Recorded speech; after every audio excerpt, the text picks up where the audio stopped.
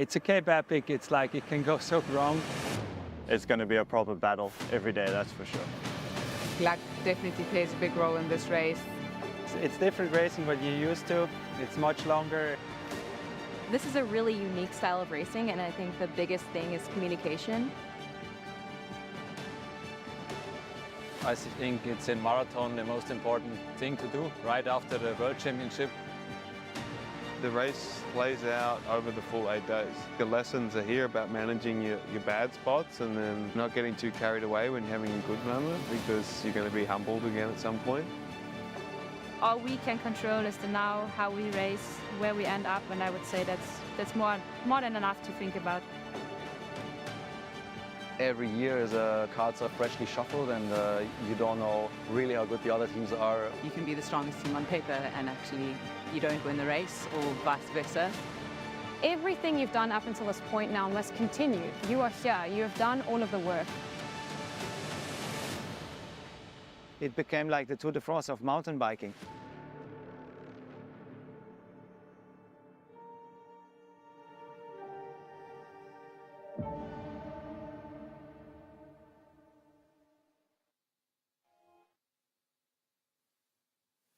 And some of the smaller towns. And we greet you on the final day of the 2025 Absa Cape Epic, the 21st edition of the Untamed African Mountain Bike Race from Lawrenceford Wine Estate here in the Western Cape. 4,000 hectares of wonderful lands, 300 of those hectares under vines, plenty of fruit and proteas, and lots of fynbos and trail networks around the Lawrenceford Wine Estate. This is the grand finale day of the Absa Cape Epic here at the Lawrenceford Wine Estate, and it is all set up to be a spectacular day. However, we've had extreme weather overnight here, really extreme weather, high winds, plenty of rain, and as a result that has resulted in the race organization, the race director and route director and the medical team deciding to change the route and delay the start to this grand finale day. So the start will be at 10:30 South African time, so just under 2 hours time, and it'll be a route of 40 kilometers all within this wonderful estate of Lawrenceford. The original plan was to go over the neck again and down into the trails on the Stellenbosch side. Unfortunately, that won't be happening for the riders today. They'll be doing a 40-kilometer high intensity, plenty of climbing and wonderful trails to get their teeth stuck into in the Lawrenceford estate. So that does set up this race as something quite extraordinary, because I don't think we've ever had it as close. 32 seconds in the elite men's category between the yellow jersey holders, Scott Stram MTB Racing, and William Victoria, beg your pardon, who are Luca Brido and Simone Avendetto. Filippo Colombo and Nino Schurter lost time on yesterday's stage here at Lawrenceford, and now they have a 32-second buffer. It is going to be all in racing for 40 kilometers. Absolutely thrilling. It couldn't suit these gentlemen better. They are all cross-country racers, and those four of them will be going at it, well, like prize fighters, if you like, into the final round of a title fight. They've been knocking chunks of each other, but it's been nip and tuck all the way through, pretty much split all the way down the middle. Brido and Avendetto, 3-stage wins. Colombo and Schurter, 2-stage wins. And Marco Huber and Tristan Norke in third place. An absolutely thrilling stage win at stage number 6 here at Lawrenceford yesterday, to the delight of their team, Ibuko Kemchamp, and of course the South African fans who welcomed them home with huge cheers around it. Poro and Stutzman in 4th place, and all the way down 3 South African teams in the top 10.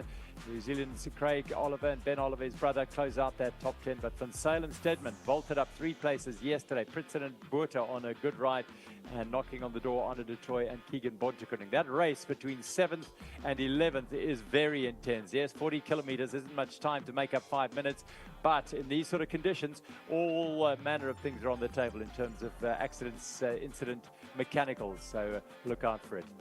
In the Aramex women's race, after stage 6, Annika Langville and Sofia Gomez-Villafan have a comfortable margin of 23 minutes and 26 seconds over Vera Lossa and Alexis Skada of Efficient Infinity SCB SRAM. The Toyota Specialized team had won 6 stages until yesterday, when that run was broken by the Cannondale ISP sport pair of Monica Calderon and Tessa Kortikas, who stormed to victory in muddy, tricky conditions in sensational fashion. They put the pressure on the all-South African pair of Bianca Hoare and Hayley Preen, the Titan Racing Safari Essence Honeycomb team, 39 minutes behind the leaders, but that gap back to Monica Calderon and Tessa Kortikas under 6 minutes. The racing is going to be red hot in that category as well today when they do start. 40 kilometers is all they'll race today. It doesn't seem like a lot, but in these conditions with rain and mud overnight, it'll be a very, very tough stage indeed. So what are we going to do until then is to take you through what has been a quite extraordinary week. This race living up to its moniker of the Untamed African Mountain Bike Race with extreme heat in the middle of the week, and now we've got rain and mud and some much lower temperatures, all of which challenges these riders, every single one of them, to the absolute extreme, the professionals and the amateurs, all with the singular goal of getting to the grand finale in one piece and finishing the race, and that is their goal today. Let's take you back to where they started, and it was at Mirandal Wine Estate with that 26-kilometer prologue as we reflect on this week at the 2025 Absa Cape Epic. Absa Cape Epic is the most prestigious mountain bike stage race in the world and is commonly referred to as the Tour de France of mountain biking. This is the 21st edition of the 8-day full-service stage race traversing the spectacular Western Cape of South Africa. 2025 attracts the biggest ever elite field with national, world and Olympic champions riding in teams of 2, all striving for the unparalleled title of Absa Cape Epic winner. For the amateurs, just to complete the same 603-kilometer course with 16,500 meters of climbing is a huge accolade. It's day 1 today, and the riders enjoy a short, sharp time trial prologue course that will count towards their overall time. The prologue weaves around the Mirandal Wine Estate trails. It's short in length, but not on importance. The punchy course has steep climbs through the vineyards and technical manicured single track that requires every ounce of concentration. At just 26 kilometers with 750 meters of climbing, the final stairway to heaven ascent will be a decider in the dusty Durbanville heat. The Absa Cape Epic attracts many previous winners and many new combinations. The most decorated mountain biker of all time, Nino Schurter, is in attendance with new teammate Filippo Colombo. Schurter has multiple Olympic and World Championship medals and has won the Cape Epic twice. Colombo podiums regularly on the World Cup circuit and has raced on the road professionally. Defending champion Matthew Beers from South Africa also has a new partner, Egan Swenson from the USA, riding for Outride Toyota Songo. Beers is a South African powerhouse and has won this event 3 times with different partners. This year, Swenson is in the hot seat, but with huge gravel success in the US, the team are primed. Obeah Liet Speed Company with Gail Geiger and Lucas Baum have remained the same since winning their first Absa Cape Epic in 2022 and always provide exciting racing. In the women's category, 2023 champion Vera Lossa and USA Marathon champion Alexis Skada team up for the 2nd year in a row. After some bad luck at the back end of the race last year, they are shooting for a win for Efficient Infinity SCB SRAM. Toyota Specialized are a star-studded team with the return of Annika Langveld, the 5-time winner of the Absa Cape Epic, who also has multiple national and world titles. The Dane is paired up with Argentine 2022 champion Sofia Gomez-Villafan. E-Ford Chem champs Marga Moschetti and Samara Shepherd are without doubt contenders this year. Moschetti was a stage winner in 2018 and Shepherd placed 3rd overall in 2024. This new pairing has a point to prove. Efficient Infinity Insure SCB SRAM settle into a good rhythm out of the start ramp, with their experience and communication paying dividends. By the 16.5-kilometer mark at the Toyota Tough section, Shake, Rattle and Roll, the Namibian-American team, are in a podium position. It's hot and dusty entering the Stairway to Heaven climb, but the pair have done their preparation and keep it together, crossing the line in just under 1 hour and 14 minutes, taking the bottom step of the podium. E-Ford Chemchem, Marga Moschetti and Samara Shepherd seem to find their feet well, and the new pairing put together a consistent ride. The Durbanville hills are challenging and dusty, but they are rewarded with some silky smooth single tracks on their way back into Mirandal. The French-Kiwi pair are a consistent 2nd fastest at all of the time checks and maintain the pace to cross the line in just over 1 hour and 12.5 minutes to take 2nd.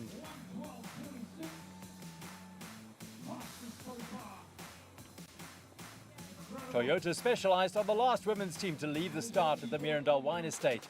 They want to stamp their mark on the race and prove their dominance. By the halfway mark, they have a 50-second lead and can now keep it safe. The communication between the Dane and the Argentine pair seems to be effective, but they do cut it fine. Crossing the line just 3 seconds ahead of second place, Toyota Specialized secure the top spot on the podium. The women's podium sees Efficient Infinity SCB SRAM in third. Second goes to the excited E4 ChemChamp team, and the win is taken by the legendary Toyota Specialized, who will wear the orange leaders jerseys for tomorrow's stage 1. In the men's prologue, the split times buffered back and forward over the hot and dusty afternoon. The all-South African team of Mark Pritson and Wessel Botha from Honeycomb at 226s put together a belter of a ride. Smooth flowing dynamics and brimming motivation, the locals have the ride of their lives and cross the line in 1 hour and 49 seconds. SRAM MTB Racing are definitely one of the favourites for the overall, but the Swiss combination of Schurter and Colombo also have cross-country pedigree. This is their first Cape Epic together, but the combination seems to be fantastic. They take turns pacing through the prologue course, crossing the line in 1 hour and 5 seconds, taking a very solid second place.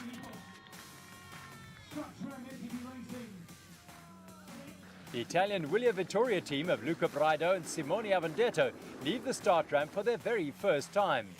It's all new for them, but this relatively short 26-kilometre prologue course is perfect for the cross-country specialists.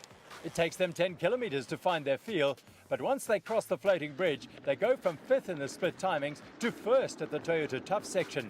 Then it's full gas to the finish line in Mirandal. They are the only team to go under the 1 hour mark, taking 20 seconds from Scott SRAM in second. The prologue shows how unpredictable and competitive this untamed race is. Honeycomb 226s finish in third, Scott SRAM MTB Racing in second, and a well-deserved win to the cross-country specialists, Willia Vittoria. The all-Italian pair, Braido and Avendetto, are proud owners of the yellow leaders' jerseys for stage 1 tomorrow.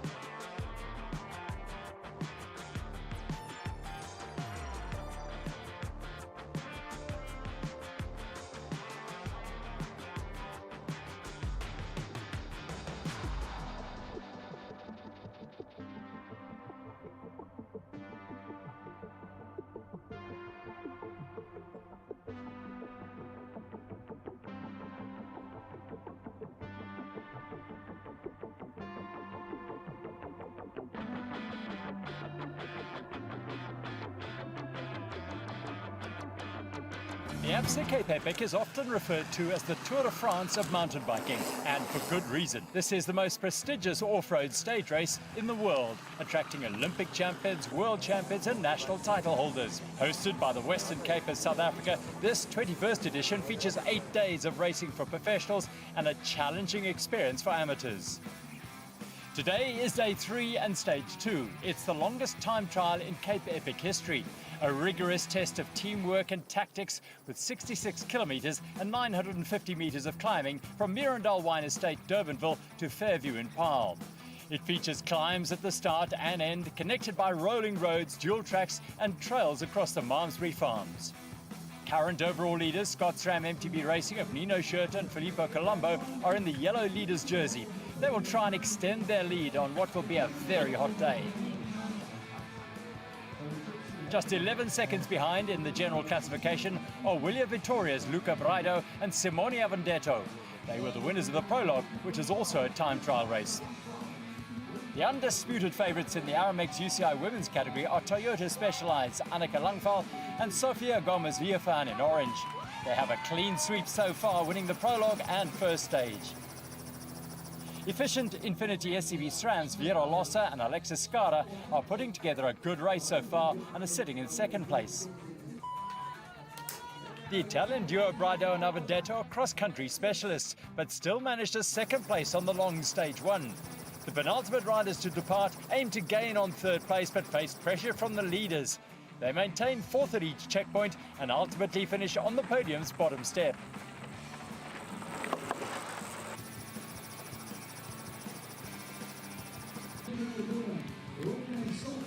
Yellow leaders Scots Ram MTB Racing, Nino Schurter and Filippo Colombo know that a time trial can expose them in the GC. They cannot hide in the pack or control the race, but instead they are the last to start and chase down second place. The Swiss duo have made some minor adjustments to their bikes to make them more aerodynamic, such as lighter tyres and narrower bars, all within the rules. Colombo's having an incredible day, pulling the 10-time world champion Schurter along the flats like a freight train. They are the fastest of the day in the middle of the course, but end up crossing the line just 27 seconds off the winning team. Baf Megamo 1 are currently sitting in 12th place in the overall, but Wout Alleman and Martin Stosik are a class act. Baf have always been a force to be reckoned with at the Absa Cape Epic and have numerous podiums over the years. At the first time split, Alleman and Stosik are in 7th place, but over the next 30 kilometres, they start to reel in the teams ahead of them. They've identified this stage as a priority and are giving it all without a thought for the remaining 5 stages. At the finish line in Fairview and Paarl, they crossed the line in 2 hours and 13 minutes, bumping them up to 8th overall. The first Fairview podium sees Willia Vittoria on the bottom step, with current leaders Scots Ram MTB Racing, Schurter and Colombo in second, and Baf Megamo 1, Alleman and Stosik taking their first podium of the 2025 event in first. Scots Ram MTB Racing retained the leaders' jersey by 44 seconds. Lossa and Scara are national champions from Namibia and the USA, respectively. They placed third in the Prologue and second on stage 1. A time trial is an ideal opportunity to take the battle to the top spot. After a great start through the challenging early technical tracks, the team slot into a rhythm over the farm roads and dusty trails. They drop down to third on the flats and remain there for the rest of the race, crossing the line in just over 2 hours and 25 minutes. They retain their second place in the overall. Canadale ISB Sport have been hovering just outside the top 3 for the previous 2 days. Monaco Juliana Calderon Martinez from Colombia has completed 2 previous Cape Epics with 1 stage win, and her partner Tessa Kortegas is a former triathlete and winner of the Swiss Epic. They're off the pace for the first 30 kilometres, but by the time they reach the airfield, they found a new gear and jump up to second, remaining there for the rest of the 66 kilometres. It's their first podium, and they jump up into third in the overall. Toyota Specialized are blowing the race apart with their unrelenting power and are already almost 7 minutes in the lead. Annika Langval and Sofia Gomez Villafañe are Absa Cape Epic veterans. Langval has 5 wins to her name and Villafañe has finished 4 with 1 win. Starting last, the current leaders hunt down the rest of the pack. At the crossing vantage point, efficient Infinity SCV SRAM are in their sights. They reel in second place and press on, adding insult to injury. Lossa has a mechanical. Specialized Toyota crossed the line in 2 hours and 43 minutes and 14 seconds for their 3rd win in a row. The women's podium sees efficient Infinity SCB SRAM's Lossa and Skada finish in third. In second is Canadell ISB Sports Monica Calderon and Tessa Kordakas, their first podium this year. Toyota Specialized Annika Langville and Sofia Gomez-Villafan take the win and extend their GC lead to a comfortable 9 minutes and 22 seconds. The 21st edition of the Absa Cape Epic is in full swing. Traversing the Western Cape of South Africa, this 8-day stage race attracts the best riders in the world. With prestige like no other, Olympic champions, world champions, national title holders all gun for victory at this legendary event. The Cape Epic must be ridden in teams of 2 and is open to pros, amateurs, men and women alike. This year, the bespoke course is 603 kilometres with 16,500 metres of climbing. To win this event is an accolade like no other, and for the amateurs, just to finish is a huge goal. This is the race that measures all. With a prediction of searingly hot temperatures, the riders will start slightly earlier in the morning and the route has been shortened to 78 kilometres with 2,400 metres of climbing. Today has a plethora of single tracks, so the riders need to be on full alert.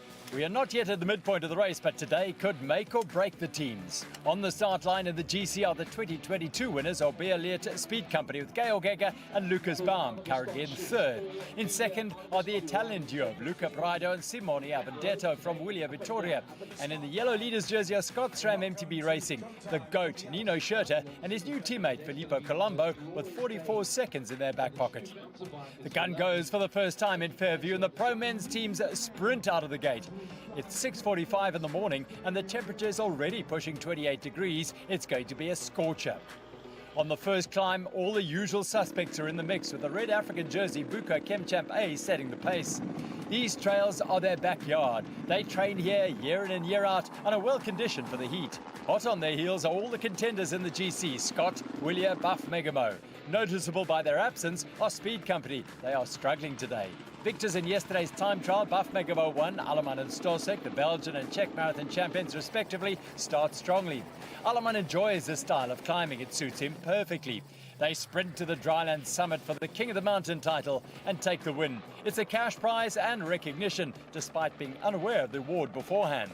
The yellow leaders, Schurter and Colombo, settle into the race, keeping a close eye on second place in the overall, Brido and Avendetto. It's their first Cape Epic, but they've always been in the mix despite being cross-country specialists. Their usual races last 1.5 hours, and these Cape Epic stages can be more than double that time. The African leaders, Marco Hubert and Tristan Norkier, have a fire under their wheels today. They want to put in time on the overall and are riding themselves into a podium position. Baf Megamo 1 fall off the pace after their early efforts. It all comes down to the final kilometre. These world-class sprinting specialists all jostle for position coming into the Fairview finish line. Buko Kemchamp reel in Scott and Willia and fire past them, but it's too much too soon. The time is taken from the second teammate across the line, and the Italian duo played perfectly. The win goes to Willia Vittoria. Closely followed by Scott SRAM MTB Racing, and just 11 seconds later, the All-African team of Hubert and Norkier cross the line for their first podium. The Fairview stage sees Mbuko Kemchamp A on the bottom step, with Scott SRAM MTB Racing in second, and Willia Vittoria on the top step for their second win. The yellow leaders jersey remains with Nino Schurter and Filippo Colombo from Scott SRAM MTB Racing. They lost just 1 second today and now have a buffer of 43 seconds going into tomorrow's stage 4. In the Aramex women's category, new to the GC top 3 are Canadell ISB Sport, Monica Calderon and Tessa Kordakas. In second is Efficient Infinity SCB Sport with Vera Lossa and Alexis Skada. And in the orange leaders jersey, with over 9 minutes to spare, are Toyota Specialized, with 5-time champion Annika Langville and 2022 Cape Epic winner Sofia Gomez-Villafan. The UCI women leave the Fairview start line for the first time. The mountains of Paarl are spectacular as a backdrop, but the riders hardly have time to lift their heads. It's full focus today with relentless single track.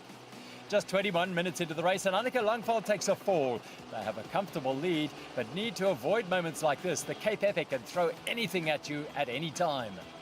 All the main women's teams are in the mix, with second place Efficient Infinity SCB SRAM, Lossa and Skada monitoring every move of the orange to see if there are any chinks in their armour. Canadell ISB Sport can't handle the pace in the early kilometres and are quickly dropped. Riders dislodge some of the smaller rocks on the single track and they become like ball bearings in the berms. Six-time world champion Langville is an incredible bike handler, but they catch her out. She goes down to the dismay of her partner Viafan. But like true professionals, there's a quick system check and they're back on the bikes. Efficient Infinity SCB SRAM are doing everything they can to pressurize the orange leaders. They catch Toyota Specialized and try to disrupt their rhythm. Langville and Viafan take stock and stamp their mark on the stage. There are no free rides at the Absa Cape Epic. It's a challenging day for Langville, but she and Viafan cross the line in almost 4 hours and 15 minutes. Efficient Infinity SCB SRAM takes second just over 4.5 minutes later. And third goes to the All-African team of Bianca Hoare and Hayley Preen for Titan Racing SE Honeycomb. The podium sees Hoare and Preen for the first time at this year's race. Efficient Infinity are in second, and with a clean sweep at the top of the podium is Toyota Specialized, Annika Langville and Sofia Gomez Viafan, who also retain the leader's jersey and increase their lead to almost 14 minutes. The Absa Cape Epic has reached the halfway point, and the racing has been breathtaking thus far. The podiums have been filled with Olympic, world and national champions. This 8-day mountain bike stage race traverses the Western Cape of South Africa, taking in some of the best off-road trails in the world. The 1,500 riders, both pro and amateur, come from 64 different nations, all riding the same course in teams of 2. The 2025 edition of the race covers almost 600 kilometers with 16,500 meters of climbing. Stage 4 is a visual treat. Looping out of the Fairview estate, the riders will be enjoying the legendary granite domes of Paarl and the world-class single track. Today's route is one of variety, with forests, vineyards, farm tracks and smooth yet grippy granite. At 80 kilometers, it's one of the shorter stages, but the intensity will be energy-sapping over the next 1,950 meters of climbing. On the start line in the men's UCI category, currently in third, Imbuko Kemchamp A, with Marco Hubert and Tristan Norkier sporting the African leaders jersey. In second, the Italian duo, Luca Brido and Simone Avendetto from Willia Vittoria. And with a 43-second gap, Scott SRAM MTB Racing, Nino Schurter and Filippo Colombo wearing the yellow leaders jersey. The fourth stage of the 21st edition of the Absa Cape Epic is underway. Yesterday's extreme heat heightened the event's adversity, and although today is expected to be slightly cooler, the competitive intensity remains off the charts. The overall classification is closely contested at the top, and several teams that have yet to perform to their potential are eager for a stage victory. The single track through the Diamant Forest gives the top teams an opportunity to create some space to the chasing teams. All the key protagonists are in the mix at the front. Stosik has a crash and is at the back of the pack. Topado Singer, Outright Toyota Songo, Honeycomb 226's Alaman from Buff Mega 1 looks over his shoulder for partner Stosik, or Beer-led Speed Company, Scott SRAM, Imbuko Kemchamp A and Willia Vittoria. As the riders enter the Paarl Reserve, the cracks start to show, and the All-Africa team of Imbuko are at the sharp end, followed by Scott SRAM and Willia Vittoria. The rest of the field drop off, but Buff Mega 1 have reconnected and found another gear. They are showing their class as the Belgian and Czech national champions fight back to the lead group. They enter the flow trails above the Spice Route, and it's time for a reward for all the work put in. Full concentration is in order. One false move and the race could be over. As the top 4 teams make their way back to the finish line, tactics come into play. Imbuko Kemchamp A make an early break with Nokia going down the road and Hubert attempting to disrupt the chasers. The time is taken for the second rider over the line. This is where positioning is everything. Scott SRAM, Willia Vittoria and Buff Mega 1 chase them down, and it goes to the wire with Willia Vittoria taking the victory, closely followed by Scott SRAM and Buff Mega 1. Imbuko have to settle for fourth after a brutal battle. The men's podium on stage 4 sees Buff Mega 1 in third with their second podium. Scott SRAM in second. They've been on the podium every day, and with their second win in a row, Willia Vittoria. The yellow leaders jersey stays with Filippo Colombo and Nino Schurter from Scott SRAM MTB Racing. In the Aramex Elite Women's category, like the men's, we have the top African team currently in third, Titan Racing SE Honeycomb with Bianca Hoare and Hayley Preen. In second are Efficient Infinity SCB SRAM with Vera Lossa and Alexis Skada. And with a lead of just under 14 minutes, Annika Langville and Sofia Gomez Viafan from Toyota Specialized. The gun goes for the UCI women's category, and the riders leave the Fairview start line and head off into the legendary trail surrounding Paarl. The top 3 teams are bouncing back and forth, with Toyota Specialized always in control. Titan Racing SE Honeycomb are snapping at the heels of Efficient Infinity, but it's not long before they are dropped and they're forced to ride their own race. Langville, a 5-time Cape Epic winner and former world champion in cross-country and marathon, returns after a 5-year hiatus. Despite a rib injury on stage 3, she remains competitive. Efficient Infinity aims to pressure Orange today, seizing the chance to regain time on the GC. An hour and 20 into the race and Skada feels great and she takes the initiative on the Taal Monument climb. Loza digs deep to keep with her and the gap starts to appear. Seeing this as a rare opportunity to put time into the GC, they continue to push on. The gap increases to 12 seconds, but Langveld and Viervan keep their cool and slowly reel them back in. They know it's a long race and burning themselves out at this stage would cost them in the long run. The Orange leaders take a moment to enjoy the terrain on the Spice Route trails nearing the finish line.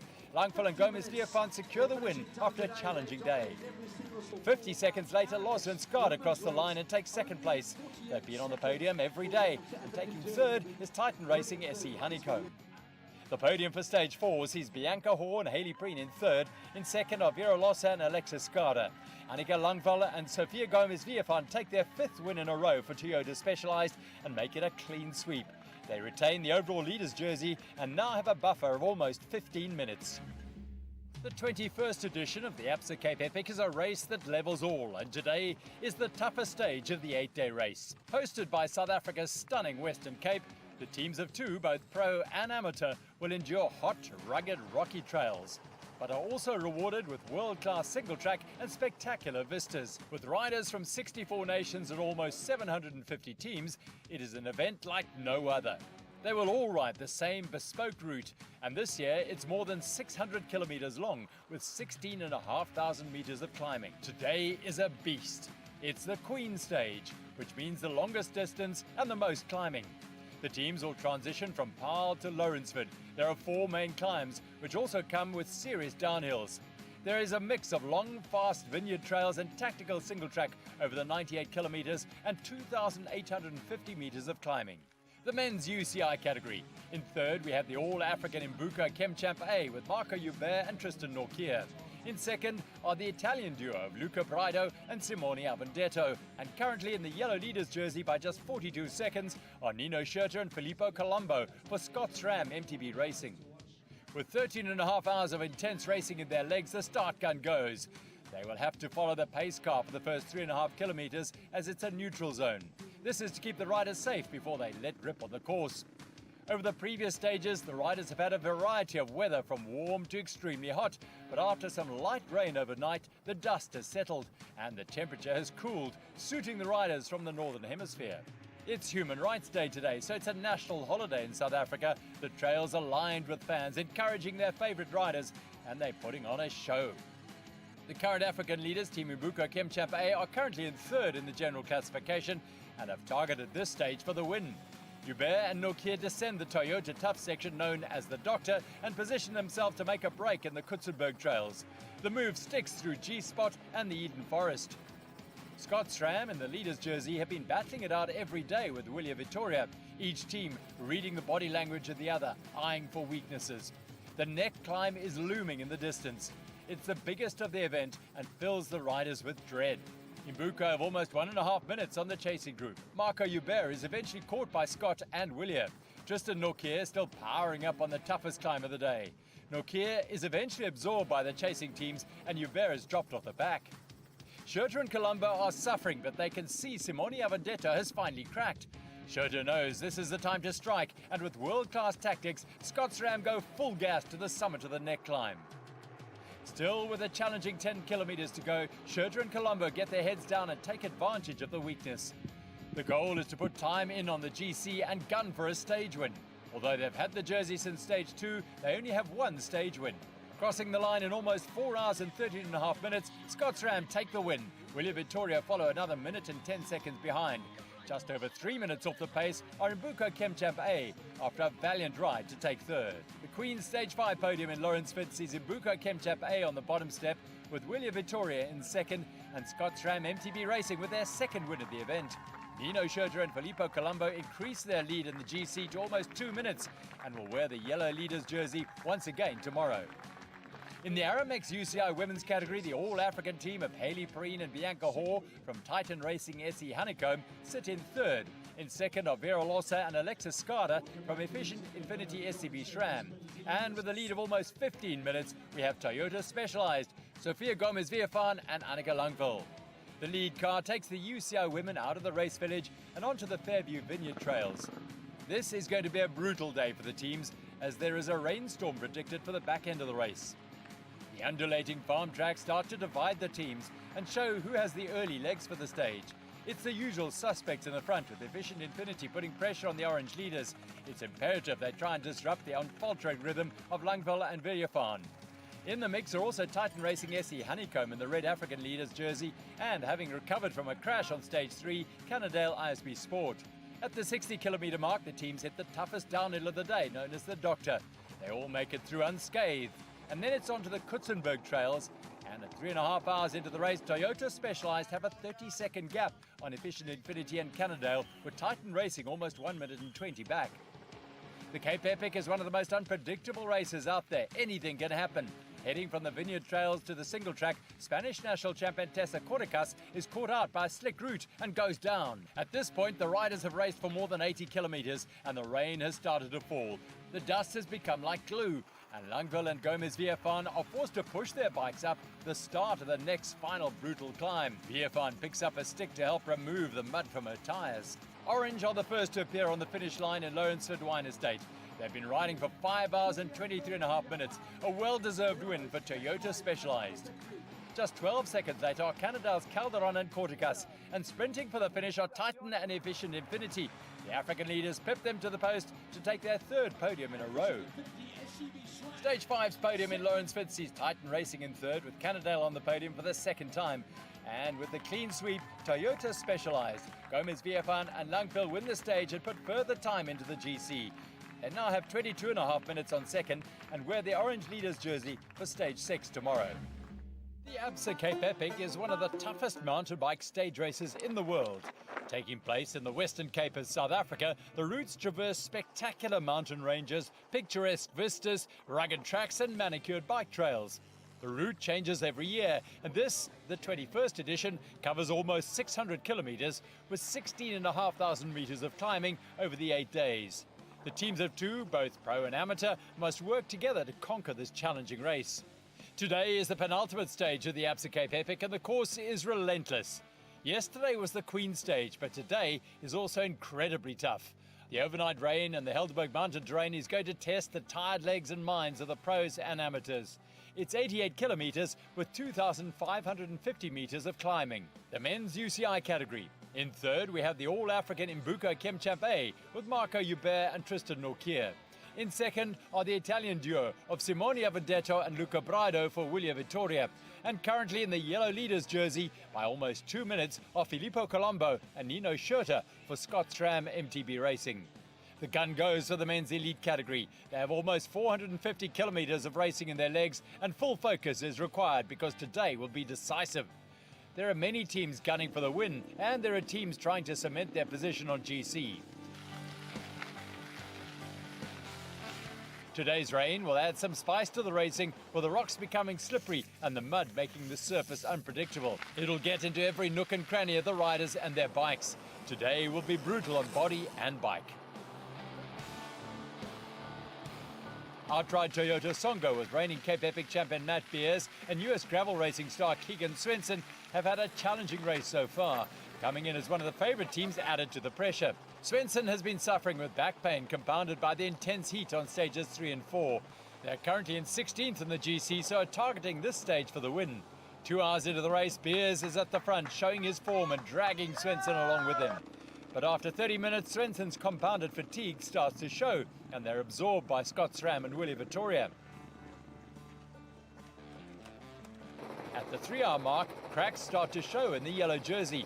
Filippo Colombo has been the strongest rider in the field, but at 70 kilometres, after missing some nutrition, he is paying the price. Once again, the African leaders, Imbuco Chemchamp A, are gunning for the stage win. But Braido and Avendetto are also desperate to take advantage of the struggling yellow jersey. They're a minute and 52 behind on the GC and can see an opportunity. The hammer goes down on the trail known as the Old Graveyard. Villia and Imbuco working together to put time into Scott. The gap keeps growing, and at the 75 kilometre mark, they have 20 seconds on the leaders. This could be the pivotal moment of the whole race. The Toyota Tough section provides some fantastic mountain bike trails, but for the top teams, it's all business. These are some of the very best bike handlers in the world, but when they're fatigued, it requires full concentration. Villiers lead the charge with Mbuka on their heels. In the closing kilometres, Simone Avendetto drops the chain from his front chainring, and it's enough to knock them off the pace. The All-African team of Marco Joubert and Tristan Nortje cross the finish line to take their first win of the event in almost 3 hours and 50 minutes. Villiers Victoria crossed the line just 14 seconds later to take second, and Scott Schramm limp across the line 1 minute and 34 seconds behind the winners. The Stage 6 podium in Lawrenceford sees Scott Schramm MTB Racing in third, Villiers Victoria in second, and a spectacular win for Mbuka Kemchamp A. Tristan Nortje and Marco Joubert, the first All-African team to win a stage since 2022. Filippo Colombo, Nino Schurter lose time in the GC to Villiers Victoria. There's now just 32 seconds between the two teams. Tomorrow's final stage 7 is set to be explosive. In the Aramex UCI women's category, the All-African team of Bianca Hoare and Hayley Preen from Titan Racing SC Honeycomb sit in third. In second are Vera Lossa and Alexis Skada from Efficient Infinity SCB SRAM. And with a lead of almost 15 minutes, we have Toyota Specialized, Annika Langville and Sofia Gomez-Villafañe. The start gun goes in Lawrenceford. With more than 22 hours of intense racing under their belts, every morning gets harder. It's the penultimate stage, but the race is far from over. With the overnight rainfall and the prediction of more to come, Stage 6 threatens to be death by 1,000 cuts. As the UCI women's teams appear for the misty forest, Cannondale ISP Sport, with Spanish national champion Tessa Cortacas and Swiss Epic and Andorra Epic winner Monica Calderon gapping the field. They suffered a massive crash on Stage 3 and lost 20 minutes, but now they've found form and are mixing it up at the sharp end. The orange jerseys needn't be concerned about the break because Cannondale are no threat on the overall. Calderon and Cortacas are incredibly strong today. They leave the rest of the women's field as if they were standing still. Annika Langville crashed on Stage 3 and has damaged her ribs, but she's been riding through the pain since then. Today it has finally hit. She is deep in the hellhole, but the Danish legend can somehow push through with the aid of her partner. Toyota Specialized just need to monitor the actions of Efficient Infinity SCB SRAM. The time gap is significant, but with these conditions and the adverse terrain, anything can happen. Punctures, mechanicals, and even broken rims and frames can all chip away at the lead or even end the race. Cannondale continue to show their strength and keep extending their lead. After the podium yesterday on Stage 5, they are brimming with confidence and have finally found their groove. It's an impressive ride from Calderon and Cortacas. They crossed the line in almost 4 hours and 48 minutes. After a day of suffering, the orange leaders crossed the line 6 minutes and 40 seconds behind. It's the first stage they have not won. Just less than a minute later, Lossa and Skada crossed the line to take third. Stage 6 podium in Lawrenceford sees Efficient Infinity SCB SRAM on the bottom step for their 6th podium, with Toyota Specialized in second. And with a very convincing win for the first time, we have Cannondale ISP Sport with Calderon and Cortacas. The orange jerseys remain with Langville and Villafañe for the final stage tomorrow. They have a lead of almost 23.5 minutes.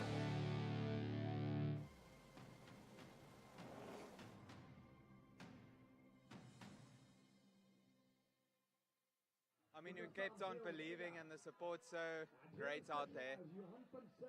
And I'm so stoked to race with Tristan that even though we're kicking off, we still roll the dice, we're still pushing and we're racing with our hearts on our sleeves. And yeah, we keep on trying, we're close, but eventually I think it will pay off. And I mean, beste geweer is probeer, so we ain't gonna stop, we'll keep on trying. And yeah, I think this is the start of a good partnership.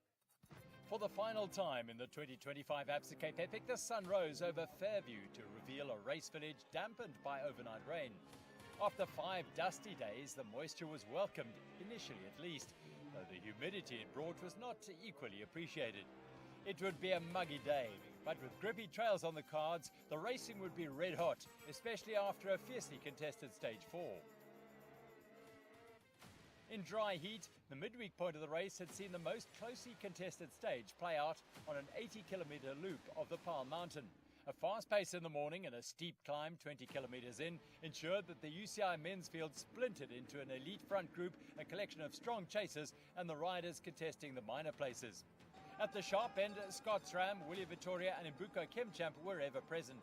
Buff, Megamo, Clementiza, Aubert and Honeycomb 226s pursued the leaders. The catch was made before the highest point of the stage, but an acceleration from the leaders then splintered the group again. A high-speed descent took a reduced group into the finale. Bart Alleman and Martin Sosek were the only riders from the chase to stick with Nino Schurter, Filippo Colombo, Luca Braido, Simone Avendetto, Mark Hubert and Tristan Norkier. Once again, Mbuko Kemchamp rolled the dice to break up the sprint, but again they came up short. William Vittoria edged out Scott Schramm in a photo finish. Buff Megamo were third. After 5 days of racing, Schurter and Colombo led Braido and Avendetto by 42 seconds. Joubert and Norkier were at 9 minutes 52 with a 3 minute 38 buffer on fourth. The UCI women's race was also a closer contested affair than any stage since the Prologue. Stage 4 came off the back of a day when Annika Langfeld had endured 2 crashes. She had looked uneasy on the bike in the trails late in the day and again seemed to be more cautious in the single tracks. This allowed Vera Lawson and Alexis Skada to seize the initiative and take the early lead. Once the trails opened to gravel roads atop the Paarl Mountain, Langfeld and Sofia Gomez-Vierpan could bring their superior power to bear. They rode back to the efficient Infinity SCB SRAM team, then surged ahead over the summit of the day's biggest climb. Descending back to Fairview, the women in orange lost part of their advantage, but Losser and Skada could never close the gap. When Toyota Specialized crossed the line, they had added another 50 seconds to their overall advantage. Behind the team in second, Titan Racing SE Honeycomb completed a strong ride to finish third, 39 seconds down on efficient Infinity SCB SRAM. The result allowed Toyota Specialized to edge up towards a 15-minute advantage, while Bianca Hoare and Hayley Preen saw their gap to fourth swell to 19 minutes.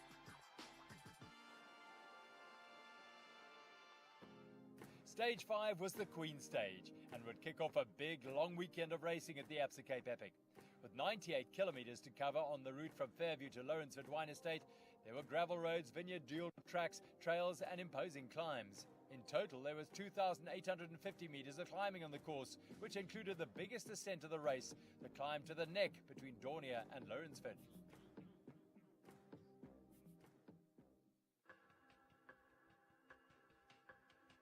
Aware that there was a huge stage on the cards, the UCI men prepared with absolute focus for the climbing to come. Schurter knew it would be a day of difficulties and opportunities. Yeah, it's the Queen stage to Lawrenceford. It looks quite a lot of climbing, especially the last climb is quite a spicy one, steep one. But it also goes through an area I know quite well, around Stellenbosch, where I'm often for training camp, so I'm looking forward to it, yeah. It's roughly around 3,000 meters of climbing and 100 kilometers, and packed in a lot of single trail, downhill and uphill sections. So it's the paradise for mountain bikers today. Yeah, with the GC we are still quite close, and it's probably today is a hard day, so it's possible that we will see some gap between the riders today. We have a good buffer on GC for third, but yeah, we're gonna see what we can do and just wait. I think today is gonna be the waiting game.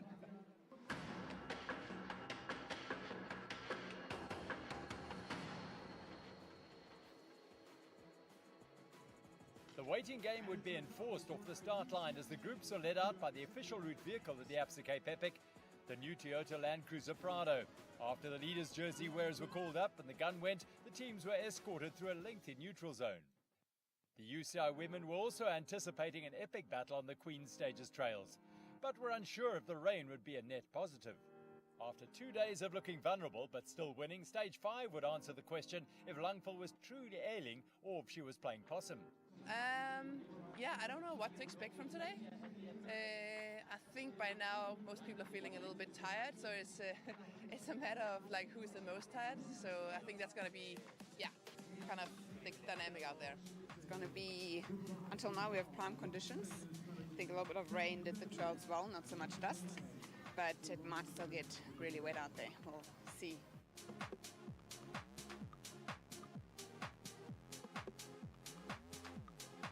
All the riders were certainly tired, but the trails would prove that Langfeld was still feeling stronger than all but Gomez-Vierpan. That, however, was still to come as they rolled off the Fairview fields and into the neutral zone behind the Toyota lead vehicle.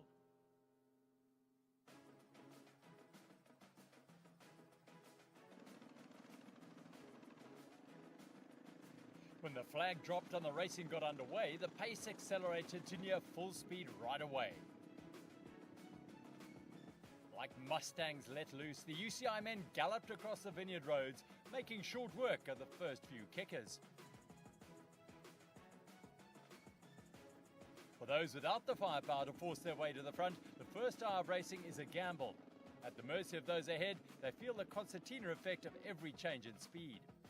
The closer a team is to the front, the more in control of their own destiny they can be, less hindered by the line choices and cadence of 10, 20, even 30 pairs directly ahead of them. At the sharp end of the peloton, before and after it split, were the usual protagonists of the 2025 race. These included the men in yellow, Schurter and Colombo, their Italian rivals Brido and Avendetto, and the Absa African jersey wearers Joubert and Dornier. As well as Buff Megamo, Clementiza Aubert, Topara Kende FSA2, the Bulls Mavericks, and one half of Aubert Liet Speed Company. Lucas Baum was a man with energy to burn after a frustrating event thus far. Well, you're only as fast as the slowest rider in the team event, so even though I had super good legs today and I felt great, that was the fastest we could go today. Georg was suffering in the beginning and also towards the end again. In the middle part, we had quite a good speed, and I don't know if we caught up to the leading group, but we definitely held the gap. Eventually, Baum had to sit up to wait for his teammate Georg Egger or face a time penalty for being separated by more than 2 minutes on the trail. At that point, a group of 4 teams were in pursuit of Dornier and his fellow leaders.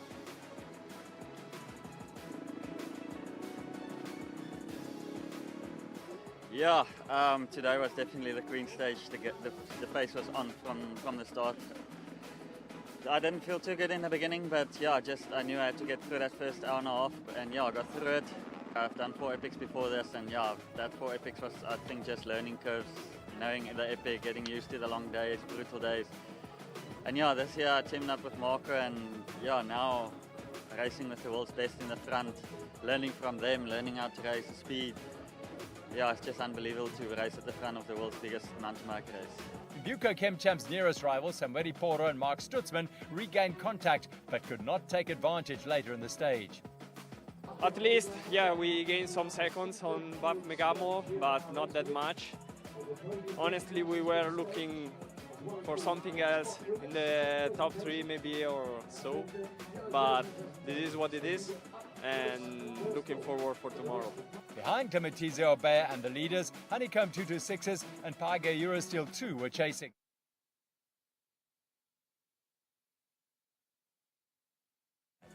Ascending Botmanskop, Schurter and Colombo redoubled their efforts.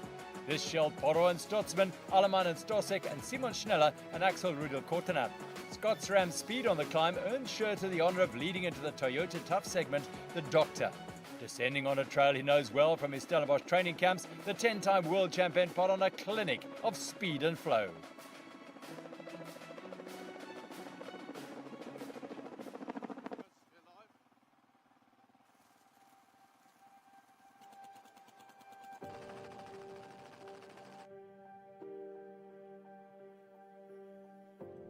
When the neutral zone came to an end, the women's race split into the top 10 teams and the rest of the field. The front group rode a steady pace with the map combination of Hayley Smith and Ella Bloor helping set the tempo. The Canadian-Australian combination have grown into their first Absa Cape Epic outing and are getting stronger by the day. As are Hoare and Preen, though the Titan Racing SE Honeycomb team's rides are action-packed with drama. On stage 5, they had their fair share of ups and downs and witnessed what they describe as the crash of the epic. Though fortunately for Monica Calderon, it was dramatic but not serious. Yeah, I mean, you could tell they were very strong from the start on the front the whole way. Did you until on TV? Did you? The most spectacular crash of the epic. I think she deserves a prize. She went straight down the mountain, her bike rolling like way down. We all stopped to check if she was all right. Well, the e-bike was, so I'm sure she caught it. But yeah, she was fine. I was like, oh, that's the last time we see them. And then suddenly they came up behind and they went straight past. I was like, okay. Cannondale ISP Sport have indeed had an exciting race, but the Queen Stage was backed by performance as well as they took the fight to Lorsa and Skada. In the beginning of the race, I think just kind of getting in the right headspace and like, I don't know, just being in a good position really.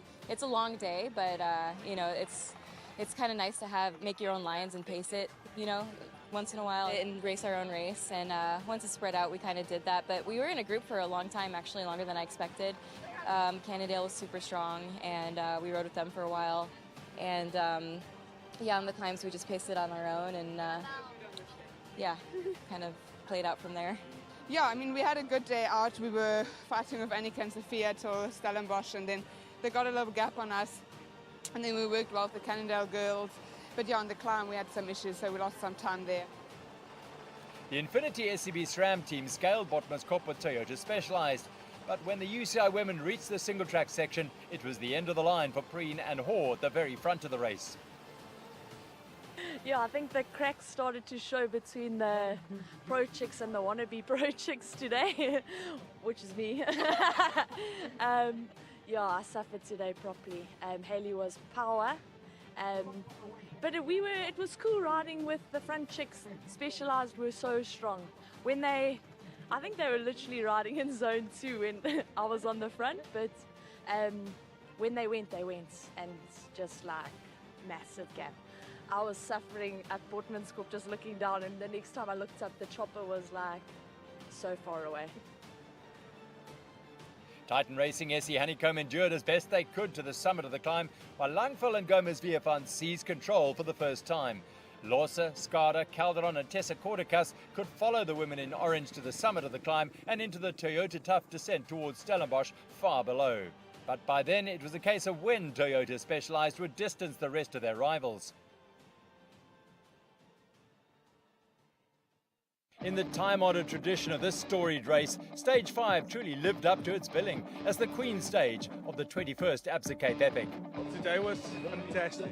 I enjoyed it so much. It was hard, but everything is hard at the Epic. The scenery today is what I wanted from the Epic.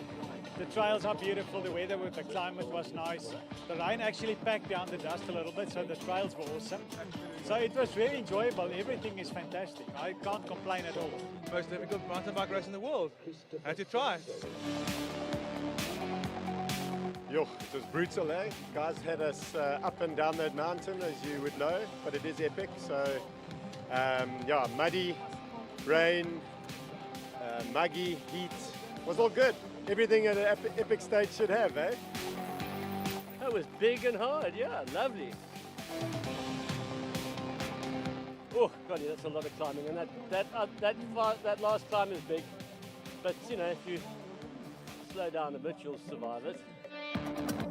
Yeah, today I think the weather helped us a lot, but yeah, it was an interesting stage, wet, a lot of walking up that silly hill, but yeah, it was good. Now listen, up to there, it was actually fine, but then suddenly when we hit that hill, we realized that it's living up to the Queen Stage, because that was a long, hard, wet, muddy, everything you get in the Epic on a typical Queen Stage, and it was next level. I love again. A lot of single tracks. The single tracks on the eucalyptus was amazing. The single track down to here to the village was amazing. Everything having going so good that we were not complaining with nothing. It was a hard stage, but we managed to do it.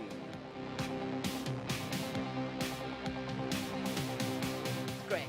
The first bit was unbelievable. The last bit up the climb wasn't so much fun. But then the downhill again. So it smiles all around.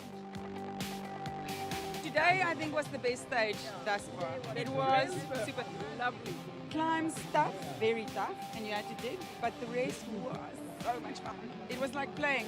It was one of the best days I've had on a bike. It was beautiful.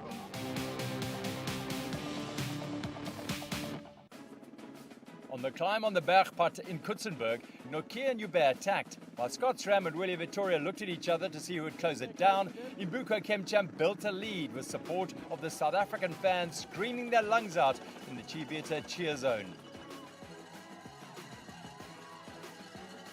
yeah, on that Pittsburgh climb, we decided, okay, let's just send it. We went and yeah, we got quite a big gap, and then yeah, I think Marcus' chain fell off just before the neck, so we lost some time. And it's not just time, it's momentum, and yeah, it's a lot of stuff that counts towards a chain dropping. But yeah, the neck was brutal. The front top two teams are super strong. They caught us like halfway up there, and yeah, it was just a massive day. Unfortunately, the pair's bid for glory disintegrated on the neck. Hopefully, next year can come back and fight for the win. But for now, podium, we're happy with that. Oh yeah, it was brutal. I knew it would have been long and steep, and yeah, I knew also that I'm the heavier of the four. So I just just paced myself the best as I could the whole race. I felt good, and yeah, then at the top I saw that it was stepping up and not gradually steep. So I tried just to push in the flat where suits me the best. And when I saw Simone cracking, I just pushed all the way to the finish. And yeah, super nice today. Finally to gain some more time. The Scots Ram team drove to the line to maximise their time gains on the Lawrenson finish line. Schurter and Colombo only celebrated once the job was done. William Vittoria had to be content with second. Imbuko Kemcham brought it home in third to wrap up the podium places. Yeah, they gain quite a lot, but yes, there is still two stages, so yeah, we will try till the end. There are two hard stages, so we'll try for sure to do something, and yeah, the race is not over. The level's so high. I mean, the first 30 minutes, it's crazy. Like, there was a part where I thought, how can we race like this? But I mean, we kept on believing, and the support's so great out there. And I'm so stoked to race with Tristan that even though we're kicking off, we still roll the dice, we're still pushing, and we're racing with our hearts on our sleeves. And yeah, we keep on trying, we're close, but eventually I think it will pay off. And I mean, beste geweer is probeer, so we ain't gonna stop, we'll keep on trying. And yeah, I think this is the start of a good partnership. And yeah, it's super nice to win the Queen stage, and today was super tough, as I said. I'm super happy how my body could resist till now, so yeah, just happy. After finishing second on the last 2 days, Schurter and Colombo stood atop the Queen stage's podium, flanked by the William Vittoria and Imbuko Kemcham men. Scots Ram's margin of victory was 1 minute and 10 seconds over Brido and Avendetto. Joubert and Norkier were a further minute and 57 back.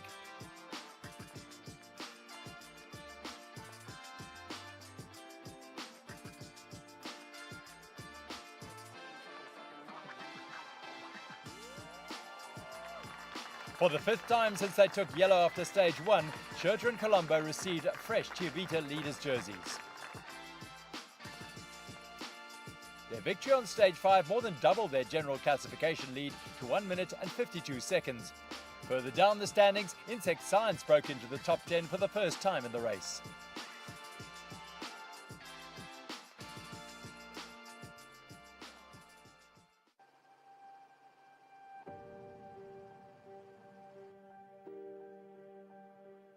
As had happened in the UCI men's race, the Toyota Specialized women attacked on the kicker up onto the Bergpad above Kutzenberg.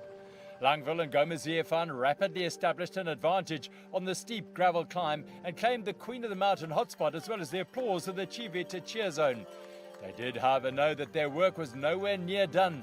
Gomez-Viefan had done the neck climb before and had been anticipating the effort required to simply summit that monster ascent. The prospect of racing it head-to-head with rivals on the trails was something they would rather have avoided. Woo, a hard one. I did it in 2022 with Haley. We had way too big of gears. We were walking. It was hot. It was miserable. So that climb is still very much in my head. So I think it's really important to save some legs for tomorrow. Yeah, we got a little bit lower on tire pressure, and then we went to the fast track tire just to get a little more grip. I think it was supposed to be raining now, but I think it did rain a lot, and rather be safe than sorry. Langville was in reflective mood and set on holding on to orange. Yeah, it's special to be here this far into the race. I must say it's a tough one. I kind of forgot like how tough the Cape Epic is. But that being said, I think we're still good for the last 3 days. I've been quite sore, but actually yesterday showed that it's still manageable. We just have to be smart, so that's the strategy from here on. Yeah, it's going to be a big day out there, so you got to save something for that last climb. That's for sure.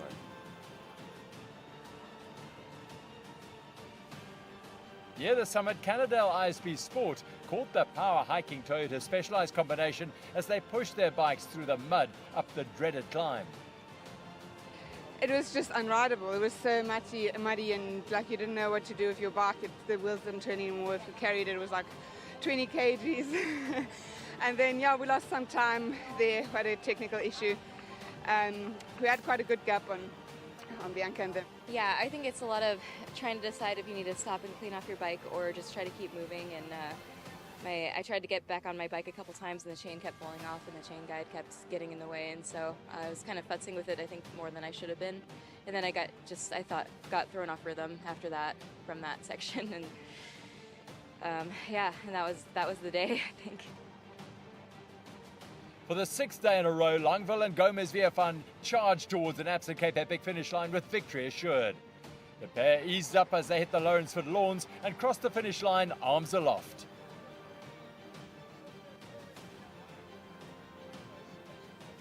Calderon and Corticus were second, close behind. The battle for third came right down to the wire as Titan Racing SE Honeycomb and Efficient Infinity SCB SRAM went head-to-head. Paul and Preen had the momentum, however, having caught Loza and Skada atop the final climb and sprinted to line honours. After the second feed zone, we could tell that we were probably climbing the best. And yeah, we did a little effort to go for the sprint. Got that, and then we just rode our own race. And yeah, it was tight at the end with the Cannondale girls, but we weren't necessarily worried about the stage win. We kind of wanted to just, get home safely, and now it's 2 days to go. Cannondale ISB Sport joined Toyota Specialized on the podium for the second time, and the first since the Stage 2 time trial. Titan Racing SE Honeycomb completed the triumvirate. Langville and Gomez Viefan's margin of victory was by just 12 seconds. Paul and Preen ceded 7 minutes and 40 seconds, while Losa and Skada lost 1 extra. The Stage 5 general classification podium visit was Toyota Specialized 6th of this year's race. Going into the penultimate day, they hold a 22-minute and 30-second lead over Efficient Infinity SCB SRAM. Paul and Preen are third at 35 minutes and 10 seconds. Stage 6 takes place entirely on Lawrenceford Wine Estate and the neighbouring Vergelegen. The 87-kilometre route takes in 2,550 metres of climbing and boasts both incredible single tracks and arduous ascents. The rain should aid rather than detract from the trails, helping settle the powdery dust which can make visibility a challenge on Lawrenceford's trails in summer. As the profile suggests, it'll be a difficult day with opportunities to gain or lose significant time.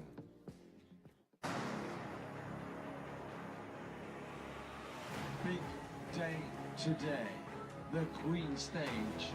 Fairview, Hall, the Drucken State to Lawrenceford Estate in the Helderberg Valley.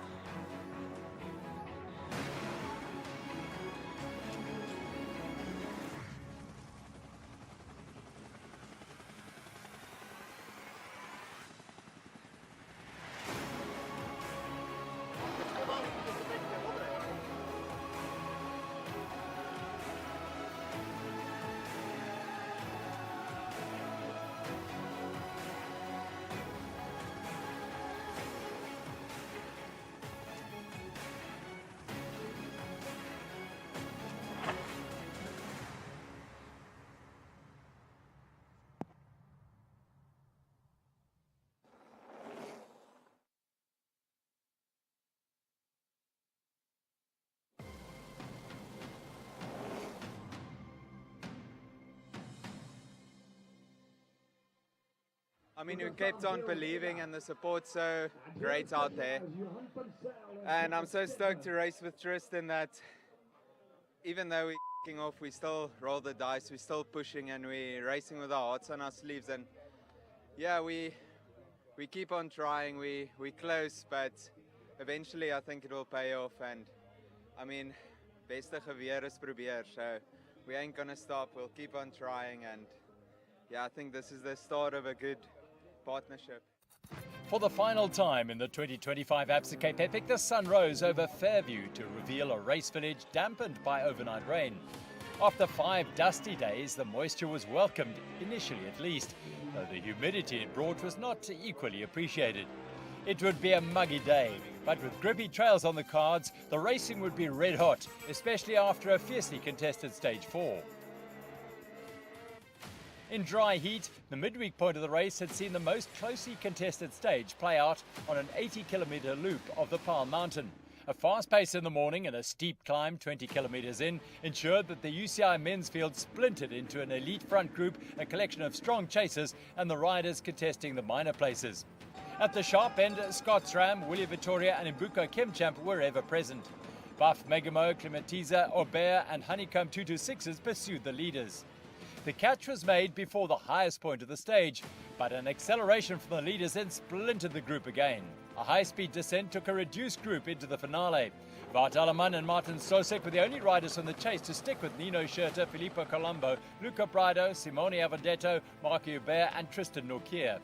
Once again, Mbuko Kemchamp rolled the dice to break up the sprint, but again they came up short. William Vittoria edged out Scott Schramm in a photo finish. Buff Megamo were third. After 5 days of racing, Schurter and Colombo led Braido and Avendetto by 42 seconds. Joubert and Norkier were at 9 minutes 52 with a 3 minute 38 buffer on fourth. The UCI women's race was also a closer contested affair than any stage since the Prologue. Stage 4 came off the back of a day when Annika Langfeld had endured 2 crashes. She had looked uneasy on the bike in the trails late in the day and again seemed to be more cautious in the single tracks. This allowed Vera Lawson and Alexis Skada to seize the initiative and take the early lead. Once the trails opened to gravel roads atop the Paarl Mountain, Langfeld and Sofia Gomez-Vierpan could bring their superior power to bear. They rode back to the efficient Infinity SCB SRAM team, then surged ahead over the summit of the day's biggest climb. Descending back to Fairview, the women in orange lost part of their advantage, but Lawson and Skada could never close the gap. When Toyota Specialized crossed the line, they had added another 50 seconds to their overall advantage. Behind the team in second, Titan Racing SE Honeycomb completed a strong ride to finish third, 39 seconds down on efficient Infinity SCB SRAM. The result allowed Toyota Specialized to edge up towards a 15-minute advantage, while Bianca Hoare and Haley Preen saw their gap to fourth swell to 19 minutes.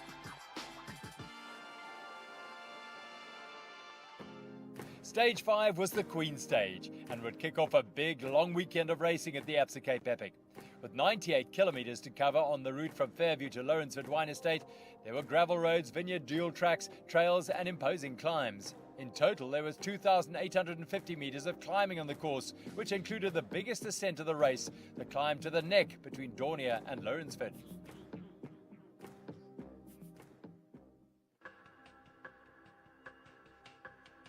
Aware that there was a huge stage on the cards, the UCI men prepared with absolute focus for the climbing to come.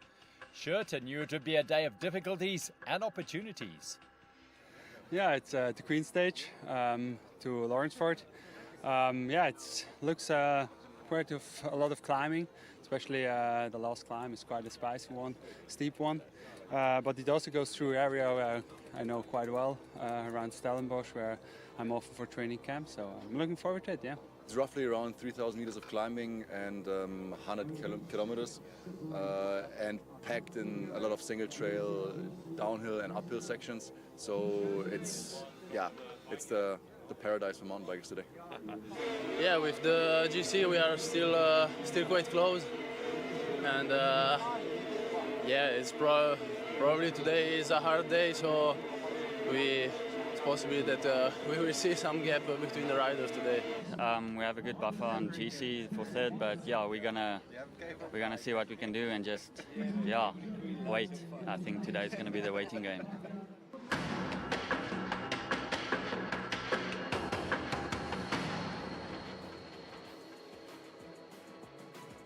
The waiting game would be enforced off the start line as the groups are led out by the official route vehicle of the Absa Cape Epic, the new Toyota Land Cruiser Prado.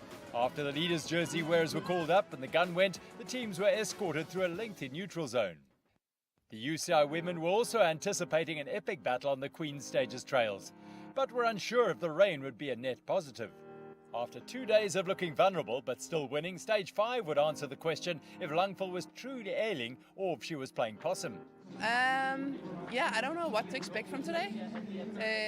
I think by now most people are feeling a little bit tired, so it's a matter of like who's the most tired. So I think that's going to be, yeah, kind of the dynamic out there. It's going to be, until now we have prime conditions. I think a little bit of rain did the trails well, not so much dust, but it might still get really wet out there. We'll see.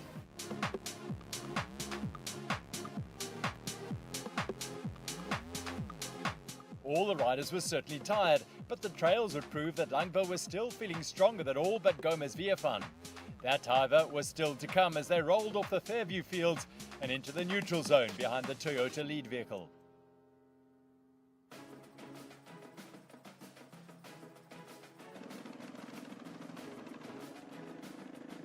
When the flag dropped and the racing got underway, the pace accelerated to near full speed right away.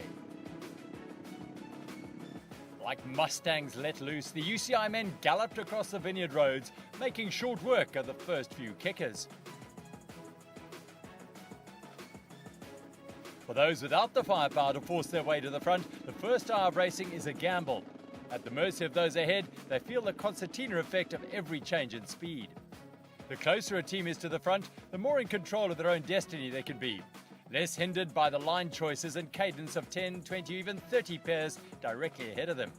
At the sharp end of the peloton, before and after its split, were the usual protagonists of the 2025 race.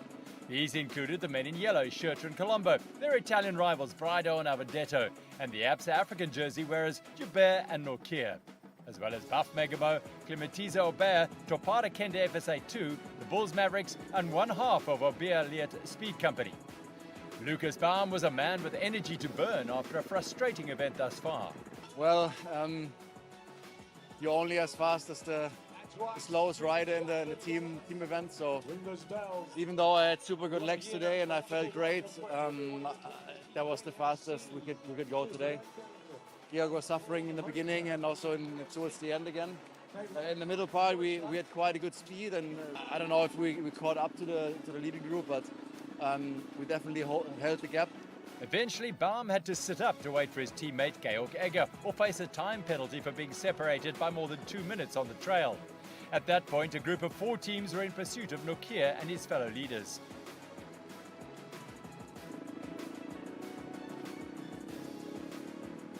Yeah, today was definitely the Queen Stage. The pace was on from the start. I didn't feel too good in the beginning, but yeah, I knew I had to get through that first hour and a half, and yeah, I got through it. I've done 4 epics before this, and yeah, that 4 epics was, I think, just learning curves, knowing the epic, getting used to the long days, brutal days. And yeah, this year I teamed up with Marco, and yeah, now racing with the world's best in the front, learning from them, learning how to race the speed. Yeah, it's just unbelievable to race at the front of the world's biggest mountain bike race. Buco Chemchamp's nearest rivals, Samuel Poro and Mark Stutzman, regained contact but could not take advantage later in the stage. At least, yeah, we gained some seconds on Buff Megamo, but not that much. Honestly, we were looking for something else in the top 3 maybe or so, but this is what it is, and looking forward for tomorrow. Behind Clementiza Aubert and the leaders, Honeycomb 226s and Page Eurosteel 2 were chasing. But unlike the Italian-Swiss combination, they could not reach the front before the climbing intensified. Ascending Botmanskop, Schurter and Colombo redoubled their efforts. This shelled Poro and Stutzman, Allemann and Stosek, and Simon Schneller and Axel Rudel-Kortenat. Scott's ram speed on the climb earned Schurter the honour of leading into the Toyota Tough segment, the Doctor. Descending on a trail he knows well from his Stellenbosch training camps, the 10-time world champion put on a clinic of speed and flow.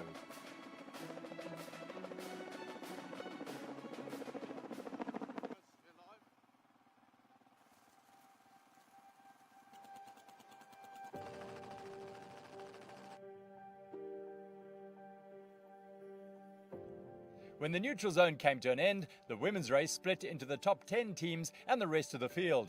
The front group rode a steady pace with a map combination of Hayley Smith and Ella Bloor helping set the tempo. The Canadian-Australian combination have grown into their first Absa Cape Epic outing and are getting stronger by the day. As are Hoare and Preen, though the Titan Racing SE Honeycomb team's rides are action-packed with drama. On stage 5, they had their fair share of ups and downs and witnessed what they describe as the crash of the epic. Though fortunately for Monica Calderon, it was dramatic but not serious. Yeah, I mean, you could tell they were very strong from the start on the front the whole way. Did you until on TV? Did you? The most spectacular crash of the epic. I think she deserves a prize. She went straight down the mountain, her bike rolling like way down. We all stopped to check if she was all right. Well, the e-bike was, so I'm sure she caught it. But yeah, she was fine. I was like, oh, that's the last time we see them. And then suddenly they came up behind and they went straight past. I was like, okay. Cannondale ISP Sport have indeed had an exciting race, but the Queen Stage was backed by performance as well as they took the fight to Lorsa and Skada.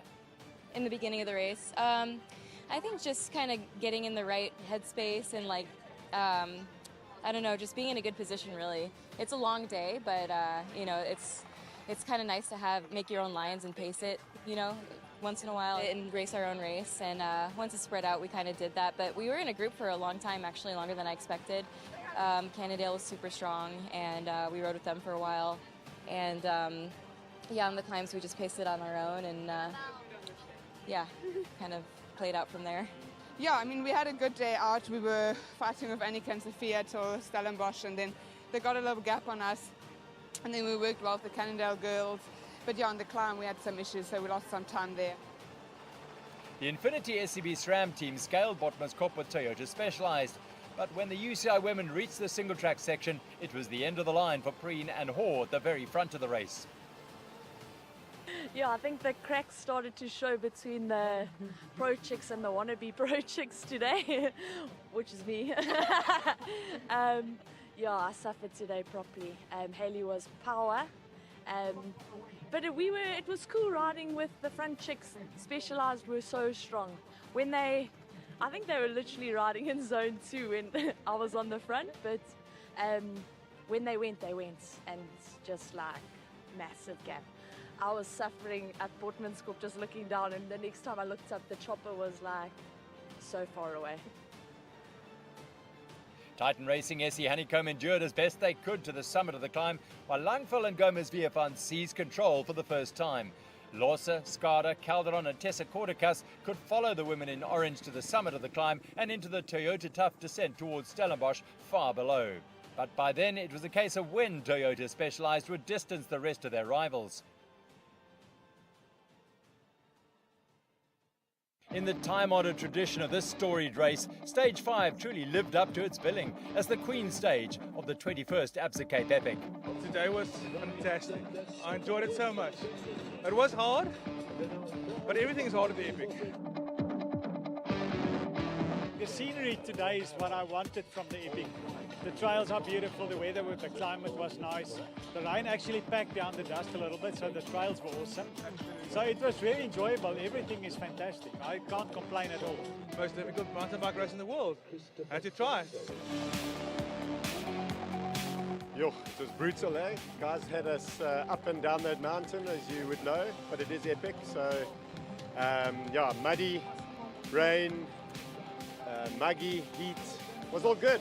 Everything an epic stage should have, eh? That was big and hard, yeah, lovely. Oh, God, yeah, that's a lot of climbing, and that last climb is big. But, you know, if you slow down a bit, you'll survive it.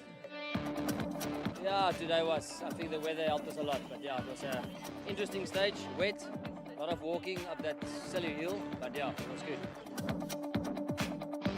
Now listen, up to there, it was actually fine, but then suddenly when we hit that hill, we realized that it's living up to the Queen Stage, because that was a long, hard, wet, muddy, everything you get in the Epic on a typical Queen Stage, and it was next level. I love again. A lot of single tracks. The single tracks on the eucalyptus was amazing. The single track down to here to the village was amazing. Everything having going so good that we were not complaining with nothing. It was a hard stage, but we managed to do it.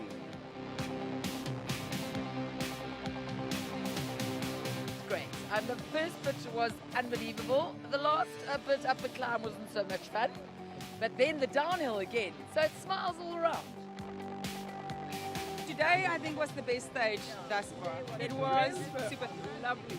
Climbs tough, very tough, and you had to dig, but the rest was so much fun. It was like playing. It was one of the best days I've had on a bike. It was beautiful.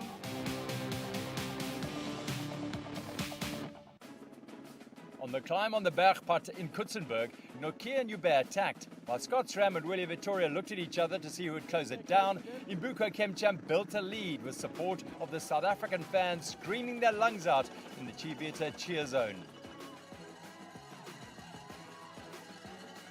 Yeah, on that Kutzenberg climb, we decided, okay, let's just send it.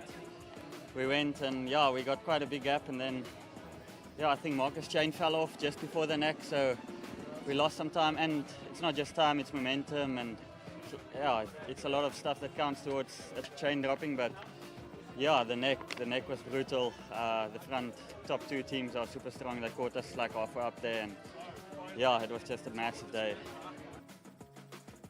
Unfortunately, the pair's bid for glory disintegrated on the neck. Hopefully, next year can come back and fight for the win. But for now, podium, we're happy with that. Oh yeah, it was brutal. I knew it would have been long and steep, and yeah, I knew also that I'm the heavier of the four, so I just just paced myself the best as I could the whole race. I felt good, and yeah, then at the top I saw that it was stepping up and down gradually steep, so I tried just to push in the flat where suits me the best. And when I saw Simone cracking, I just pushed all the way to the finish. And yeah, super nice today. Finally to gain some more time. The Scots Ram team drove to the line to maximize their time gains on the Lawrence finish line. Schurter and Colombo only celebrated once the job was done. William Vittoria had to be content with second. Imbuko Kemcham brought it home in third to wrap up the podium places.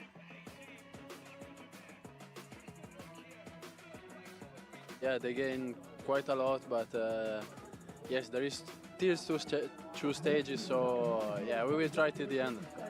There are two hard stages, so we'll try for sure to do something, and yeah, the race is not over.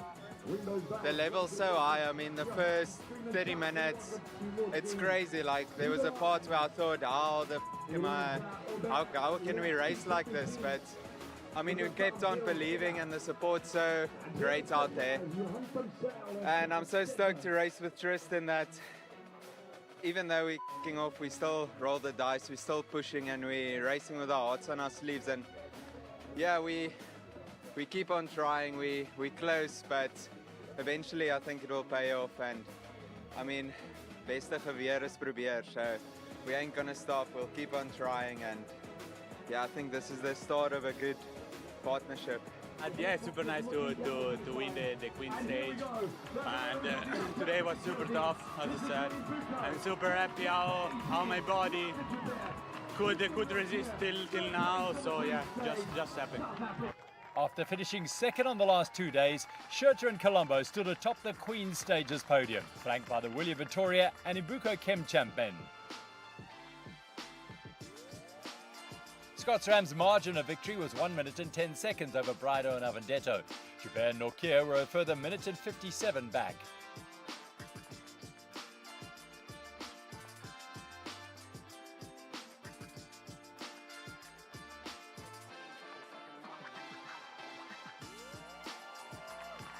For the fifth time since they took yellow after stage one, Schurter and Colombo received fresh Chivita leaders' jerseys. Their Their victory on stage 5 more than doubled their general classification lead to 1 minute and 52 seconds. Further down the standings, Insect Science broke into the top 10 for the first time in the race.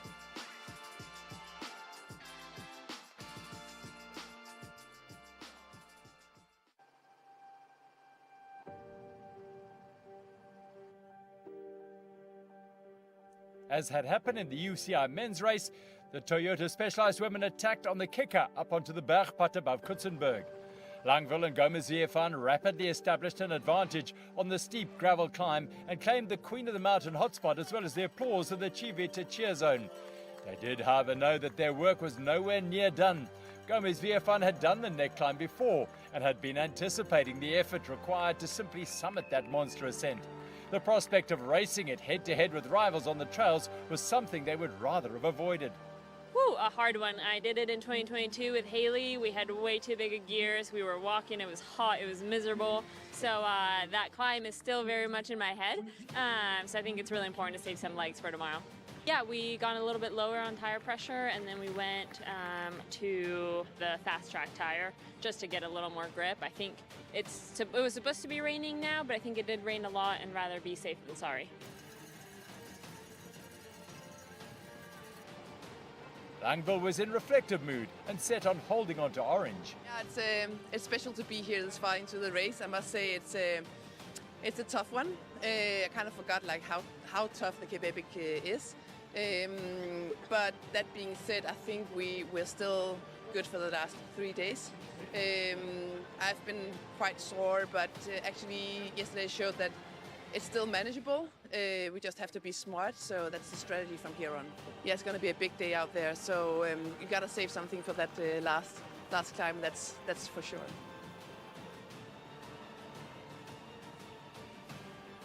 Near the summit, Cannondale ISB Sport caught the power hiking Toyota Specialized combination as they pushed their bikes through the mud up the dreaded climb.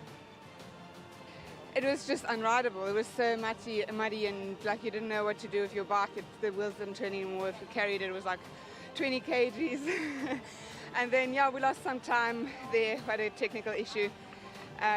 We had quite a good gap on Bianca and them. Yeah, I think it's a lot of trying to decide if you need to stop and clean off your bike or just try to keep moving. And I tried to get back on my bike a couple times and the chain kept falling off and the chain guide kept getting in the way. And so I was kind of futzing with it, I think, more than I should have been. And then I got thrown off rhythm after that from that section. And yeah, and that was the day, I think. For the 6th day in a row, Langville and Gomez-Viefan charged towards an Absa Cape Epic finish line with victory assured. The pair eased up as they hit the Lawrenceford lawns and crossed the finish line arms aloft.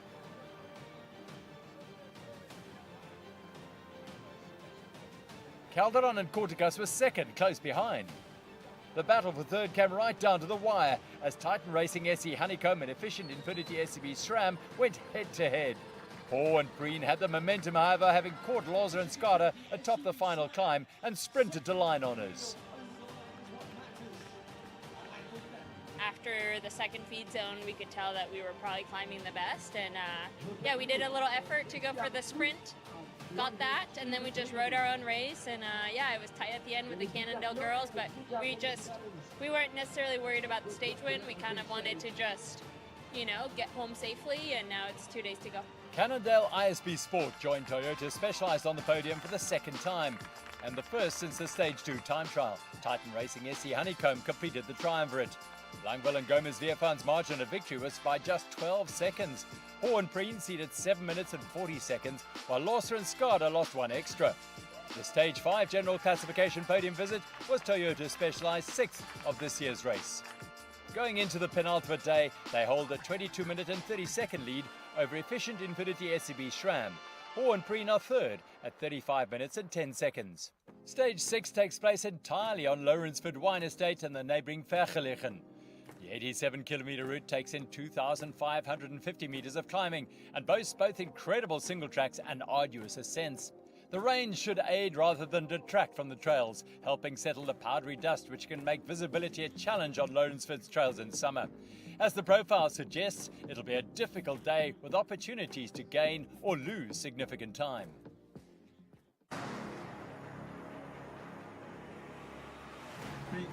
day today. The Queen Stage. Fairview, part of the Drucken State to Lawrenceford Estates in the Helderberg Valley.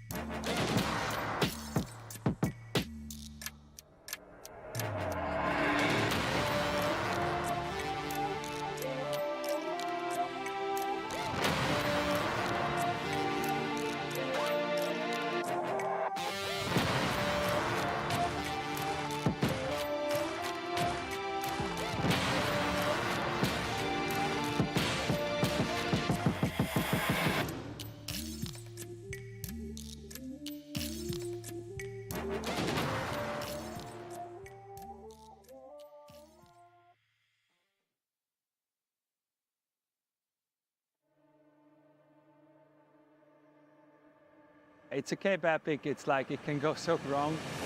It's going to be a proper battle every day, that's for sure. Luck definitely plays a big role in this race. It's different racing what you're used to. It's much longer.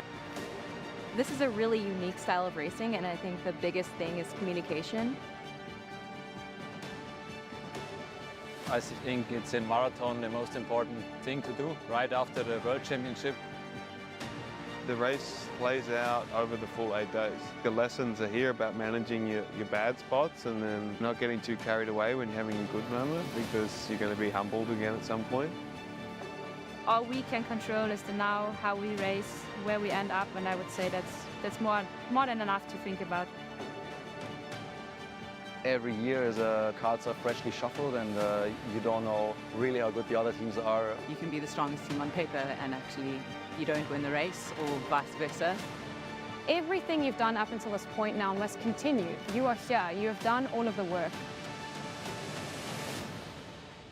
It became like the Tour de France of mountain biking.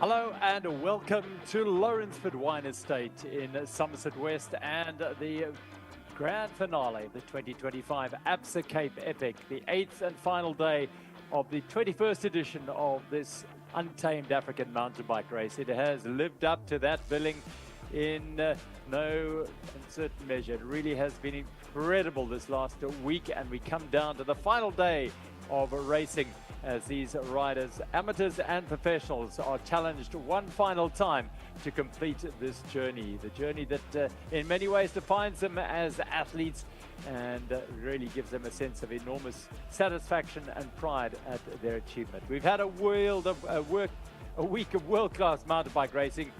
The best in the business at the sharp end have been going at it like prize fighters, the champions that they are, and very little between them all the way through. And we come down to the final day in the men's elite race with just 32 seconds separating the overall leader and the second place team. So really, really exciting racing to come.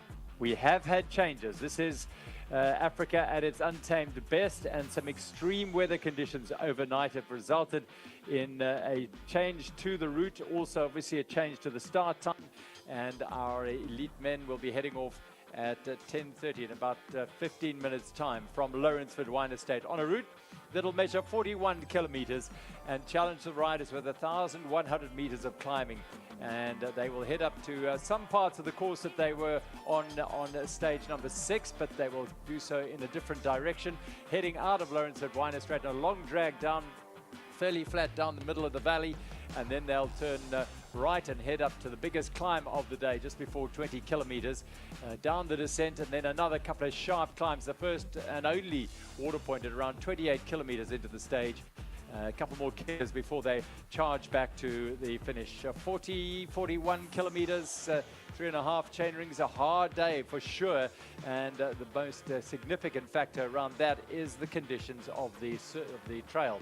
It is wet, it has been muddy, we've had tremendous winds that have come swirling through this valley, causing a degree of difficulty for the race organization, hence the later start and the readjusted route, and it'll deliver drama and serious racing, the likes of which we've never seen before, because never have we seen a race going into the grand finale this close, 32 seconds. Scott Schramm, MTB Racing, and Luca Brido and Simone Avedetto of Willie Victoria separated by just over half a minute. Cross-country stars they are. They'll bring those talents and skills to the fore today. Behind them, Marco Hubert and Tristan Nokier of Imbuko Chemchamp are the Africa leaders, 11 minutes down, and they're not under serious threat from 4th place, but they will certainly be still basking in the glory of a sensational stage win yesterday at Lawrenceford. They were absolutely overjoyed earning that prized win after so many failures driving to the line over the last 3 days. Down to the 12th place position. If you take a look at 7th place, Mark Princeton and Wessel Boerter, 50 minutes down, and down to Arnaud de Toy, Keegan Bontecourt and Gavinsek Science, 55 minutes down. Less than 5 minutes separate those 5 teams. Expect some really big efforts being made by some of those teams to move up on the general classification. The overall lead for Toyota Specialized is as comfortable as they would perhaps like going into a 40-kilometer stage. 23 minutes and 26 seconds over Vera Lossa and Alexis Scarda. Bianca Hall and Hayley Perrine are under a degree of threat from behind because Monica Calderon and Tessa Kortkas have got stronger and stronger as the week's gone on. They won yesterday's stage 5, to put stage 6, beg your pardon, to put themselves in with a chance of taking that 3rd place. They'll have to do something special today and hope maybe that something doesn't quite go according to plan for the Titan Racing SE Honeycomb pair, because less than 5 minutes between those two.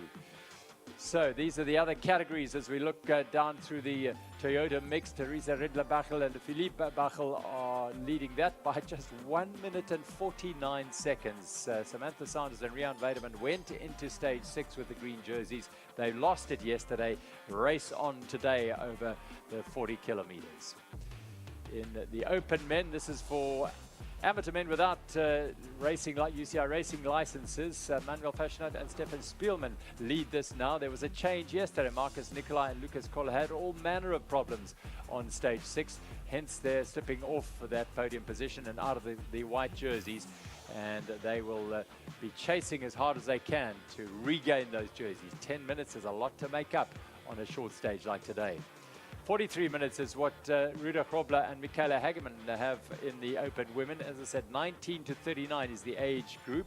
and these riders do not have racing licenses. However, they are extremely strong athletes who are well prepared, and some of them training just about as much as the professional athletes. So expect these riders to hold nothing back. However, it could be a tough day out there in terms of the conditions.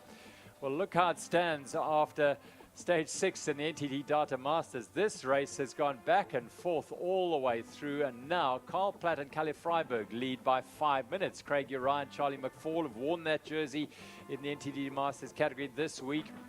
And Christoph Sauer and Corey Wallace have won a stage. They did lose half an hour through a time penalty for not appearing at a podium presentation. So they are a little bit off the pace. Nicole Weir and Janine Muller, they lead the NTT Masters women's category. Klara Vitaskova and Hanna Ulikova, 13 minutes down in that race. The NTT Data Master women for riders between 40 and 50. Between 50 and 60 is the GIC Grand Masters, and Rob Simonudo Bulls lead this category by 24 minutes from Bart Brenchens, a legend who's won every category imaginable, including the elites, but except the mixed in the Absa Cape Epic. And they have a comfortable lead over Oliver Imfeld and Thomas Jono in third place, the Pedal Project team. In the GIC Grandmaster women, Jenny Rongren and Martha Kookmoor well ahead of Hannele Steyn and Lisa Tsepek. Hannele Steyn embarking on her final stage of her 21st consecutive Absa Cape Epic. The only woman and one of 2 riders to be in that position. John Gale is still going strong and also bidding to keep that last line battle going into another year. Barty Bucher and Peter Wessel lead the Great Grandmasters category. This is for 60-plus riders, a newish category introduced a couple of years ago to bring these riders into the racing frame, and aren't they just loving it? Frank Snyman and Ralph Kropp and the Muller brothers. Corey from Stellenbosch, Peter lives in Canada, and they've teamed up to ride themselves onto the podium as a team South Sky. So it's all building up beautifully here. There's a bit of sunshine around. It started very gloomy and rainy here this morning after extreme weather overnight that resulted in the change to the route for various reasons. Some of them obviously inaccessible to get vehicles up to perhaps evacuate riders should they need it. But this isn't just for the elite athletes, it's all the way down this entire field. 536 teams still going, a lot of solo riders as well. So they have been given that, I suppose, in a way, reprieve, 40 kilometers. So they've got 7 days in the legs. Whatever you ride today, it's going to hurt. Benno Willett has been with us all week. It's been wonderful to have Benno with us again. His insight has been absolutely fantastic. And we have been joined for the second time this week from the prologue to the grand finale by a woman who has yet to stand on the top step, but she will do one day. She's been second 4 times. Candice, hello, Candice Lill. Hello. Welcome back. Nice to have you back. Thank you. Sure, I feel like this race has been, so much has happened in 1 week since I was here last. It has all happened, yeah. It has been an amazing week of racing and drama all the way through, Benno, hasn't it? It has been incredible. We started off at the prologue with some proper winds out there. The riders were facing the clock, but also the wind. We had incredible heat when we got to Paul, and then the rain. You do fight the elements at this Absa Cape Epic, and we are in for one of the best final stages I have ever seen. Like, there's so much on the table today. I can't wait to kick this one off. Right, it is. It's amazing drama. I mean, this has been, it's the first race of the third decade of the Absa Cape Epic. We've seen a first in terms of a point-to-point time trial, Mirandal to Paul on stage 2. And we've seen Paul included for the first time, and now the shortest, if you like, marathon stage in the history of the event. And we've got, Candice, 2 of the strongest, fastest cross-country teams imaginable to dice it out for 30 seconds. Couldn't be better set up. Yeah, that's going to be a very exciting day today. Yeah, shorter does not always mean easier. I think it's going to be a battle from the get-go, and it's going to be exciting to watch. Yeah, often this stage is about a team maybe hunting for a stage win after they've had a pretty mediocre week and they're off the pace and they hunt for a stage. We saw last year the Bulls taking a stage win on the final day. with the overall in the general classification of the men just 32 seconds. Anyone who has that aim on their plate is going to be tough, isn't it? Yeah, and it's the last stage, the last opportunity you got to show yourself, show your team, pay back the staff for a good or with a good result. And it's just so much on the table for so many teams. You have to protect your GC position when you're on the podium. You want to keep safe, and 40 kilometers, that's so little, and only 1,000 meters of climbing. It's going to be very aggressive racing. That means also lots of shifting happening. At the moment the sun is shining, but that can change within minutes here where we are. Lawrenceford is well known that you start in a nice sunny section, you ride 10 kilometers into the farm, all of a sudden you're in the cloud again. Completely different conditions, and it's going to be interesting to see what the day has to offer. 4,000 hectares of farmland on Lawrenceford. They're on Lawrenceford and on Pergelich and the neighboring farm today to explore these trails, and a credit to the race organization to come up at very short notice with a plan to have a stage here that these racers can get stuck into. The original plan was to go over the neck and down towards Dornier again, and then come around the Helderberg Mountains and back into Lawrenceford around the southern tip of the Helderberg Range. Unfortunately, that couldn't happen today due to the weather and the extreme conditions that have prevailed. It does look sunny now. It sounds strange, but that is the changeable nature of this part of the world. The weather does change quickly. So a good decision to give them something to race and something, it's better just hit 1,000 meters and 40 k's, not much timing. Yeah, that's going to be fast and furious from the start. I'm not sure what the conditions will be like out there. I'm pretty sure it's still muddy, even though the sun's shining now. I think sometimes actually when you get that sun after there's been rain, it makes that mud quite sticky and rough to get through. Right, let's go to the start, and Max Kleur is down there chatting to some of the day's real racers. Nino, good morning. We step up to a... You were here early this morning. You got in early and you heard the news. What's your take on it?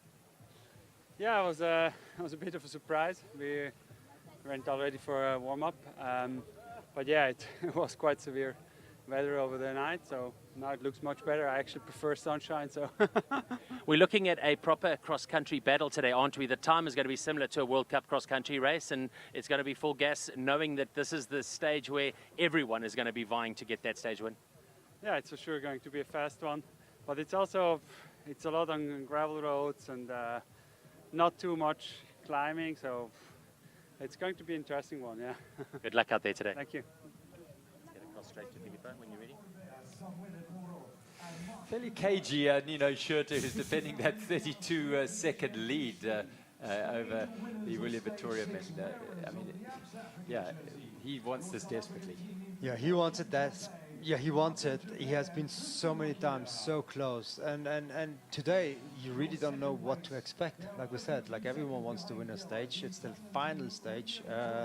The stage profile, all you know is the distance. There's only one tech zone as well. If you have a mechanical today, the chance to kind of like lose time within this stage, if you have a mechanical, is big as well. So everything is on the line. Not to touch too raw a nerve, but today is a mechanical day that you've got to be really aware of it. Apologies, Candice will give us a response to that shortly. Let's go back to the start, Max. Absa Cape Epic 2025 comes right down to Lawrenceford. How are you feeling about the changes?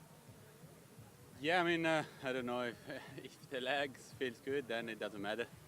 To be honest, I don't know. It was quite severe condition tonight, so I think it could be a good call for a good, at least a good racing. And yeah, we're gonna see for sure. We're gonna try to defend our small lead, and we're gonna try to stick to their wheel as long as possible. Today the bodies are going to tell the story, aren't they? After 7 big days, getting into this, literally this cross-country Olympic, 1 hour 30, it's going to be brutal. It is, especially because there are many teams that they didn't got their stage win yet, so most probably they are super motivated and maybe with slightly fresher legs. So yeah, we do expect a fast race. How did you recover last night? You feeling good today? Feeling good after 1 week of such hard racing is difficult, but no, I mean, I try to recover as much as best as possible. For sure, the legs are not the freshest anymore. Good luck today. Thank you. Well, it is the deep end for Filippo Colombo. He has finished one before. He finished 7th with Zuri Zanotti a couple of years ago, but racing at the intensity with which he's been going here, Candice, I mean, that it does exact a toll on your body. I mean, these guys, they will be completely exhausted. To race 7 days in a row of such high intensity and distance and the elements and everything. I mean, you can see lining up on the start line today, they've had a delayed start. You know, they probably just wanted to get up and get going and get the race over with. And yeah, now it's really about mental strength and who has the most motivation to stick it to the others. Willie Vittoria in their first Absa Cape Epic. They've had a sensational week, 3 stage wins and an intense battle for that yellow jersey. At the biggest, it was 1 minute and 52. And it's down to just 32 seconds, 12 seconds more than it was a week ago when we started in Mirandal. That's how close this battle has been for the general classification. And it comes down to this, the final stage here at Lawrenceford. A delayed start, adding to the drama and excitement here. A shorter route, 41 kilometers. They'll blast around the bowl that is Lawrenceford and Vergelegen farms, mainly on fire roads and the farm roads. The single track will be short and sharp, but you can expect these riders to absolutely throw everything down. Away they go, our elite men. It is all on the line on the final stage, the grand finale of the 2025 Absa Cape Epic. The yellow jerseys have a 32-second lead. Scotsram MTB over Willie Vittoria. It is all to play for here. Never mind the glory of winning the grand finale stage for those teams who have not been in the general classification running. They will be pushing hard for that. Anything can happen out on these trails today. Bright sunshine now after a stormy night. Extreme conditions resulted in the stage being shortened to 41 kilometers, but it is going to deliver extraordinary racing, that is for sure, whatever happens over the next couple of hours. That's some start. You could see everyone off the gun, flat out into those corners, positioning themselves in the right spot. And this is only leaving the venue. They're getting onto some fire roads, some tarmac before, onto fire roads, and the position and the pace you can see, it is on from the get-go. Obia Speed Company, of course, they right there at the front, and they also gonna ride their hearts out today. They have been racing as much as they could, as hard as they could, but it never paid off. Today, 40Ks, they should be able to keep it together, and here they are, right there at the front, leading the pace.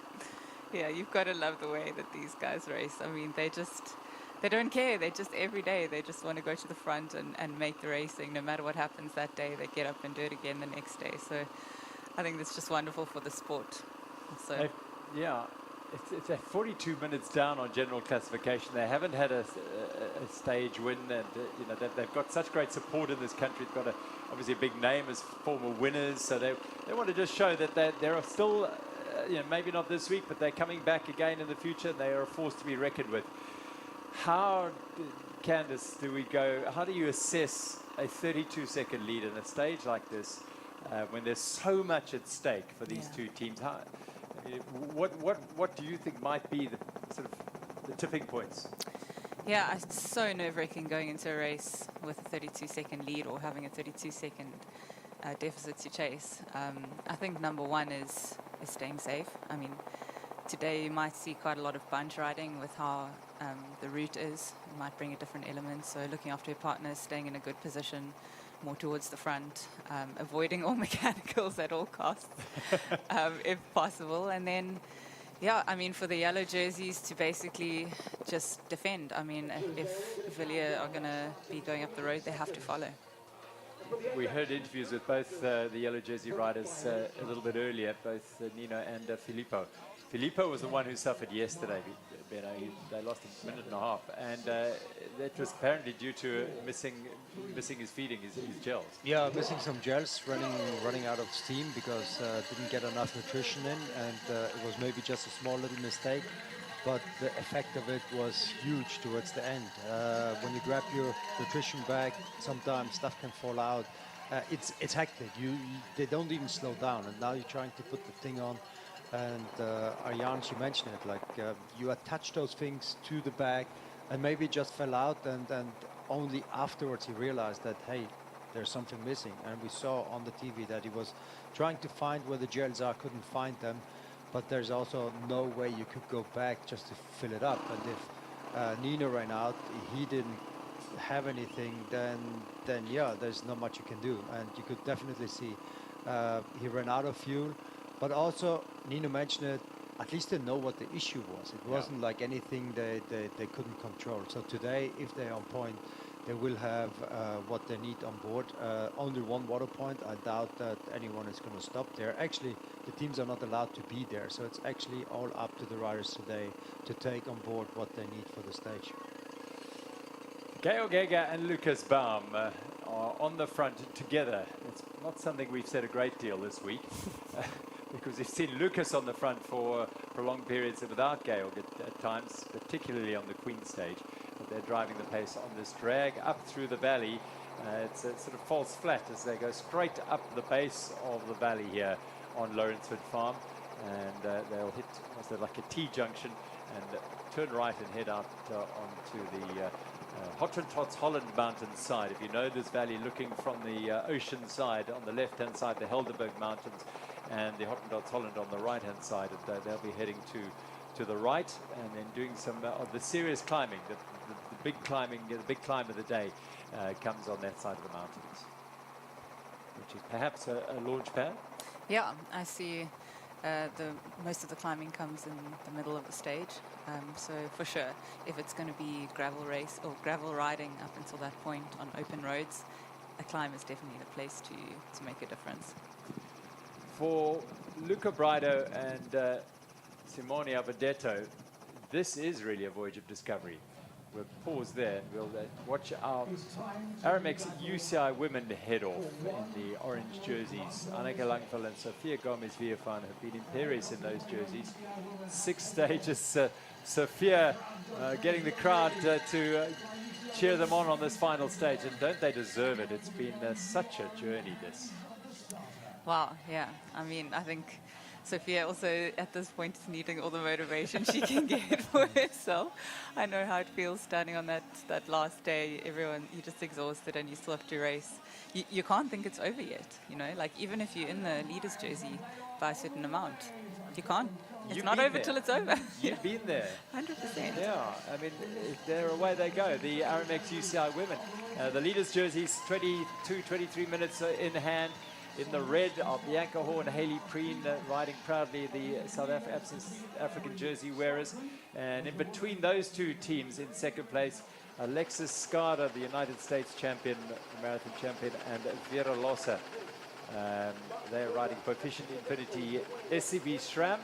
And Vera and Kim Lecourt-Pinard won the race a couple of years ago. Yes. When you had such dramatic issues on stage here in Lawrenceford, yes. Yeah. It was, I think 2023. Yes. Stage 6.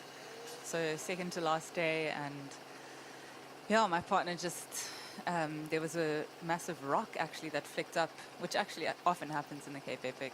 If you follow quite closely, a rider behind you or in front of you, they can flick up rocks. And it just happened like that, and it just went straight into her wheel, smashed the wheel to pieces. Actually, I think Benno was standing right there. I was like the heartache of that moment.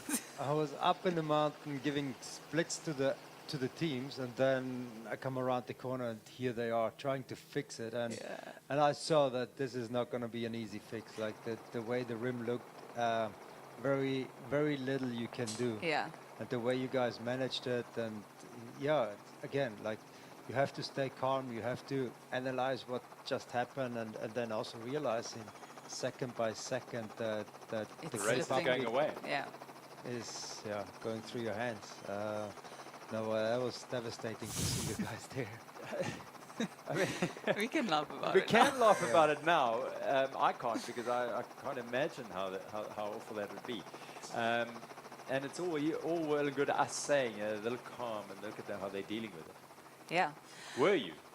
I mean, I think we were quite calm, yes, but I think inside we were also our hearts were breaking a little bit.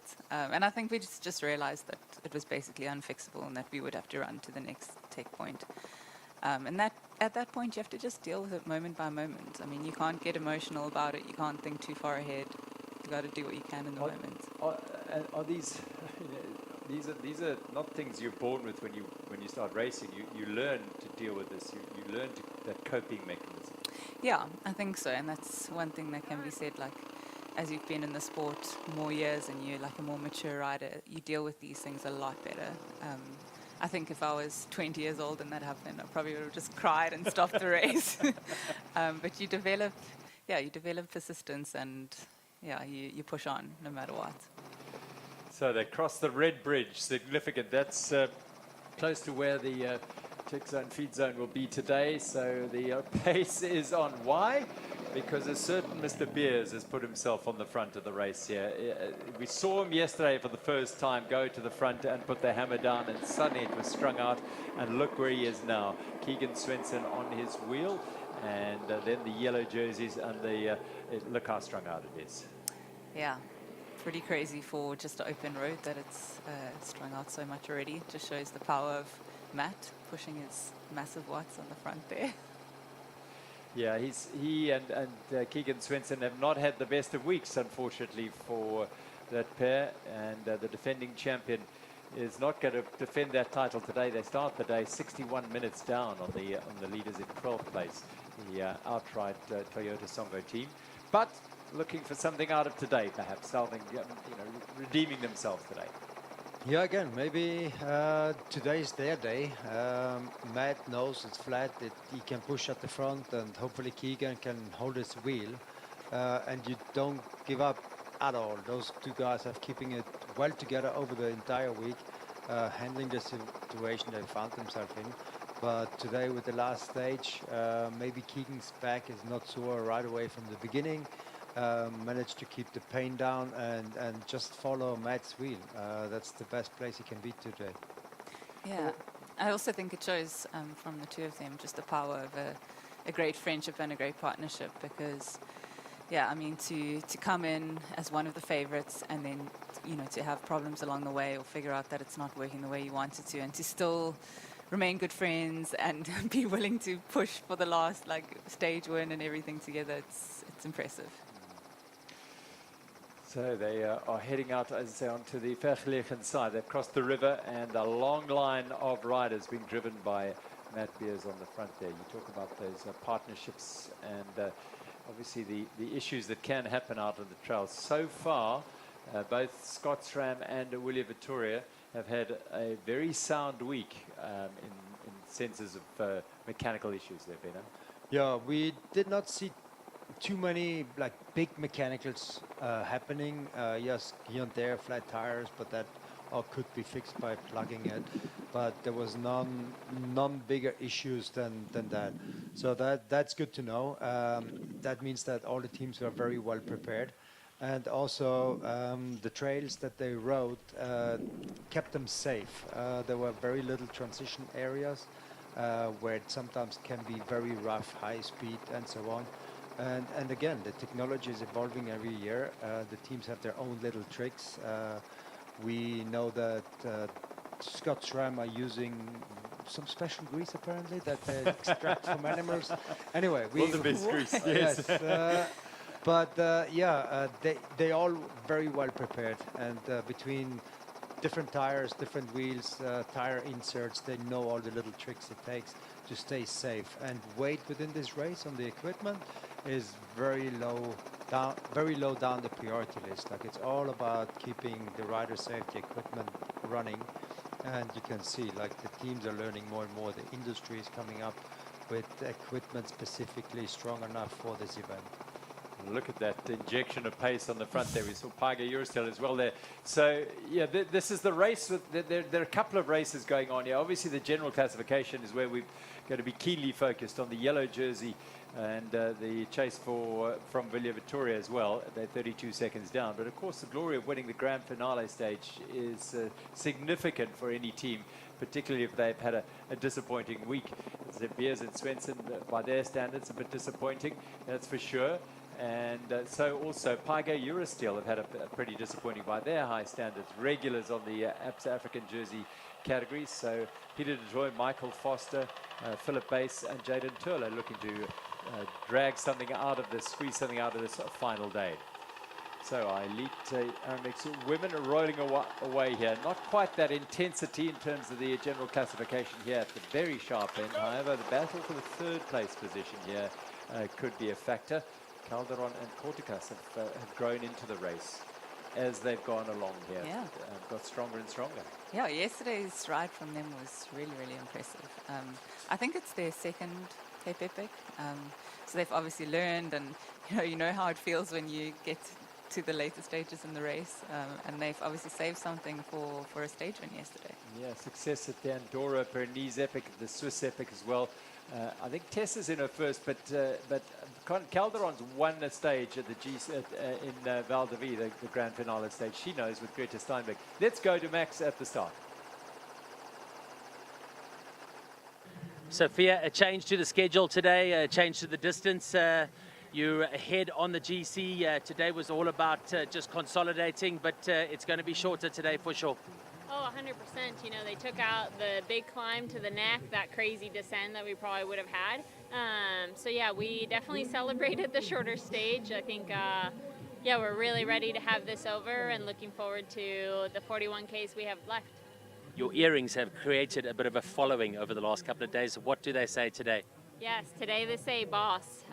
So that's in honor of Annika. She's been such a champ, such an inspiration, and yeah, simply the best. And I am honored to have done this with her, and we're really looking forward to finishing this thing off in, 2 hours' time. One word to describe your 2025 Absa Cape Epic, what would it be? Magical. Magical, that's a good one. Go get it today. Working the magic, Sofia Gomez Viefan tucked in there in the orange jerseys. Here we will, in all likelihood, see teams really trying to push for a stage win here, and for Toyota Specialized just staying out of trouble. Yeah, basically that's their job today. I think it can be quite difficult, being in the orange jerseys, and then you've suddenly got all these teams, because the grand finales are really big. If you want to win a stage, that's the one to win.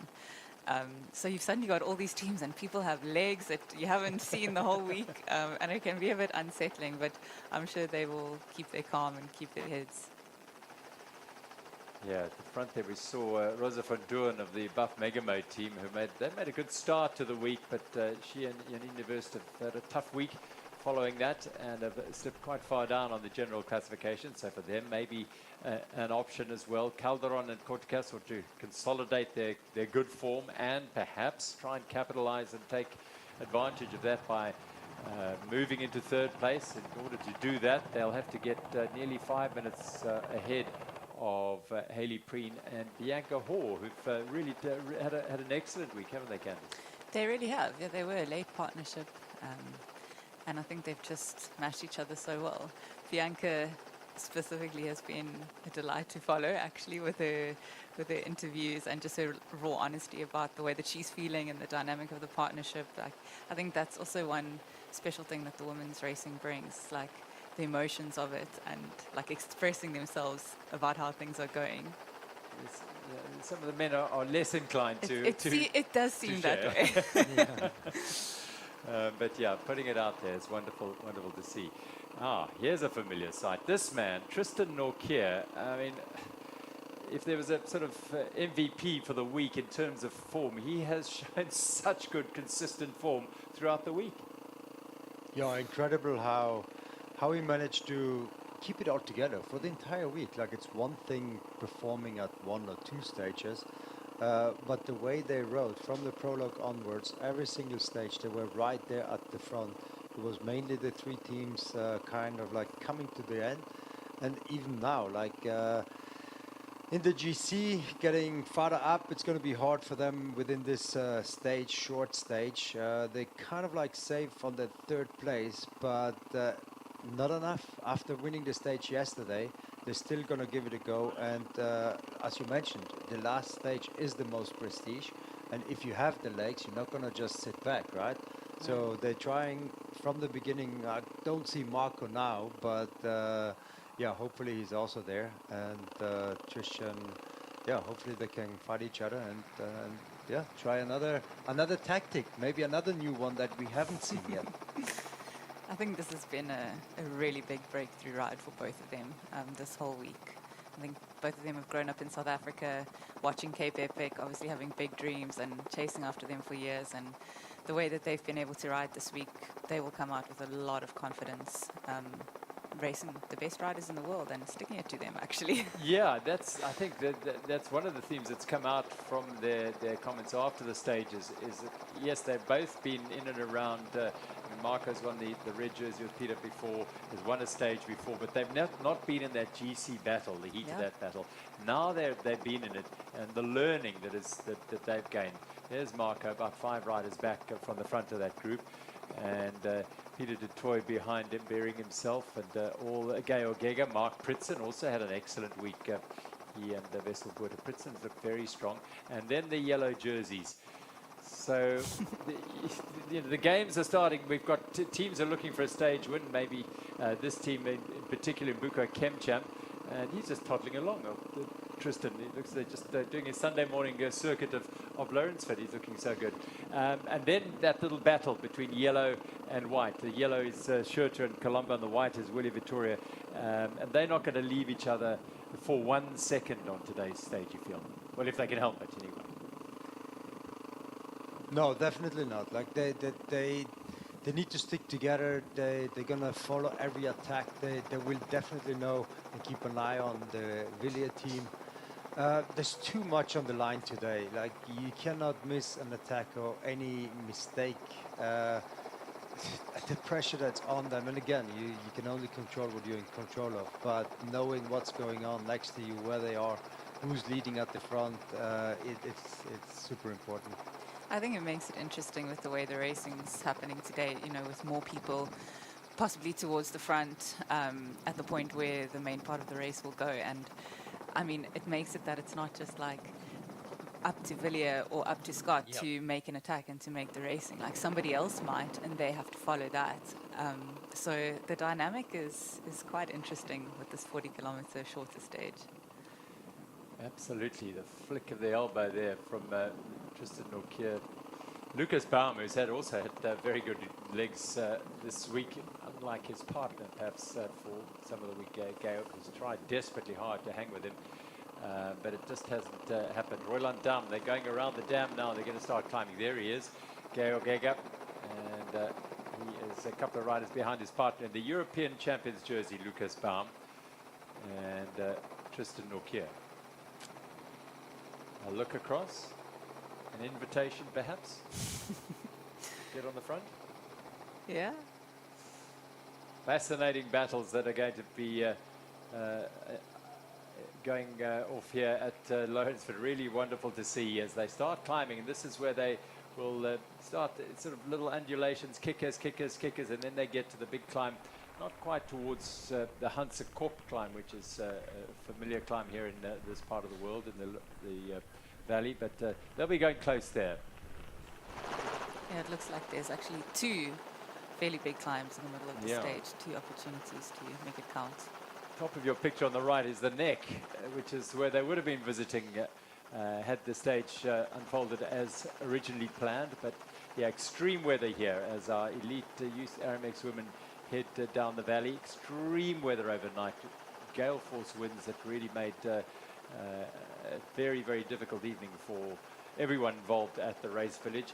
And also, of course, the drop down that neck climb, we saw what it was like going up later on when the little bit of rain arrived, and there's been plenty of rain there. Yes, the riders, these elite riders can get down there, but there are also other things that have to factor in with the change of the route. In terms of, should you need to get medical evacuation emergency vehicles and bring people off mountains with low cloud and difficulty getting up there. So in the best interests of the riders, the entire field, the decision was taken to shorten the route today to 41 Ks. Yeah, definitely, because it's one thing doing those 40 Ks in like 2 hours or so, but there's other riders in there that maybe take 2 times, 3 times as long. because of the nature of it, because of the steep climbs. And we saw how steep the climb was the other day when they went up. And now at this stage, they were supposed to take that down. And it is very hard. It is very dangerous. And again, if you have to get people out of there for whatever reason, can be cold, can be not making it that late into the race, you have to think about those things, and you don't want to risk anything at all. And I'm sure it was the right call to make. We can already see that the clouds are coming back again. The sun is slightly disappearing. The weather forecast says more rain around lunchtime. So maybe these riders here that we have on the frame get through in the dry, but that does not mean that the thousands of other riders that are still behind have the same conditions. Well, Matt Beers' tenure on the front here has come to an end. He's just rolled back there because he's realized, well, I think he realized a while ago that Keegan Swinton wasn't with him there. And so he'll roll back and ride with him as a good partner would do, because that's what this event is. It's a two-person team event. It's not unique, because there are a lot of these sort of events, but at this level, for a lot of these riders, quite often you don't get to race as a two-person team. Yeah, I think most of these people, most of the year, will be racing individually. So it's a big mind shift as well, coming into the Cape Epic.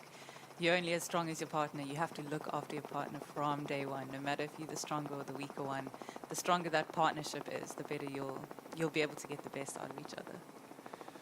Yeah, Ariane's been with us a couple of times this week and made that point about, you know, the challenges, the difficulty of communicating when you aren't feeling well. When you have to get over that and say, right, hey, back off. Yeah, I mean, it's almost like it's a little bit of an ego thing as well, but I think, you know, because we're so used to, as professional athletes, you don't want to admit when you're hurting. Like, it's not something you do, and obviously in an individual race, it's something you hide at all costs. Like, you don't want to let the others see how much you're hurting. But as you say, it's a partnership. We are together. It's basically like it almost becomes a marriage. You have to be completely honest with each other, and that's how your race get to the finish in the fastest time. Fast times. Rocking along this route, aren't they? Yeah. They're flying. Yeah. Flying. They're already at the 15-kilometer mark, somewhere there. Of course, with the adjustment of the course, we don't have all the time splits as we were supposed to.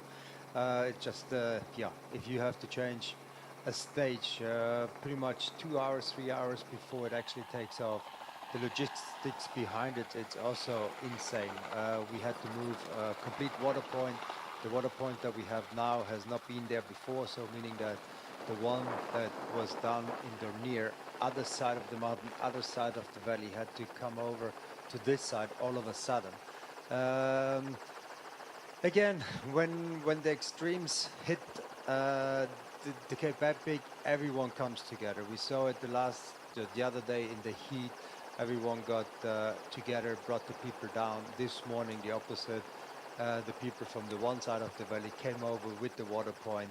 So the pro athletes, they're most likely not going to use it, but for the back markers, even today, in 40Ks, they do need to fill up their bottles. There needs to be food. And all of that happened within 2-3 hours, all this morning, before actually anyone left the race village. Yeah, just extraordinary. Karen Clements, the race director, the route director, Enrico Berger, the medical team making these calls, and then everyone else, the volunteers, as I said, the water point staff, everyone committing and getting it done in a double quick time. And it does say a great deal about this event and the organization, that they can get that done so smoothly and give the riders a challenging day. I mean, yes, 40Ks isn't the toughest day they'll ever experience in the Absa Cape Epic, but it's still got to be done. You still have to earn that medal right into Lawrenceford. 534 teams remain in the race after a week of attritional racing. A lot of solo and individual riders all the way down there who are finishing as individual finishers. Either their partner dropped out, or they weren't able to complete the stage together. So yeah, they are battling away and finishing, and they'll be immensely proud and richly deserving of the accolades they receive. Claudia Peretti, first time we've seen the Italian champion right on the front there. So the Canadale ISB pair, Cortcas and Calderon. Cortcas wearing the Spanish champions marathon, Spanish marathon champions jersey. She's a Dutch rider, but based in Spain and now racing out of Spain. So the marathon champion of Spain. There's the American champion, the Swiss champion. They're all in here, all the champions. Yeah, Good and to see. looks to me like those two are hunting another stage when they're riding on the front like that. It'll be exciting. So you've got a couple of weeks, Candice, to prepare for the World Cups, which are coming up in Brazil. Yeah, really not long at all now. No. We leave on Saturday. On Saturday. And between Sunday and Sunday, you put in a good week? I really have. Yeah. I'm almost like, may as well have raced the Cape Epic. No, I mean, I'm kidding. Because my training's been a lot more, obviously, cross-country orientated and more intensity. I still have done some long rides, but yeah, it's been a really solid week at home, a good one. That's very good. And how are the nerves going into the first World Cup of the season? It's always like similar to starting the Prologue, right? You don't know what you get yourself into. That's the thing, yeah. I mean, I sort of know what I'm getting myself into, but I mean, it's been so long since the last cross-country race, obviously in October. So much has probably changed with me, with the other riders. And I think for me, the biggest difference was actually like going into the first World Cup so highly ranked and the pressure that comes with that. I've obviously never had that before, so that's something I've had to work through and overcome. And yeah, I'm feeling a lot better about everything now that it's quite close, and you know, it's almost like the work's done. There's not much more I can do. Yeah. Own it. Yeah, it's basically just about, okay, cool. This is what I have. This is who I am, and this is what I want to do. Oh, so exciting! We just can't wait to see you race and see you go on the World Cup circuit. Thank you. It starts in a couple of weeks' time in Brazil, and not many of these riders. Now, this is a fairly predictable scenario unfolding here because the pace is so high up front there. The teams are starting to get distance. Paiga Eurosteel had a tough week. Clementizia Aubert looked like their second team are starting to lose ground, and then digging deep to try and bridge across to the tail end of that whippet-like train that is charging along at the front here. This is definitely where it's best to be at the front or near the front of the group. You're definitely saving the most energy.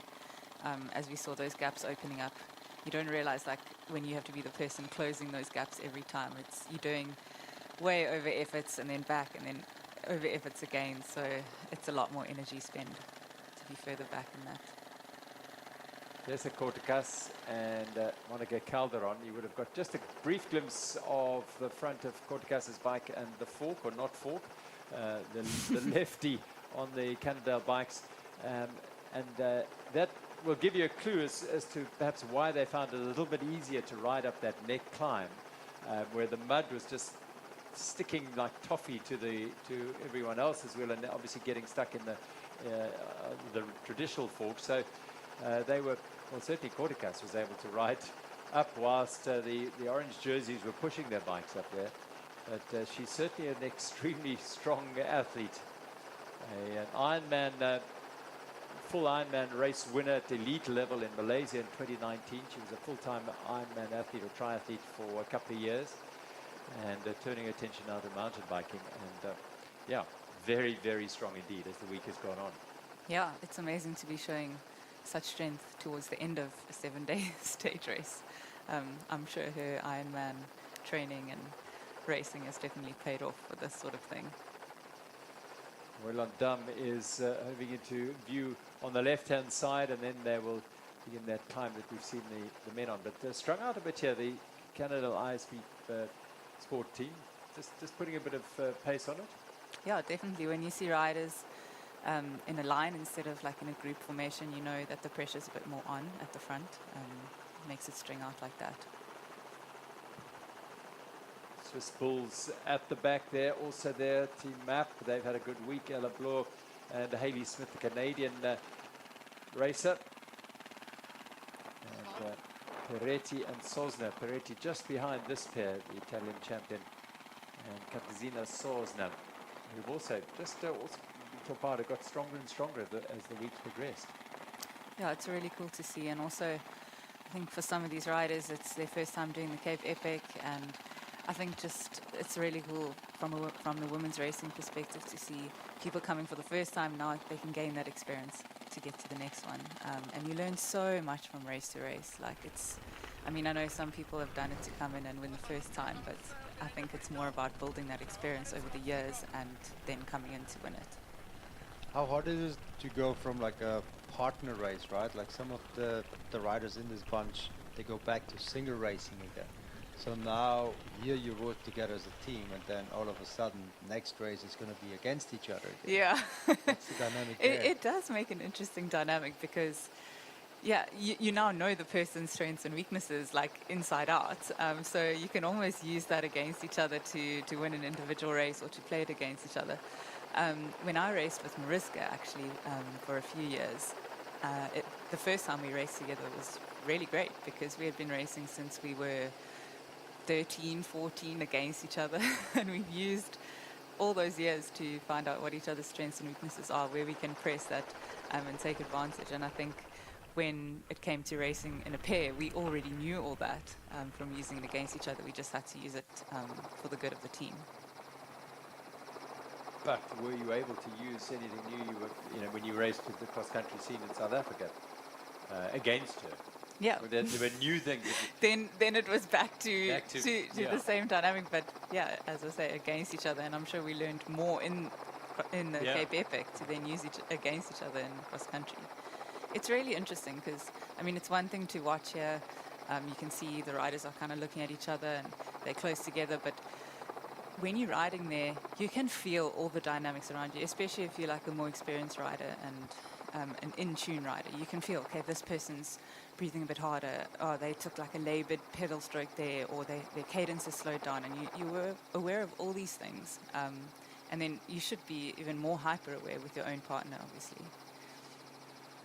Well, talking about partners, Lucas Baum's partner is not in this picture at all. It is the Tristan Norkier and Baum. Then it's the two yellow jersey riders. Then William Vittoria in a line behind Filippo Colombo. And Marco Hubert is in there as well. Tapado there. The New Zealanders Ben and Craig Oliver in there. Andreas Servolt riding here. The German champion, former world champion, former runner-up in the Absa Cape Epic with Martin Storsek. The year that in 2022, the year the Obeer Lead Speed Company team won the race. Stefan Sam is with us. Hello, Stefan. Hello, good morning to the studio. This is some crazy racing happening right now. Yeah, tell us about what you're seeing from the grandstand seat you have there. I see people. I need to quickly go. Well, don't want to be in the way. People dismount because it's so steep and loose here. And I just had to quickly pace myself, not to get in Georg Egger's way because he was dismounting. Yeah, it's crazy flat-out racing from the gun. And we can see Lucas Baum in front and Georg Egger struggling a little bit. This is a very loose, steep climb. Everyone is in the smallest gear and still pushing a big cadence. Super, super tough. All right, Craig Oliver just alongside you there, and on the front, Lucas Baum. The yellow jerseys have opened up a fraction of a lead here. A little bit of a gap's appeared at the front of the race.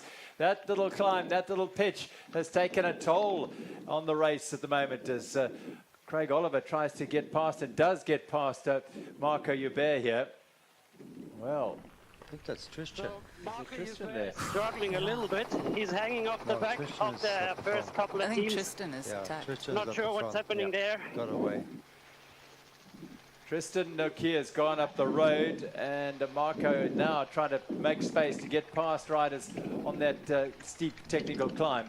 Drama in this short little climb, short stage of 40Ks. Things are already happening. It's really, really exciting. Ben Oliver just getting in behind Marco Hubert there. This is also where it's so much about positioning. I mean, I'm sure Tristan's probably feeling great and strong today, but it's also that he was at the front and able to make that gap. You know, maybe the second person put their foot down and the rest had to walk. you never know. So I know Marco is a few riders back, but if he can get to the front of this group here, he'll be in a better position to make gaps. We saw Gail Giga just dismounting there on the technical section there. Lucas Baum, his partner, is right up at the sharp end of the race again. We've seen that quite often during this week, that pair separated. Oh, it's steep. It's very steep. Been up here? I don't recognize this, no.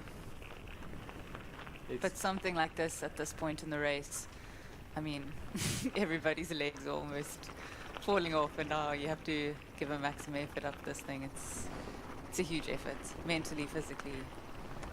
Everyone's giving everything they have here. Yeah, this is a section that isn't used regularly. It's not accessible to riders who are members of the Lawrenceford Mountain Bike Club, so it is very, very rough and steep. You can see how steep it is by their body positions, and also, like at the beginning of the climb, the best men riders in the world some of them were walking, so I think we're going to see quite a few people maybe walk that first part of the climb. Baum on his own on the front here, the yellow jerseys behind him. You saw Nino Schurter have a long look behind him to see what the effect of this climb was on the group, and Tristan Nokia on his own up front. Yeah, it definitely shows how good of a climber he is, putting that much time into the following group, right there at the front, riding his own pace. It's impressive, it's very impressive, and puts quite a bit of pressure on Marco, to be honest, to just make up the time again and get on the wheel, because the longest downhill is coming up right after this climb. We almost 20 kilometers in, almost halfway, 18 kilometers as it is right now. So yeah, this is the one climb where you see if you got your legs or not. Tapara Kender in there in the red and blue, that's Jakob Dorigoni and Gioli Di Cosmo quietly stealth moded their way into the top 5 of this event, and they are in 5th place.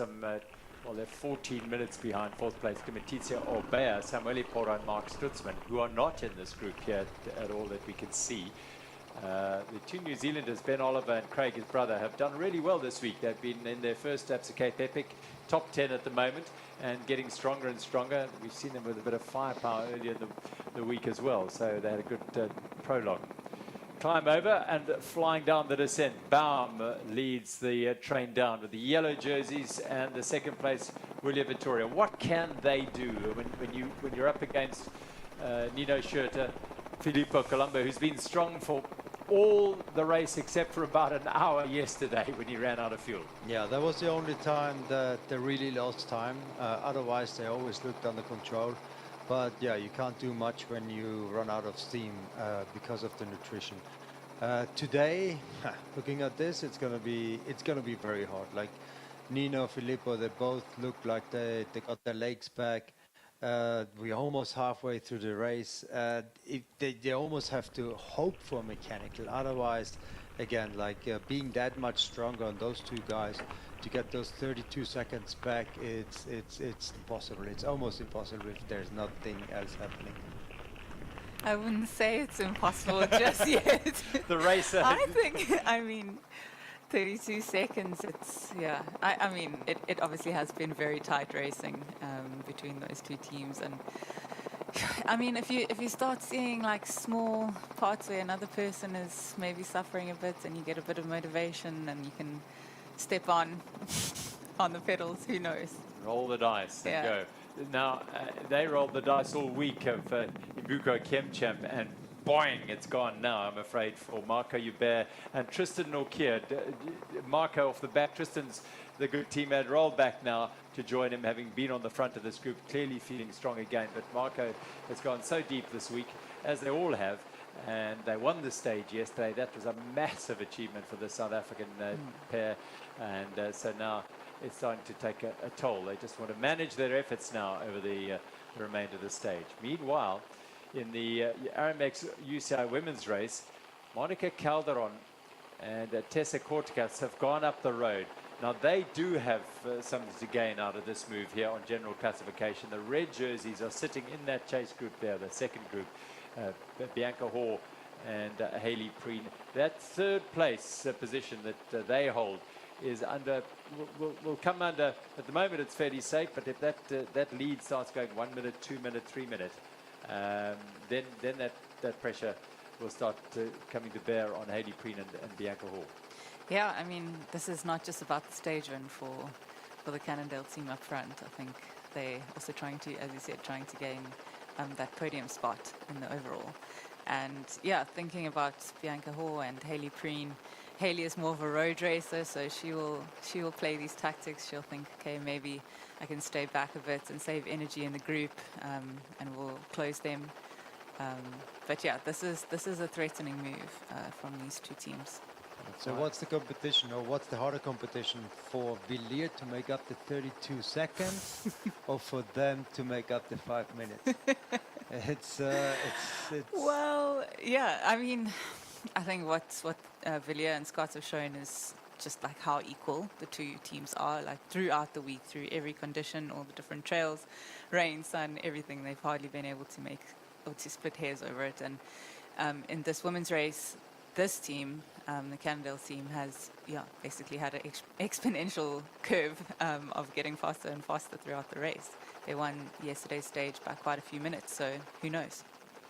Yeah, they were 12 seconds behind on the Queen stage, behind the Toyota Specialized team, and finishing strongly. And then won yesterday's stage, albeit that perhaps Toyota Specialized, secure in their position, weren't going to go as deep as they had earlier in the week. But now this pair are fully committed. Tessa Kortkas and Monica Calderon, they are deeply committed. 5 minutes and 27 seconds is what they need. 40 Ks, you feel that there must be a combination of factors here. They've obviously got to be very strong and go hard. Yes. And something has to happen with also go wrong, and Bianca. I'm not wishing anything on them at all, but yeah, 5 minutes over 40 Ks at this speed. Yeah. It's a lot. It really is a lot. But I just love to see it because you can see that the Cannondale team, they have just gained confidence throughout the kind of racing they've been doing. They've shown, okay, we put in an effort, we made a gap, let's do it again tomorrow, and it makes you a better racer. Yeah, and if you don't try it, you'll never know. Yeah, exactly. You've got to go, and it's all again part of that learning process, that learning curve. They'll come back again, emboldened and strengthened by the knowledge they've learned from this event. Look at the speed of this group. The men's race is exploding off the front here. No red jerseys here. These riders at the back, some of them riding as lone leopards, but up front the pace is on. And Benna, you've made reference a couple of times to the weather. We were looking, we could see the neck, we could see the sun, a bit of blue sky. Look how the clouds have come down, and we're likely to get a bit of rain. 20 Ks to go. We're already halfway into the stage. And we've gone for just over 3/4 of an hour. Yeah, they're just about to come into Lawrenceford again. They've been on Vergelegen side till now.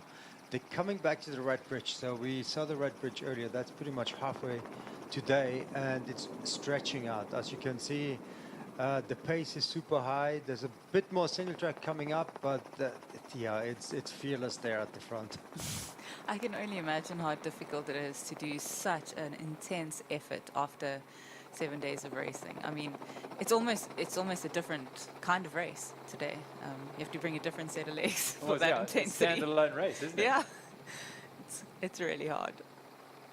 And Lucas Baum has been nowhere other than on the front of this group, driving the pace. Go Gege is in there, so don't worry about that time separation. They got within 1 second of having a half-hour time penalty on the Queen stage when Baum was on the front and Egger was off the back, and they went over a timing checkpoint, and 1 minute and 59 was the split between the two.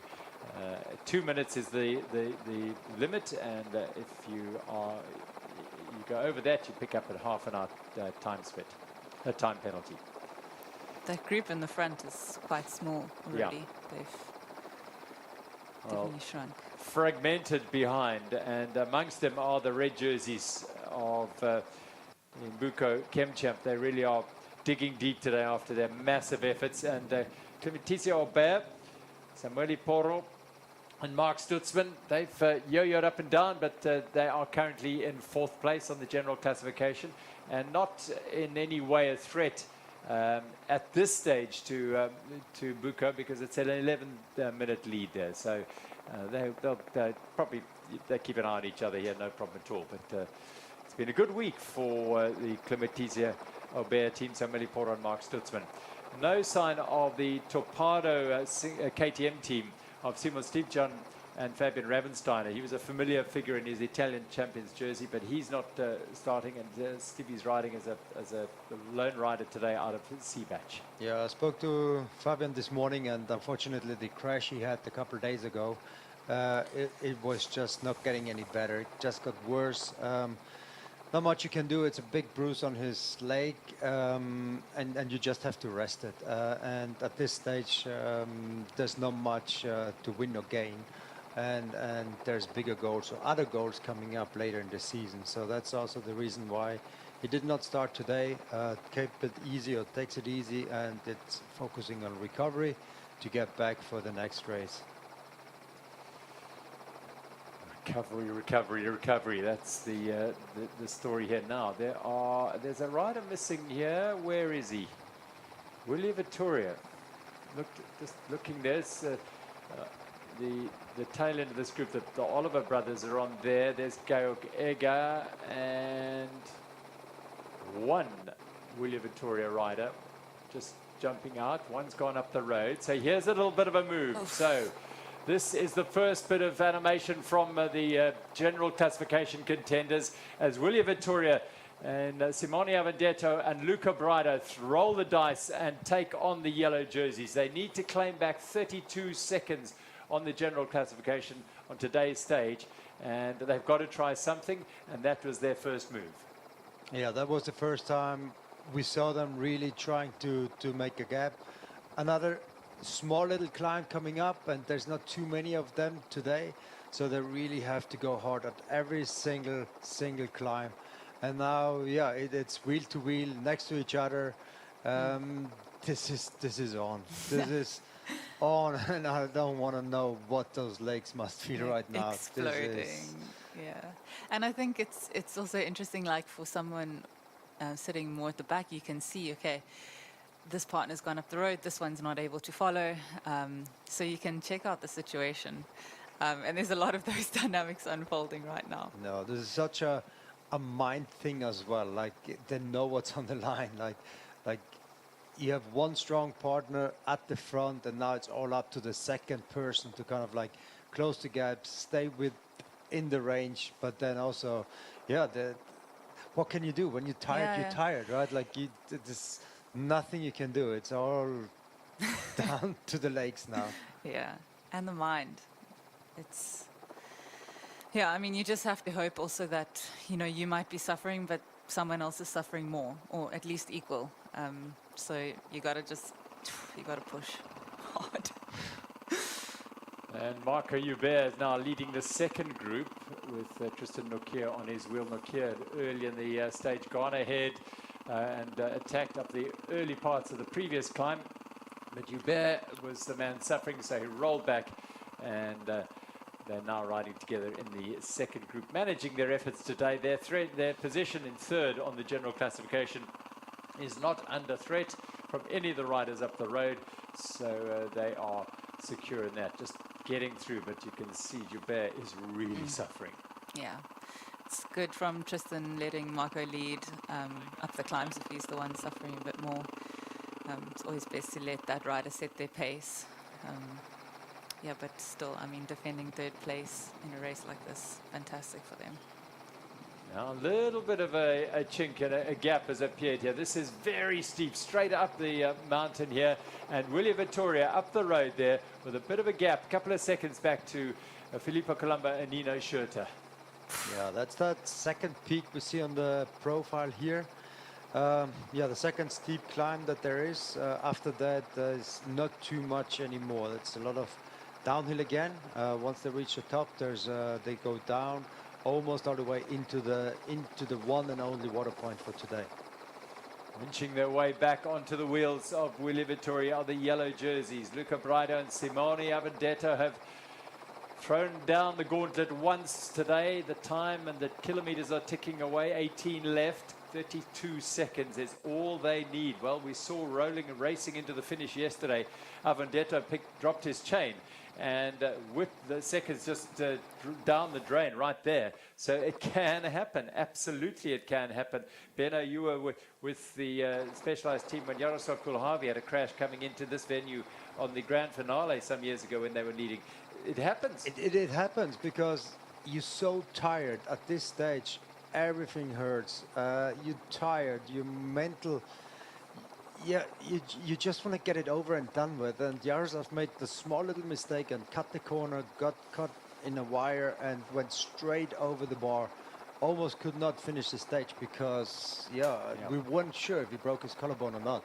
But got up and finished the stage. But yeah, you have to be on it. And this is such a mental thing. Like, really they really tried to get away, and then they couldn't shake them off, and the best you can do is attack them right away. That is such a punch that you have to absorb as an athlete, and that's what they do. And that's this is this is amazing. But it is. It's like it's equating it to a boxing fight, because they've gone round after round after round, coming into the final round here. And it's level on points pretty much. I mean, 32 seconds, maybe the yellow jersey shading it. But punch and counter punch, get up and try again. And then shadow box it a little while and try and stay out of harm's way. So the women's race continues to deliver some drama today as well, because this is Tessa Kortekas just getting a little bit ahead of Monica Calderon. And occasionally we have seen this through the week where they're not entirely in sync all the way through. Kortekas clearly climbs extremely well. And Monica Calderon just trying to winch her way up. She does spend a lot of time off the saddle on her climbing, and some riders prefer to do that. Yeah, it can just be a different style, a different way, different muscles that you're using to put power into the pedals. But you can see it. She's working now to get back to Tessa. He just glances over her shoulder and will just ease off and bring her closer. So they have launched what looks to be an effort to win another stage, back-to-back stages, but it's not much back to the second group, who are, of course, the orange jerseys of Sofia Gomez-Viefan, and there is that extraordinarily rare sight of Annika Langfeld. We saw it, was it yesterday? I think yesterday. Yes, it was. A little push from Sofia. Yeah, a little bit. Yeah, I mean, Annika, I think in some of her interviews has said that the comeback to racing has been quite a shock to her system. I mean, to come back to a race like this is really, really difficult. But I mean, obviously she's done an incredible job throughout the week. Well, just to tell you that there are other riders around them. The other groups started much closer to each other this year, for this stage, 3 minutes between the other batches. So they may get other traffic on the road, on the route. I think we just caught a glimpse of the mixed race leaders coming up in this group. So here is the leading pair, Kortekas, constantly checking up on her partner, constantly looking over her shoulder. Yeah. Communication key. Haley Preen here just looks as our media e-bike with Jessie Nixon gets past Haley, which suggests that there might be a little bit of a gap developing from the back end of that lead women's group. But this is Vera Lossa and Alexis Skada. So Haley Preen and Bianca Hall perhaps just losing a little bit of ground on this very steep climb. We saw the men go up here a short while ago. My word, it's steep. That's where the men's race also split up. Down the other side, Kortekas and Calderon going, and our camera up in the helicopter will tell you that it is raining. Yep, the changeable weather that we have been talking about. Oh, down she goes. Calderon goes down. That's not a good sign for Cannondale ISB Sport. Quick pick up the bottle, but she looks to have got out of that fairly well, if you can, and she will pedal on, but went down, sliding out on that the slippery surface. It's the drizzle. It's a little bit of water on top of that hard surface, and it changes completely. Like everything they did so far, dry, perfect conditions, actually sticky from the rain last night, but a little bit more on top of it, and it becomes the ice that you do not want. And sometimes it's hard to judge how much already rained. This area here is really like little patches that it rains. It's not the entire place that gets sucked. It's really depending on what side of the mountain you are, or even that little valley here makes a difference. Yeah. And you can see it doesn't take much, and it changes. Yeah, I think it's one of the hardest things as a bike racer is changing conditions. Like, it's one thing if it's raining consistently the whole time, you can predict what's going to happen. But when the ground changes, when the weather's changing, like, or you don't know, like, how much to lean into a corner or how much to, save on, on certain corners. So, yeah, you can see that. So what's the checklist going on in Calderon's mind there? She's gone down. Obviously, it's a shock, and get back quickly. What's the rider's perspective there? Yeah, so firstly, she'll realize that, some corners are obviously more slippery than she thought. And then she'll think, okay, is anything hurting? Should I check? Yeah. Here's Topado with a problem. In the men's race, Topado Kenda with a front wheel puncture. They were looking at making the pace in this race. And Jacob Dergoni and Yoli de Cosmo are now having to leak time and watch teams go past them. The most infuriating and frustrating time. Yeah, it feels like those seconds go on forever. Yeah. They'll drop into a section of single track. Both Clementizia Albert teams go in there, and that frustration, we talked about it earlier, of watching those teams go past you. Yeah. The pain of it. Yeah, it seems really unnecessary at the time, but obviously this is part of our sport, right? Absolutely, all part of it. Down this beautiful flowing single track. Let's get back to our women's race, where we've had a bit of drama with Calderon going down on that sketchy corner, slippery corner. Yeah, and I would say the last thing on that is actually to take a gel, because often when you crash, you get like a shot of adrenaline, and then at some point after that, you'll drop.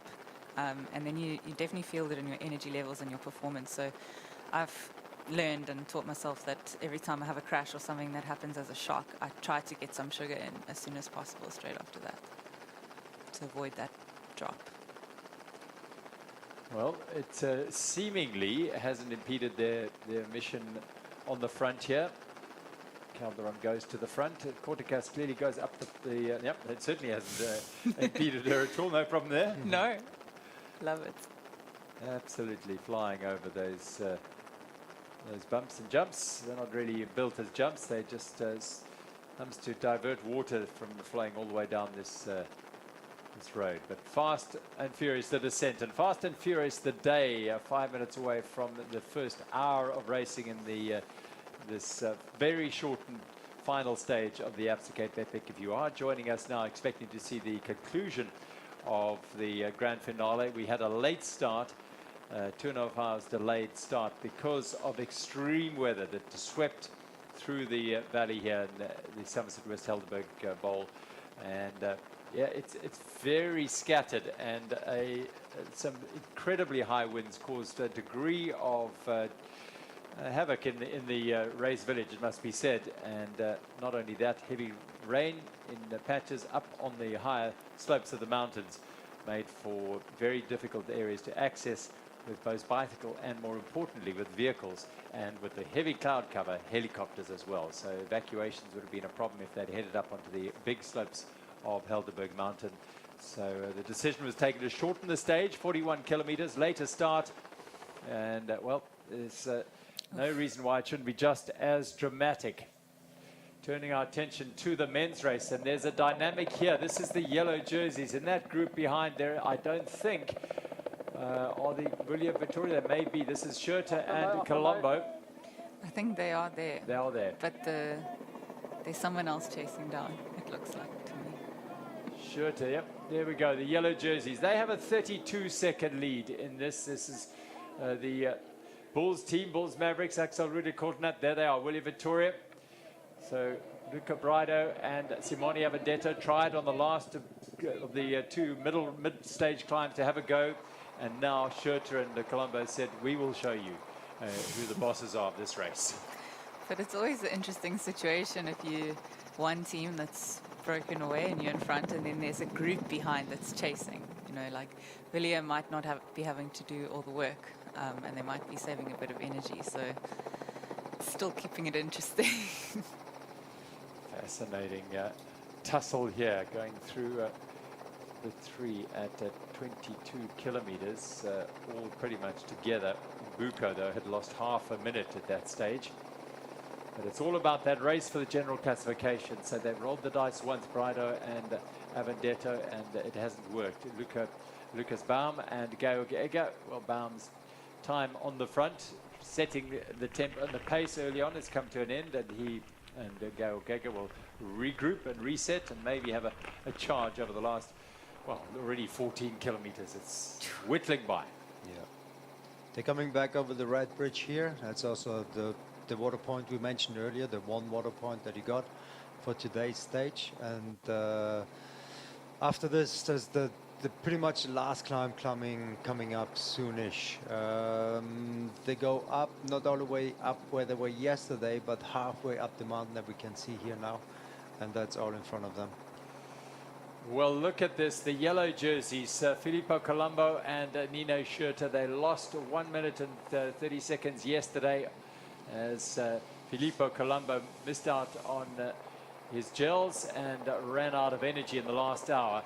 Well, he's recovered well enough today, and a 40-kilometer stage, you feel, would play into their hands as the overall leaders with a 32-second lead going into the stage. They are building on that now, having weathered the storm of the William Vittoria attack a little bit earlier. They are now in charge as they go to the front onto the Helderberg side of the mountains of the Lawrenceford Farm. Yeah, interesting to see that where the women are, it's drizzling, raining. Those guys seem to ride in the sun still, but they are going back up towards those clouds. Yeah, it's the rain. We've seen worse conditions in terms of rain over the years here. A couple of years ago was particularly extreme. But as we've seen, it can create slippery areas. Now, William digging deep and trying to drive the pace. They've got a couple of solo riders riding with them there.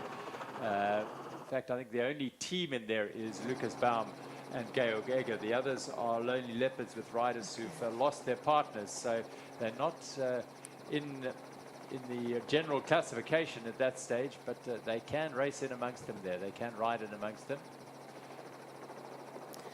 I wonder if the Obeyelia team would actually help Villiers to close the gap, or you think they would just sit on and let them do the work? That's a very good question, especially because of the late start. There was like 2 hours extra to discuss things like that Tactics. amongst the teams for sure. But yeah, the gap is very, very little. It's not that big. You see the other teams trying to get to the front again, and that would definitely play into the Villiers Vittoria's team tactics, or like help them to keep the gap as close as possible. It's still a long way to get home. It's still over 10 kilometers for those two to push the pace at the front. Yeah, and now they're all in. They've committed. They counter-attacked off the back of Villiers' attack, and now they have to make this work. They committed fully to the line. 13 Ks of racing to go. You talk about perhaps, you know, the thought of Obeyelia maybe doing some work on the front there. I mean, cooperation from other teams, that happens? Yeah, I mean, there's no written rules about this sort of thing. Technically, or maybe how do you say it? You should let the people that are chasing for the general actually do the work. But, you know, Obeyelia, they race in their own special way. They do have a unique way of riding, don't they? But at this stage, they are leaving the William Vittoria men to do their thing. And Lucas Baum and Georg Egger follow them into that single track. And 12 Ks is what remains. It'll go by in a flash. And Nino Schurter and Filippo Colombo, yep, they've taken up the racing now, and as Candace said, they're all in now with only 12 Ks to go. There's no There's no backing off now. You've got to Yeah. go all in. It's almost like the band-aid's been ripped off. It was, you know, the whole stage, who's going to go, how's it going to happen, let's check everything out. Now it's like, done, let's go. And there's no, I mean, they are looking back a little bit, I can see, but I mean, in terms of effort, you're all into the line. The Blue Gum Dams go. There goes Matt Beers and Keegan Swinson on the tail of the four Clementizia Aubert riders, Miguel Munoz Moreno and Luis Francisco Martinez, as well as Samuel Poro and Mark Stutzman, all riding together now, Clementizia Aubert. It's a huge week, 8 days of racing around the Western Cape here. And the highs and lows, the emotional highs and lows, the physical highs and lows, the mental highs and lows, you've all had to endure, and they all come perhaps on this final day. They sort of coalesce into one emotional day of riding. Now onto the Blinksburg Dam. It is Nino Schurter and Filippo Colombo. They are all in. Look at the commitment from the yellow jersey. Scott Stram, MTB. A look over his shoulder from Filippo Colombo. Good spot too, because on the dam wall you'll be able to see where they're emerging onto that wall. Yeah, you can actually look down and over your shoulder and you'll be able to see the group and how far they are. Get a feeling for your gap. Yeah, the gap is, and they can see the riders in front of them, so they're still motivated to push hard. Yeah, the Willi Vittoria team putting the hammer down. They know, I mean, they're the biggest losers within this group if they don't make the gap forward. So everyone really else is sitting on their wheel now. It's up to them essentially to make the chase. Well, this is Tim Sminga, the Dutch champion, well out of the contention on the general classification, and he's looking over his shoulder. His partner Michael Wolgemuth of Italy, whether he rolled off the start line today and pulled over, I'm not sure. But also in that is Andreas Seewold, who is riding with Jackie Hartmann, and Axel Ruder-Korten, who's been riding with Simon Schneller. No sign of their partners at this stage, sitting and watching the fight go on for the general classification here. That looked really slippery. So yeah, this is the three solo riders. So Schneller, obviously they won the grand finale stage last year, Simon Schneller for the Bulls and Urshuber, but not today, I'm afraid, because Axel Rudel-Kortenet in the blue and black a little further up there for Bulls is riding on his own.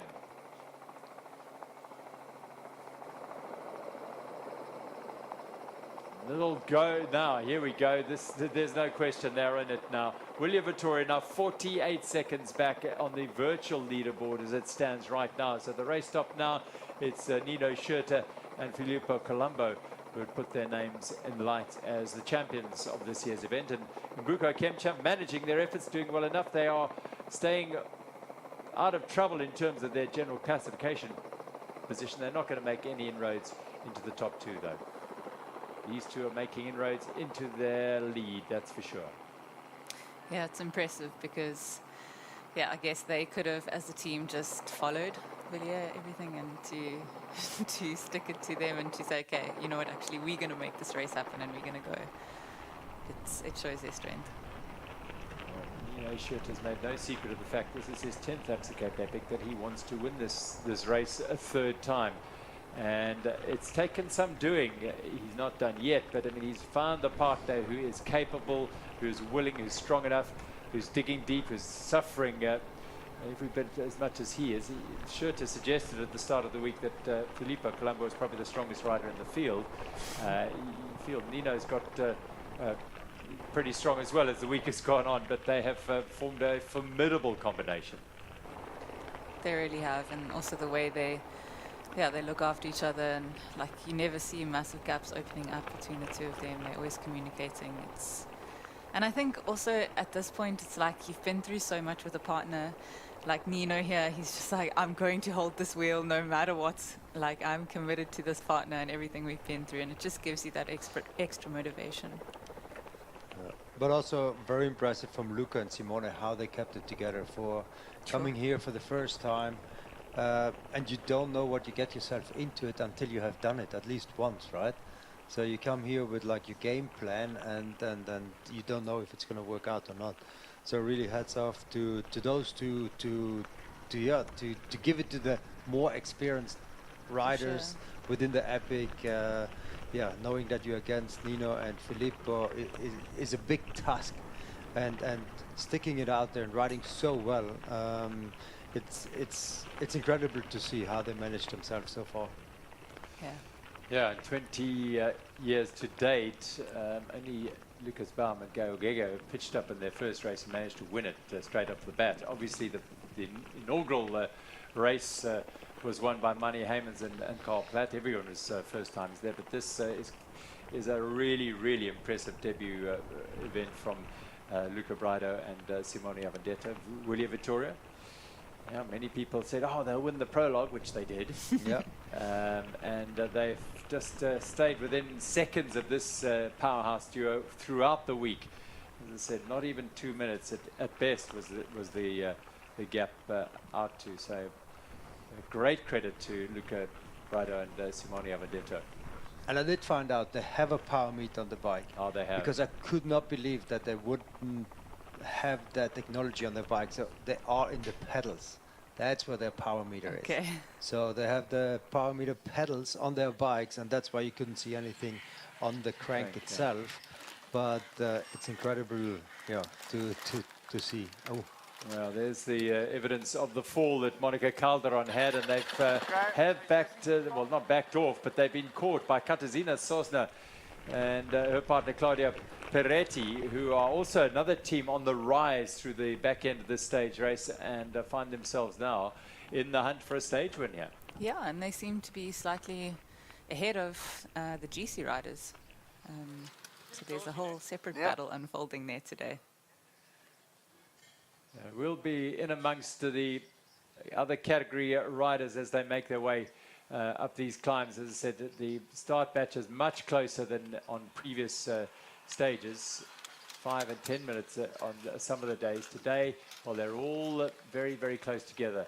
So they'll be mixing it up with some of them as they all make this huge effort to reach the top of the climb. Yvonne Zugasti, no longer leader in the Grand Masters category. His partner falling foul. This is Eric Kleinans and Gordon Gilbert charging up there. GMC Mining, well done Eric and Gordon putting in the work and getting a result. Of course, a former mixed race winner, top 10 finisher in this race as well. There's Annika and Sophia a little bit farther behind. But they know they just have to finish the stage today. Their GC is not in danger at all. So it's just riding safe through it, and let the other teams fight out the podium most likely for today. And here's Bianca Hoare and Hayley Preen not far off the orange jerseys, and with Vera Lossa and Alexis Carter for company as they go through.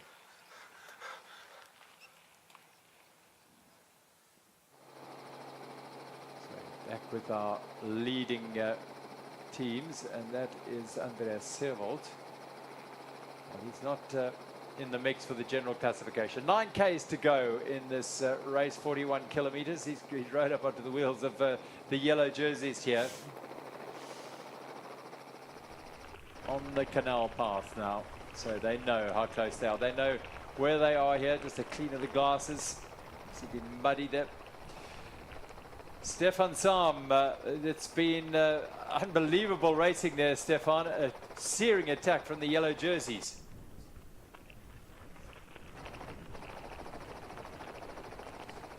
Unfortunately, not going to be able to catch up with Stefan. These fire roads, there'll be puddles in there, there'll be slippery areas, thick patches of mud. It's going to require a lot of focus. You know, you get so close to the finish, and it's still that something small can happen. So you really have to make sure you're still fueling correctly, you're keeping your focus, and all the way to that line.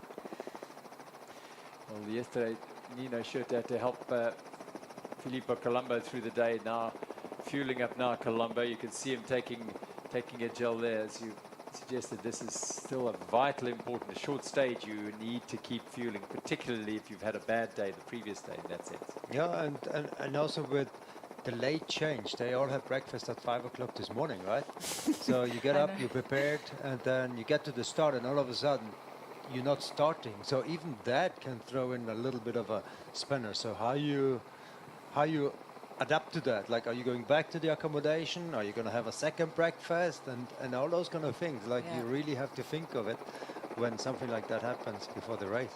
Yeah, because I mean, as a professional athlete, you try to plan everything, you know, like from the days before, the night before, everything's set out, your breakfast time, your when you're going to have your snack, etc., etc. And then obviously when something changes, you got to be adaptable. You need to stay on top of that stuff, and also be a kind of person that accepts that, you know. So the gap at that red bridge was a while ago, but Willie Vittoria 16 seconds down there. Barely at speed company 22 seconds, and then Craig and Ben Oliver, Mitre Q NZ Cycling Project. So here are Gail Geiger and Lucas Baum, and they are driving it down here to see if they can get themselves onto the back of the yellow jerseys. That is quite cool to see. They are the most unpredictable team imaginable, aren't they? Yeah. And they are obviously possessive of such power and strength. So they're prepared to suffer and go very, very deep and then fight back, as Gail Geiger has been doing throughout this week. It seems like a short stage plays into their favor because there's less time to lose each other. So, no, they race their hearts out, and that's the cool thing. And yeah, sometimes the tactic doesn't play out. Losing each other within the race sometimes can be quite dangerous, and they just missed that penalty by 1 second. But it is incredible. They're pure racers. They put it to the line. They're not big fans of tactics and things. They just want to race. Yeah. And that's what they do. And I think, like what inspires me about them is just like their uncrushable spirit. Like they just, it doesn't matter what happens. Like we love racing. We're just going to go out there and we're just going to send it and feed it to the others. And I think that's just such a lovely way to race and to go about your career, essentially. Yeah, look at this. They closing the gap quickly now. The risk they were taking on the downhills, of course, very different than the guys at the front. They do need to make sure they don't have any falls. Those guys are racing. The race is on. They can see, like, the finish line is less than 10 kilometers away, and that's their one chance, winning the final stage of the Absa Cape Epic. And they're looking good. They're looking very good. And it was actually Georg Egger on the front. Yeah. It's crazy how quickly they can change. Luca pushing the hammer down and pacing in the beginning, dropping Georg, and now all of a sudden Georg is at the front. And look at this. They are giving the yellow jersey a go, and that actually is perfect for Nino and Filippo as well. Now they just need to stay on their wheel. And when they race the way they do, Lucas and Georg, that's a good wheel to stay on, because they can be fast, and they did show that before. This is what I say when they race in a special kind of way. Just do. Now we're at the front, we're sending it on the front, off we go, let's see. So Georg Egger and Lucas Baum have bolted from the chase group and have latched on, in fact gone ahead of the yellow jerseys, closing in on the finish of the grand finale. And the yellow jerseys in turn have done their best to get away from their closest rivals, Willie Vittoria, Luca Braido and Simone Avendetto. Just glancing there, you don't think we could catch a glimpse of them, so perhaps their job is almost done here in securing victory in the 2025 Absa Cape Epic. Huge effort by Colombo, gets onto the back of Baum's wheel. Nino just inching closer and closer. Now it's also like, you know, obviously it's a nice wheel to sit, but also, yeah, there's a lot of puddles going on there, a lot of wheels, like jumping over stuff, and I mean, it is a risk. So you really have to just manage those factors coming to the finish as the yellow jerseys.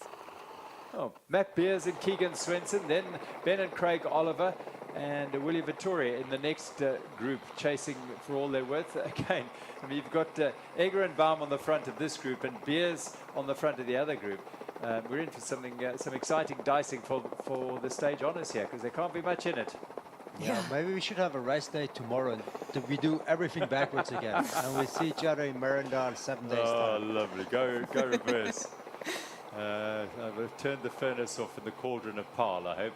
As Georg Egger, well, he's been the man who's been on the receiving end much of the day of this week from his partner, who's looked so strong. But now he is lashing it on the frontier.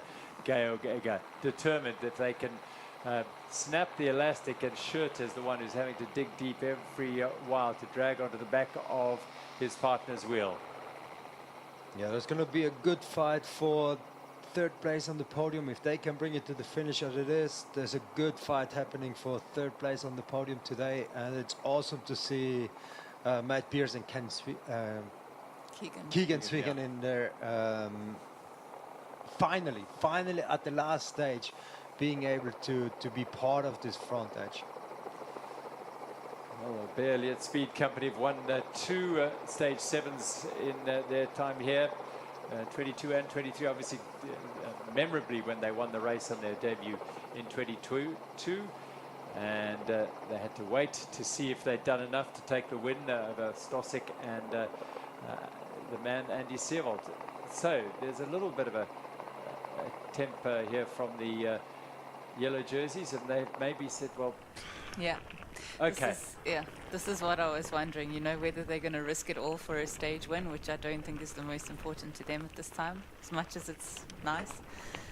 Or they're going to consolidate, maybe leave a small gap and take home the overall win. We're not home yet. 5 kilometers is 5 we are kilometers. not home yet, This is the I Epic. agree. This is the Cape Epic. This is... I really hope for those two guys that they can walk away with the win today. They deserve it. Like they're so entertaining. They're so entertaining. They're good guys, and what they did today. I mean, if they can manage to get away with the win, it's well deserved.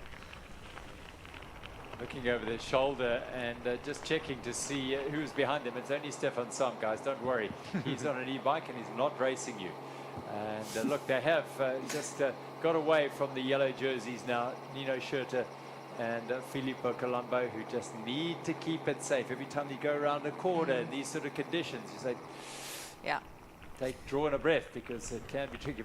And that's the difference between the Bay Elliott team and Scott, is that they just have nothing to lose, so they're just going to risk everything on every corner and descent. And maybe Scott has decided they don't want to race that way to the finish. I don't know.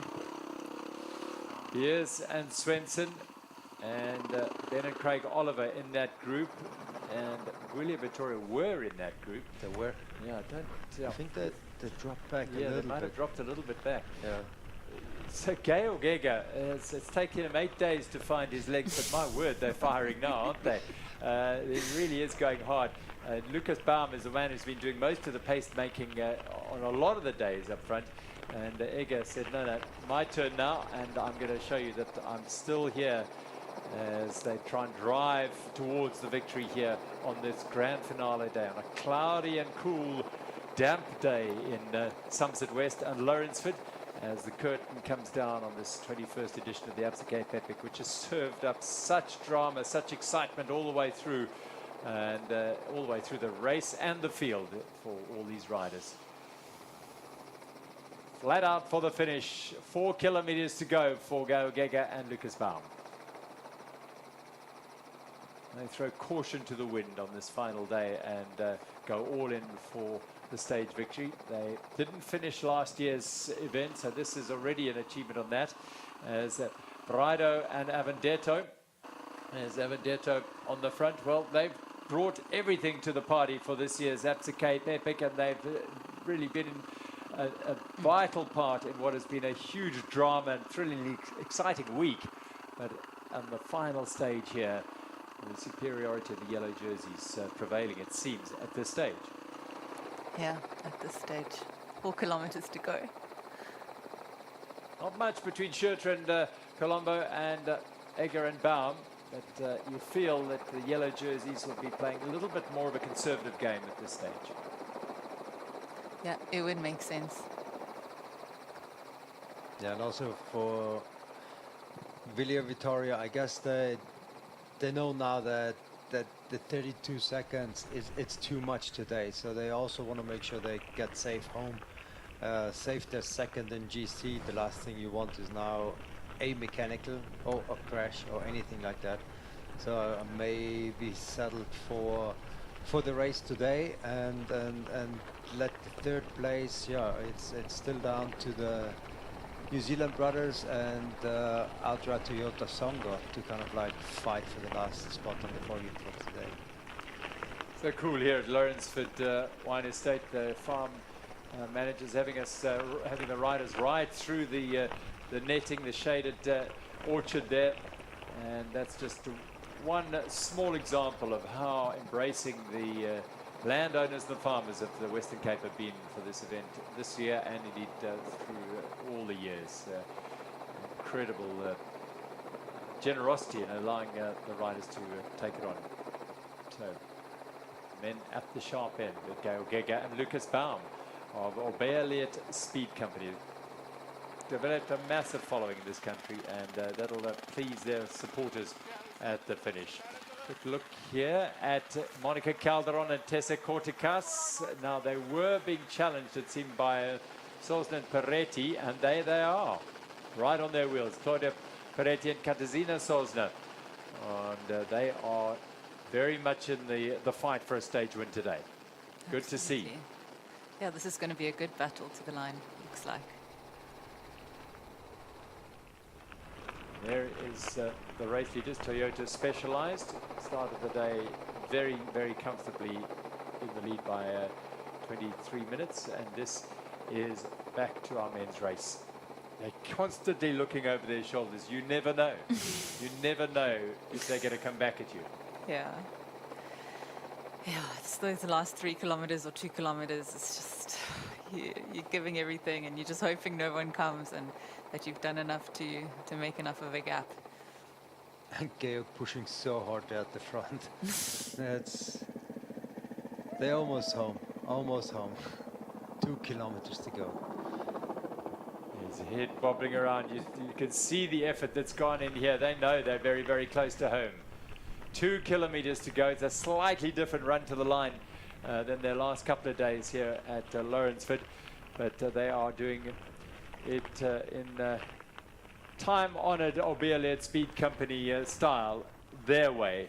Yeah. And there's no textbook when it comes to the way they ride. It's fantastic, and that's what has generated such great support for them over the years. Their swashbuckling approach to racing.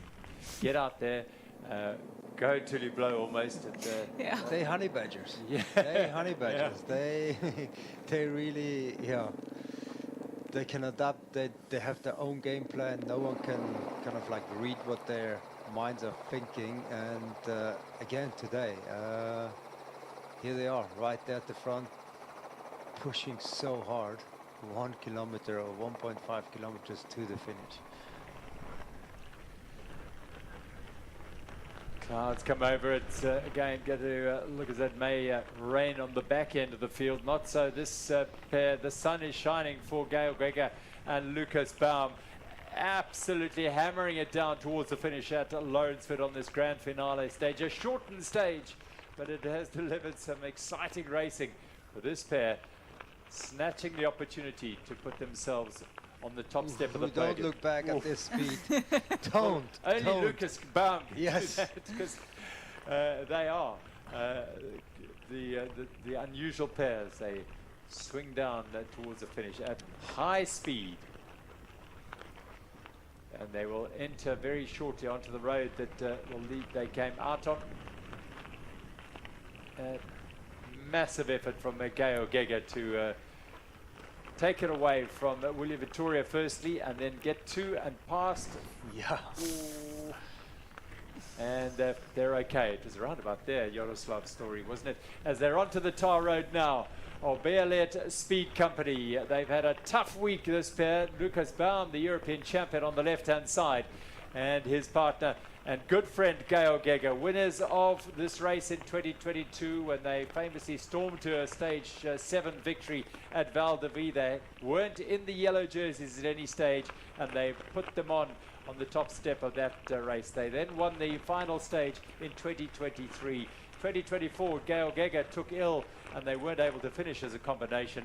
They've had a tough week here, but they've been in and around the top 10 all the way through. They're under the trees, past the Newbury School, and heading to the finish at express speed. Gail Geiger and Lucas Baum are putting to bed the grand finale for the third time. This will be their third grand finale victory in 4 years of entering this event and in 3 years of actually finishing the race. So they're making it their own. This time at Lawrenceford. They swing onto the lawns and look over the shoulder. No one but the media e-bike who applauds them home. Gail Geiger and Lucas Baum, big favourites in South Africa. Well, they'll ride themselves into their hearts even deeper now. A wonderful swashbuckling ride in typical fashion. Victory on the grand finale for Lucas Baum, the European champion, and Gail Geiger of Averliet Speed Company. What a race. Well done, gentlemen. You entertain us so well. That was incredible. How they closed the gap, how they got up to Nino and Filippo, and then just put the hammer down and bringing it all the way to the finish. And those two guys must be so excited as well. Look at this. 10th year that he's riding this event, and Nino Schurter is going to bring it home as the champion of the Absa Cape Epic for the third time. Alongside him is Filippo Colombo in his second race. It is a dream combination for Scotsram MTB. The dreams do come true. Victory at the 2025 Absa Cape Epic for Scotsram MTB Racing. Nino Schurter and Filippo Colombo. Rock solid on this final day. And the pressure that just left the shoulders of Filippo Colombo, making sure that he's not another of them being broken by Nino, and how they kept it all together. That's amazing. Well, delight for Nino Schurter. He's won it twice before, and look who's on the podium as well. I think on the third step of the podium is Matt Beers and Keegan Swinson after a torrid week. Ben and Craig Oliver come in and are raising the machines that have carried them to victory. Filippo Colombo in his second Absa Cape Epic, 7th on his debut, but now top step alongside the greatest rider of all time, Nino Schurter, who joins a select group of riders who've won it 3 times. Stefan Sam, Jaroslav Kulhavi, Matt Beers. Of course, 2 have won it 5 times in the men's race, but the champagne will be something they will certainly enjoy.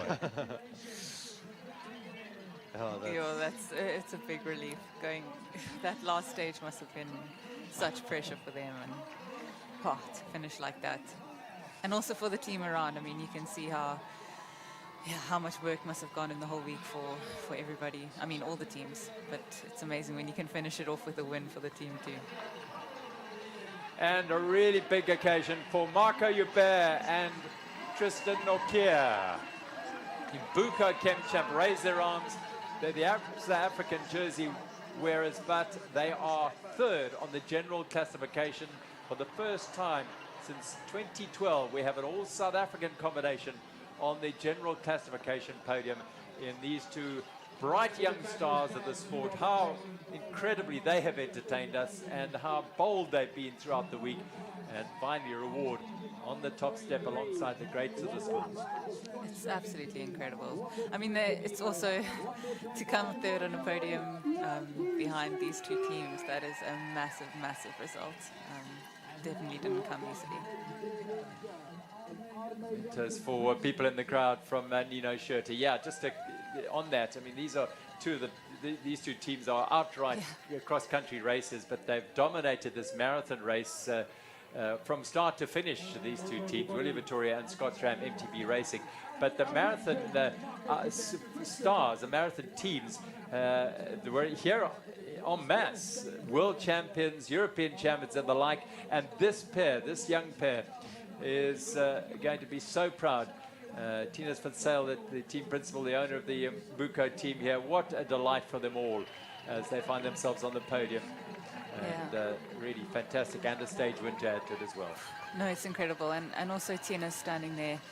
Like, he has been such a long-standing supporter of this Buko team, and it just shows, like, you know, South African young talent can only go so far, but with that kind of support, it just shows what's possible. Yeah, and Annika said in one of the interviews that the Cape Epic has been her career-defining moment, and that's where those two guys are right now.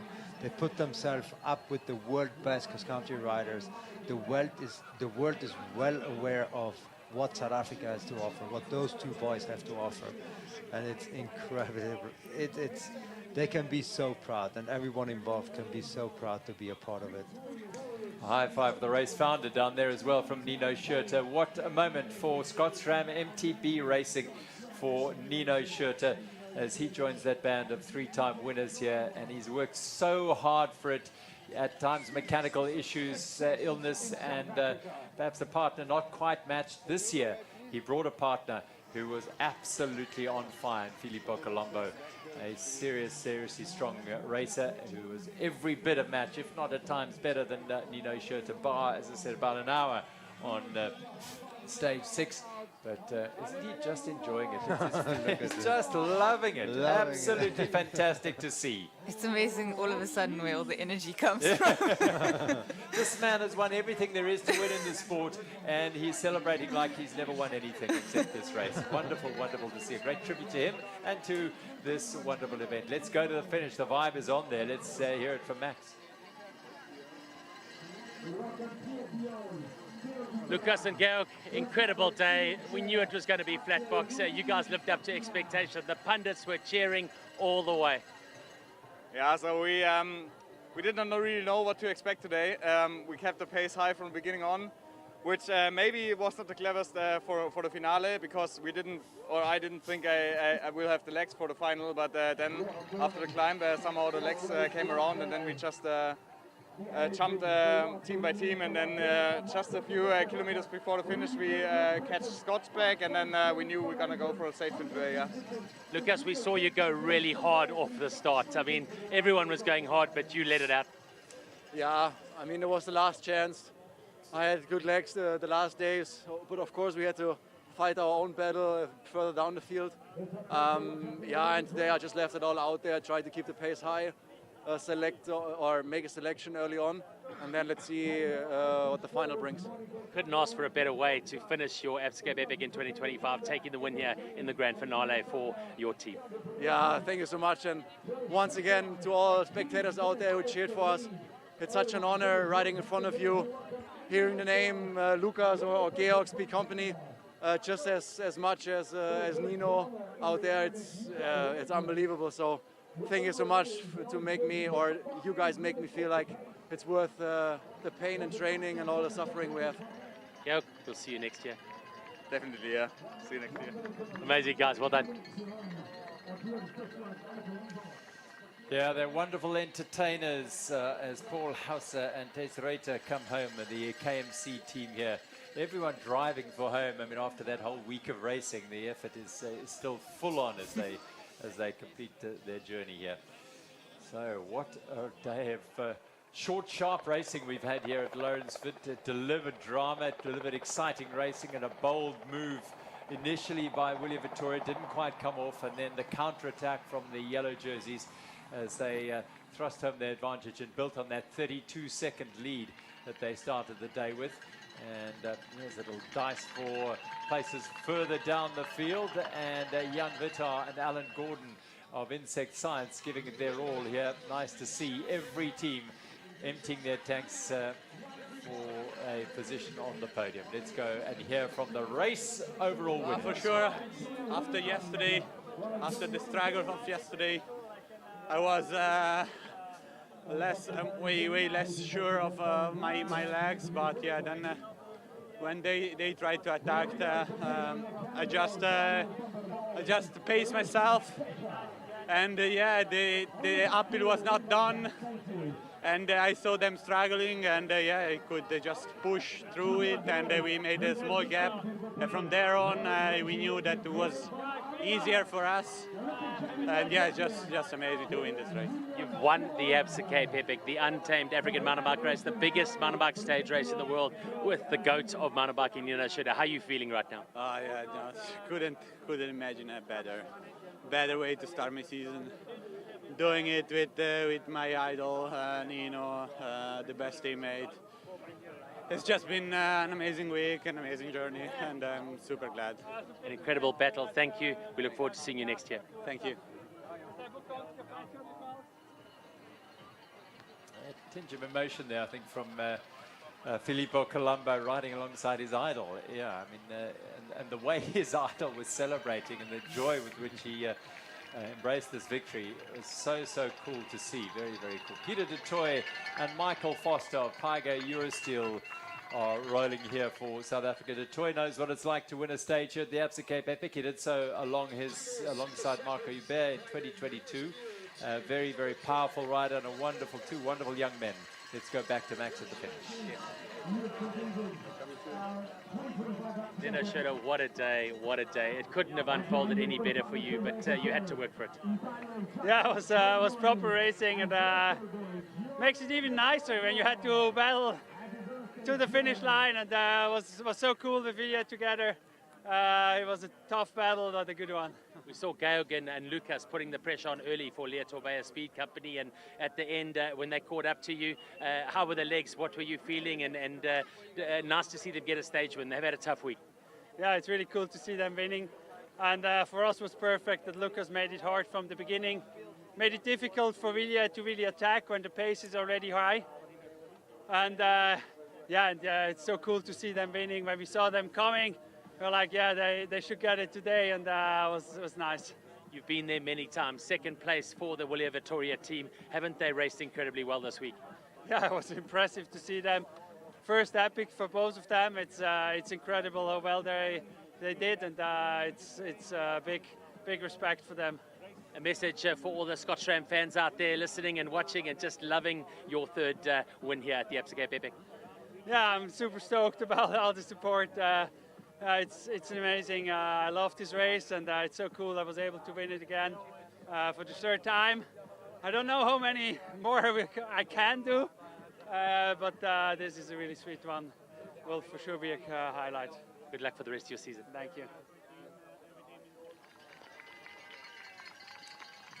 Oh, he doesn't know how many he can do. 3 he's got. Last was Matthias Turner and his partners. So he's got a third one in the bag now. And as I said, that he's been desperate. He's been chasing it. You know, he is the greatest of all time. 10 world titles, all the Olympic medals, and a record number of cross-country World Cup victories as well. And now 3 Absa Cape Epic titles to his name. With a very, very powerful partner. This is how it unfolded today. A 39-second lead in the end for Lucas Baum and Georg Eggers. They took the stage win, a first stage win of the week for the Bear-led Speed Company pair. Big favourites here in South Africa and around the world. Talking about using the Absa Cape Epic to define your careers. They have certainly embraced that. Wonderful day for Matt Beers and Keegan Swenson. After a torrid week they've had, they found themselves on the podium on the stage today. Oliver and Oliver are in 4th place. Let's go back to Max at the finish. Gentlemen, third on the general classification, the all Absa African jersey on your shoulders. It's been a proper project for you.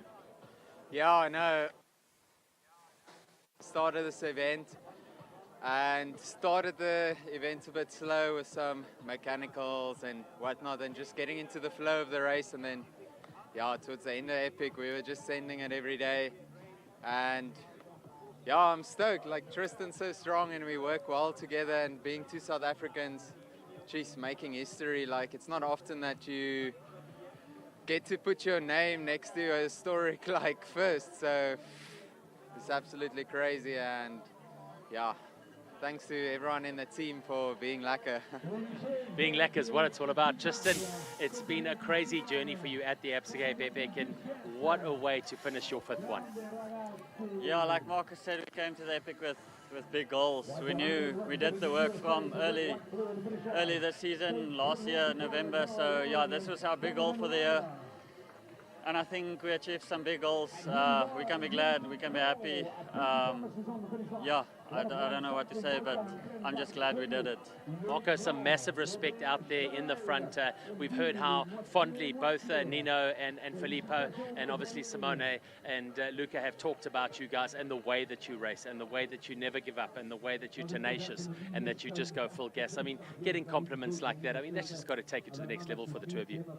Yeah, no, it's super special. And even when I was like starting to think I can race a bike, Nino was already dominating the sport, and to race an event like this next to him and to get such kind words from him is just, it's awesome. And I mean, that's why I do it.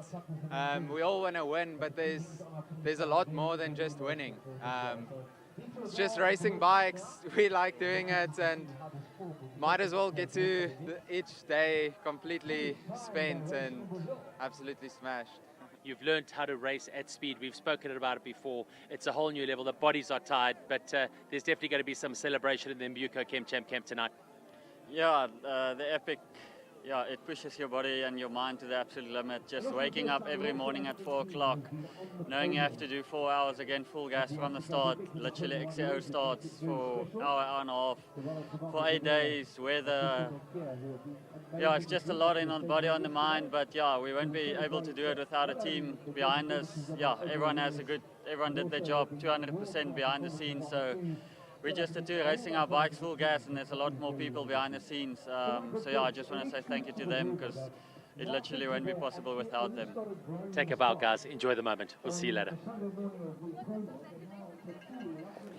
Ah, wonderful. Two fantastic young South Africans, Marco Hubert and Tristan Nokia, on the podium here at the Absa Cape Epic. And if you go back to the stage one, they broke a wheel there, and Lutkusen and Rudy Kuhn stopped to help them out. And that's what the teamwork is all about. So they can look back to stage one already as how the team as a whole works together. Absolutely. Christoph Sauser, Corey Wallace, and Carl Platt and Kalle Freiberg rolling into the finish line here in the NTT Masters. Wonderful, two legends of the sport alongside their partners, five-time champions, both Sauser and Carl Platt, who just loves winning in every bike race he takes on.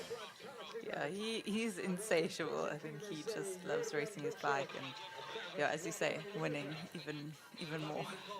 And such a passion and an energy for the sport as well. And for this event, again, talk about the Absa Cape Epic formulating your career and creating a career for you. It's done so for the Bulls team and Carl. Not just for the riders, even the brand. Yeah. Like, if you talk about the Cape Epic, you associate Carl Platt, but with him also the brand Bulls, and it shows the commitment to an event like this can definitely pay off for the brands themselves as well. Well, it's champagne all round for the Bulls legends, Carl Platt and Kalle Freiberg. It wasn't easy going in that category, the NTT Masters, throughout the week. They had to work really hard because it was up and down and around and about, and eventually they took the win overall. Driving for home now, not too far away, are the Cannondale ISB Sport pair. It is Tessa Kortkas and Monica Calderon, and they look as though they might have dropped their rivals. Yeah, the Departa Kendip team were with them, Katarzyna Sosa and Claudia Peretti, the Italian champion. So they may have got away from them now. And they've proven over the last few days that they are getting stronger and stronger, rather like the Mark Hubert and Tristan Nokia had a difficult start to the week, and then they just started getting stronger and being bold. Yeah, and I think, as I said, it's the confidence thing, you know, like you try it one time and it sort of works out or it does work out, and then you think, okay, I can really do this, and you just keep building on that, and you can see just like the positive momentum that they've carried later in this race, and just building on that confidence. It's literally everything when it comes to bike racing. Belief and confidence. Yeah, it's all important. Well, they've certainly got that in spades this week from their efforts, because they are showing. Well, there they are. Then Peretti and Sosna Pirelli are not far behind, so we could see a really, really exciting finish in this women's stage, racing for the honor of winning the final stage. As I said, Monica Calderon has done so in the women's race on the grand finale with Greta Thunberg, so she knows what it's like to win. This is like tantalizingly close. I mean, I think I saw even another group Just behind. behind. Yeah. And it's only 4 kilometers to the finish, so if they can cross the gap now, they haven't won a stage, so they have another little bit of extra motivation. 4 kilometers, it's enough time to close the gap still, and hopefully with that have that extra energy to get into the finish. Looking over their shoulder all the while, just to try and assess where their closest rivals are on this stage. They are on the limit as well. I mean, only those of you who've ridden this event will know exactly what that meaning is about. And no matter where you finish in this field, I think you will feel as though you've absolutely emptied the tank. You should do. Yeah, you will. And yeah, I mean, you try to push and your legs are sometimes not responding, or your heart rate is just staying super low because of the fatigue. So everything just feels sore, and there's so much inflammation in your body, like it's really hard to push. I think everything in your body just screams like, I need rest. And you have to override that. I think Bianca Ho is shouting that out very loudly here. She's winching away up that time. Here are the winners of the Xaro categories. Yandra Jordan and Damon Tablanche. Congratulations, young men. They are the latest champions in a category that's been going for a dozen years and has produced wonderful talent over the years. The riders who are racing this event now, who were winners or racers in that category, that they're now racing in the amateur division and some in the professional division. So it's fantastic to see those two, Jordan and Tablanche. Under the netting, and emerging out of it shortly will be our stage leaders, Kortkas and Calderon.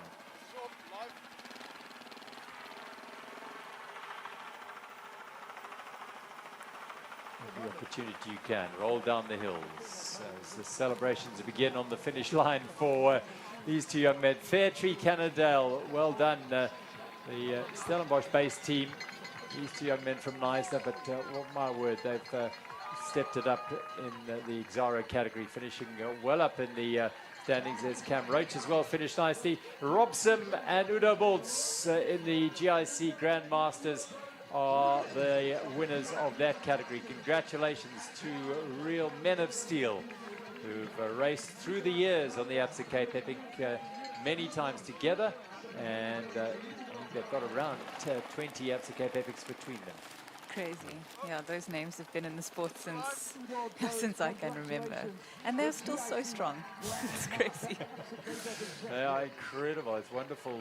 The commitment and the desire to race, to carry on racing. I suppose once you've got it, you don't lose it.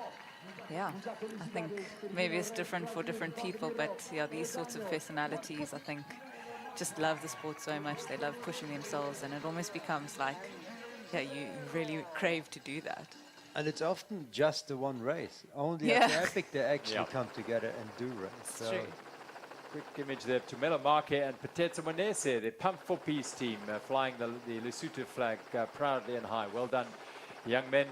Well, in Tumelo's case, with the greatest respect to Patetso at the age of 41, he is still racing very, very hard and very strongly. Well done, those pair. The men from Lesotho coming in for Pump for Peace at the moment, 62nd across the line.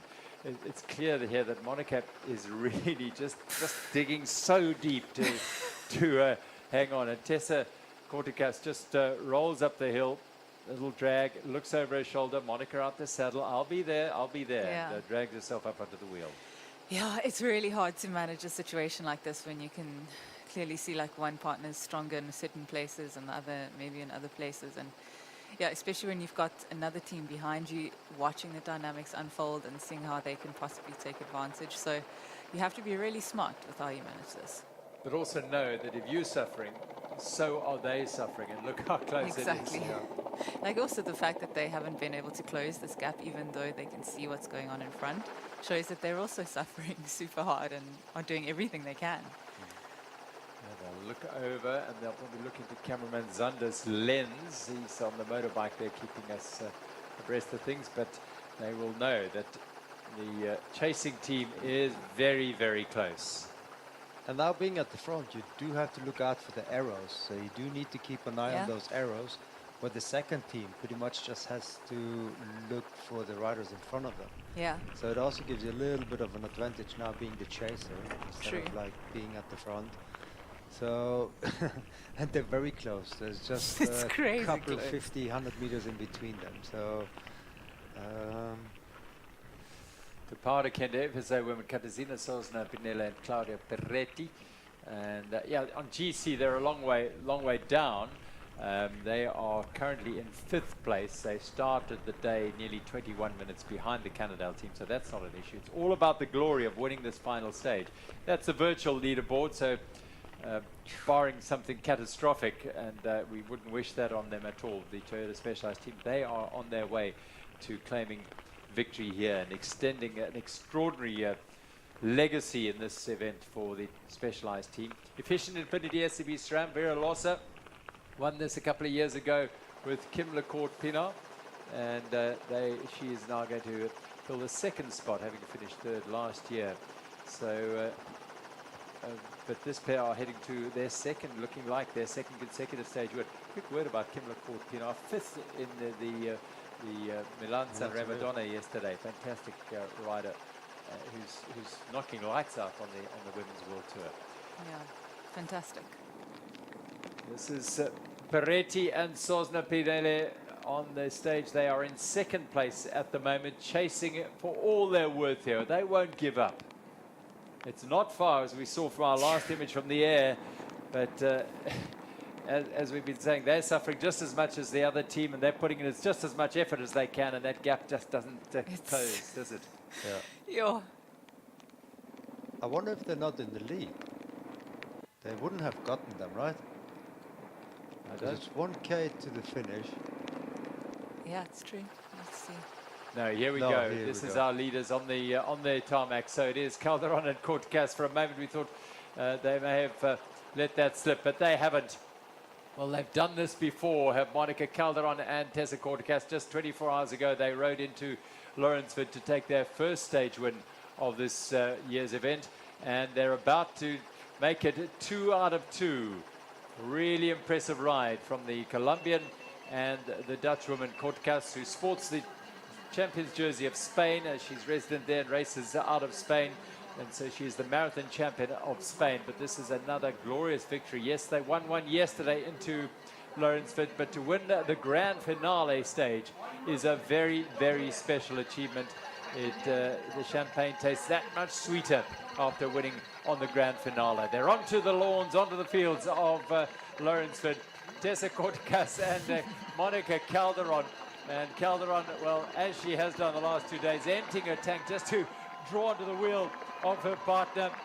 There are grins, there are grimaces, there are smiles now, and they drive around the final corner. And the stage winners on the grand finale here at Lawrenceford, it is Cannondale ISB Sport, Monica Calderon and Tessa Cortecas. Delight for them, 2 stages in a row. They finished this year's race very, very well indeed.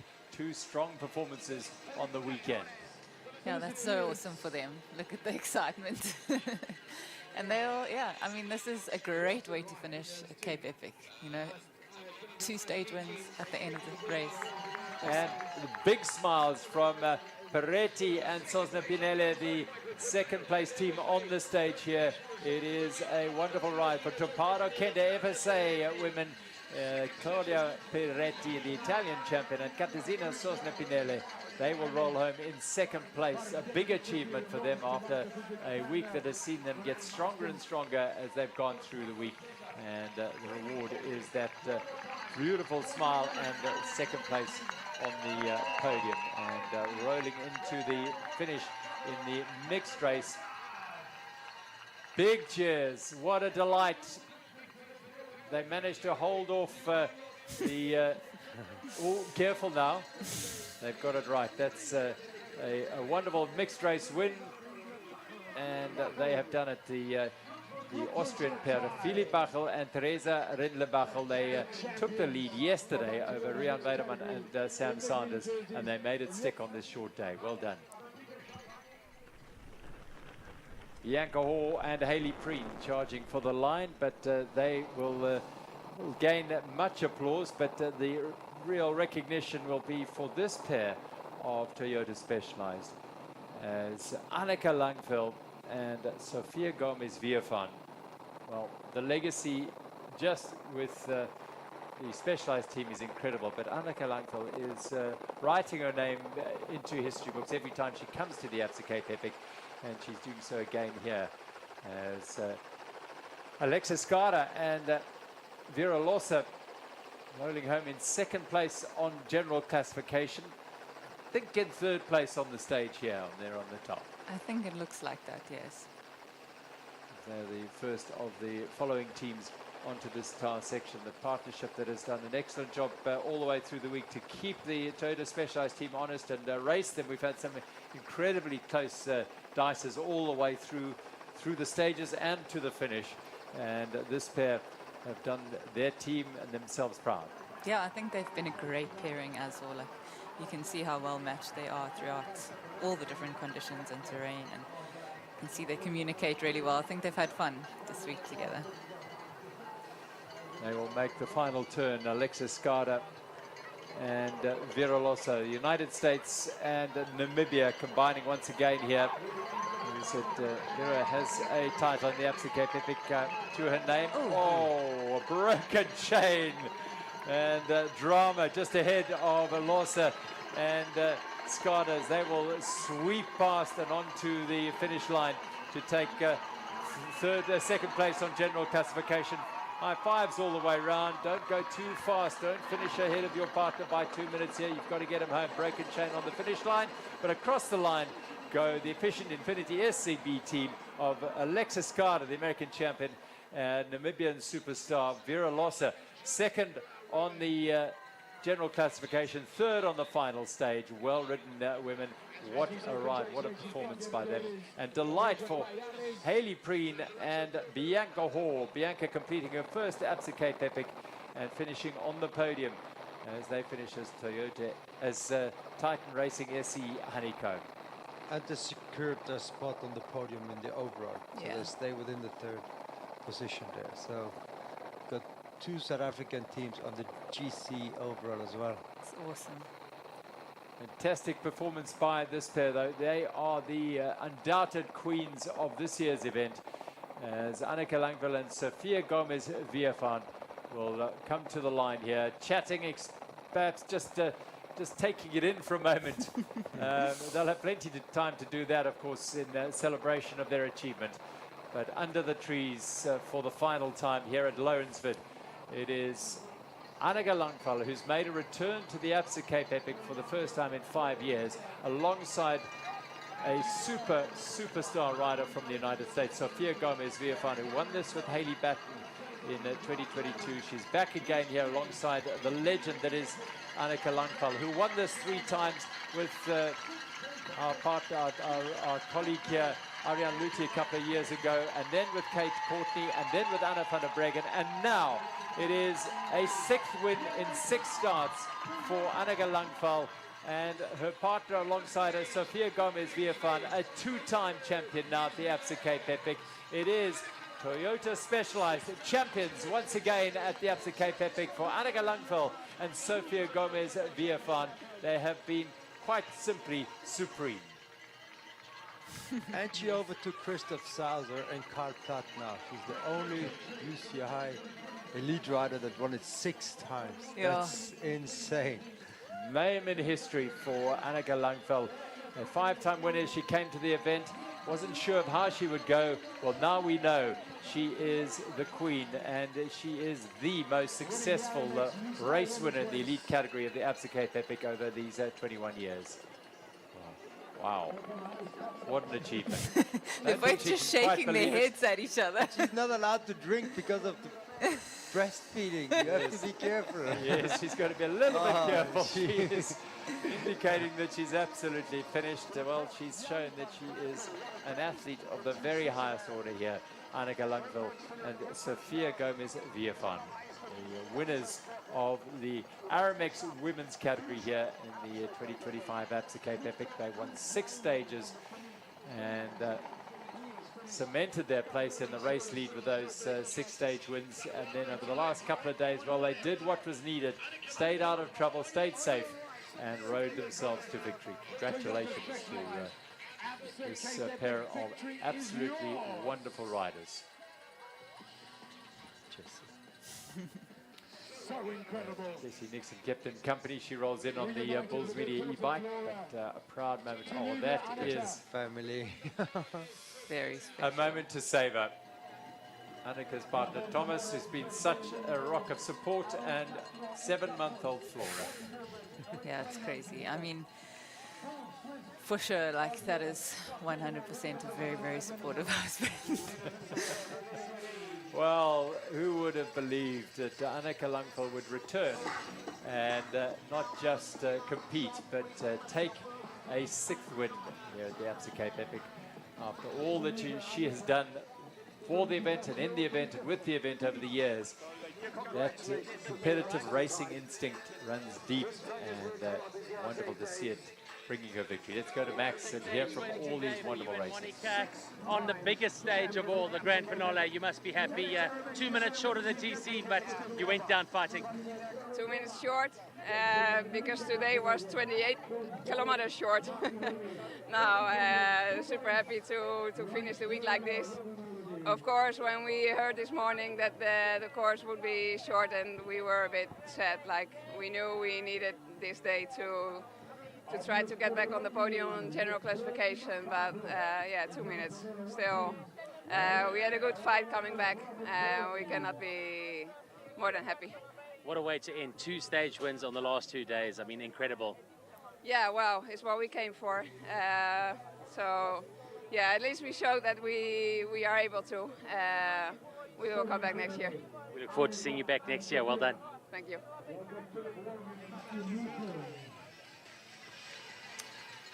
Oh, yeah, they took a great stage win yesterday, and they've capped it by taking the stage win on the grand finale here at Lawrence. But it is a special place to be for these riders. And yes, we'll celebrate the achievements of the super athletes, but all the way down this field, you've got riders making their way here. Emotions will overflow for sure on this finish line as they celebrate their achievements of finishing this Absa Cape Epic and doing an incredible job by putting all that work to good use. Let's hear from Max and one of the other podium finishers here. Sophia and Annika, you've done it. You've taken the win. Sophia, for you, an incredible day, but what's it like to be alongside a 6-time winner of the Absa Cape Epic in 6 starts? Yeah, it's unreal. You know, after day 4, when she hit the ground hard, we didn't even know if we were going to start that next day. And to watch her just power through the pain and the suffering day in and day out, yeah, I'm just so proud and just honored to have been along her side to make her the greatest of all time. Annika, you've been pivoting, you've been bleeding, you've been really, really getting out there and looking deep into your soul and finding some demons, but you're here and you've done it. Wow. Thank you so much. This has been absolutely crazy. Like, it did not go according to plan. I have been in so much pain, like really in so much pain, and it's not been fun. It's been really, really tough. I'm happy to be here, and it's been an honor to be alongside Sophia. It's been good, but man, I've been suffering. Sophia, you seem to have found the cheat code here at the Absa Cape Epic. Your consistency is unbelievable, and this is not going to be your last win. Are we going to see you back next year? We'll see. I don't think Annika wants to come back. But no, we just, you know, right now we're just savoring this win. And yeah, we still have a whole year of gravel racing ahead of us. So this was a good little kickoff to get to know each other as teammates for the Specialized Off-Road team. And yeah, we're coming to a gravel race near you. Your first win as a mom. How incredible is that to have Flora on the finish line for you? yeah, it's quite amazing. You know, I've been out of the sport since 2020. We've been working really hard to get a family. I gave birth like, I don't know, 7 months ago. I did not ride my bike for years. I've been working full time as a dentist. I've been like really doing other things. So actually I'm happy. I mean, I'm actually pretty proud that I could be here and do this because I think a lot of guys out there think that, that I'm superhuman and this is, just like very easy for me, but it's not, it's been really, really hard. So I'm very happy to be here, and also I'm very, very tired. I need some rest now. Enjoy the moment, enjoy the victory, and enjoy the party tonight. We're so blessed to have you. Well done. Wonderful. From the heart there, Annika. Yeah. Yeah. I think she probably feels like she can finally speak Yes. quite openly and honestly about what she's been going through this week. And yeah, I mean, a lot of suffering and pain. And to finish it off with the win, still incredible. We go back to that nasty fall on Pearl Mountain that looked very severe, and I think she's hiding exactly how severe it was because she's certainly been riding through the pain barrier since then. Definitely. They did phone me the evening finding out where the next hospital will be, just to make sure there's also nothing broken, nothing that can jeopardize the safety of Annika herself, because your body's under shock, there's so much on the line, and sometimes you push over the limits as well. So no, it's incredible to see how she managed herself to stay within the race. And let's just go back to the finish, Max. Then we're going to start with you, right?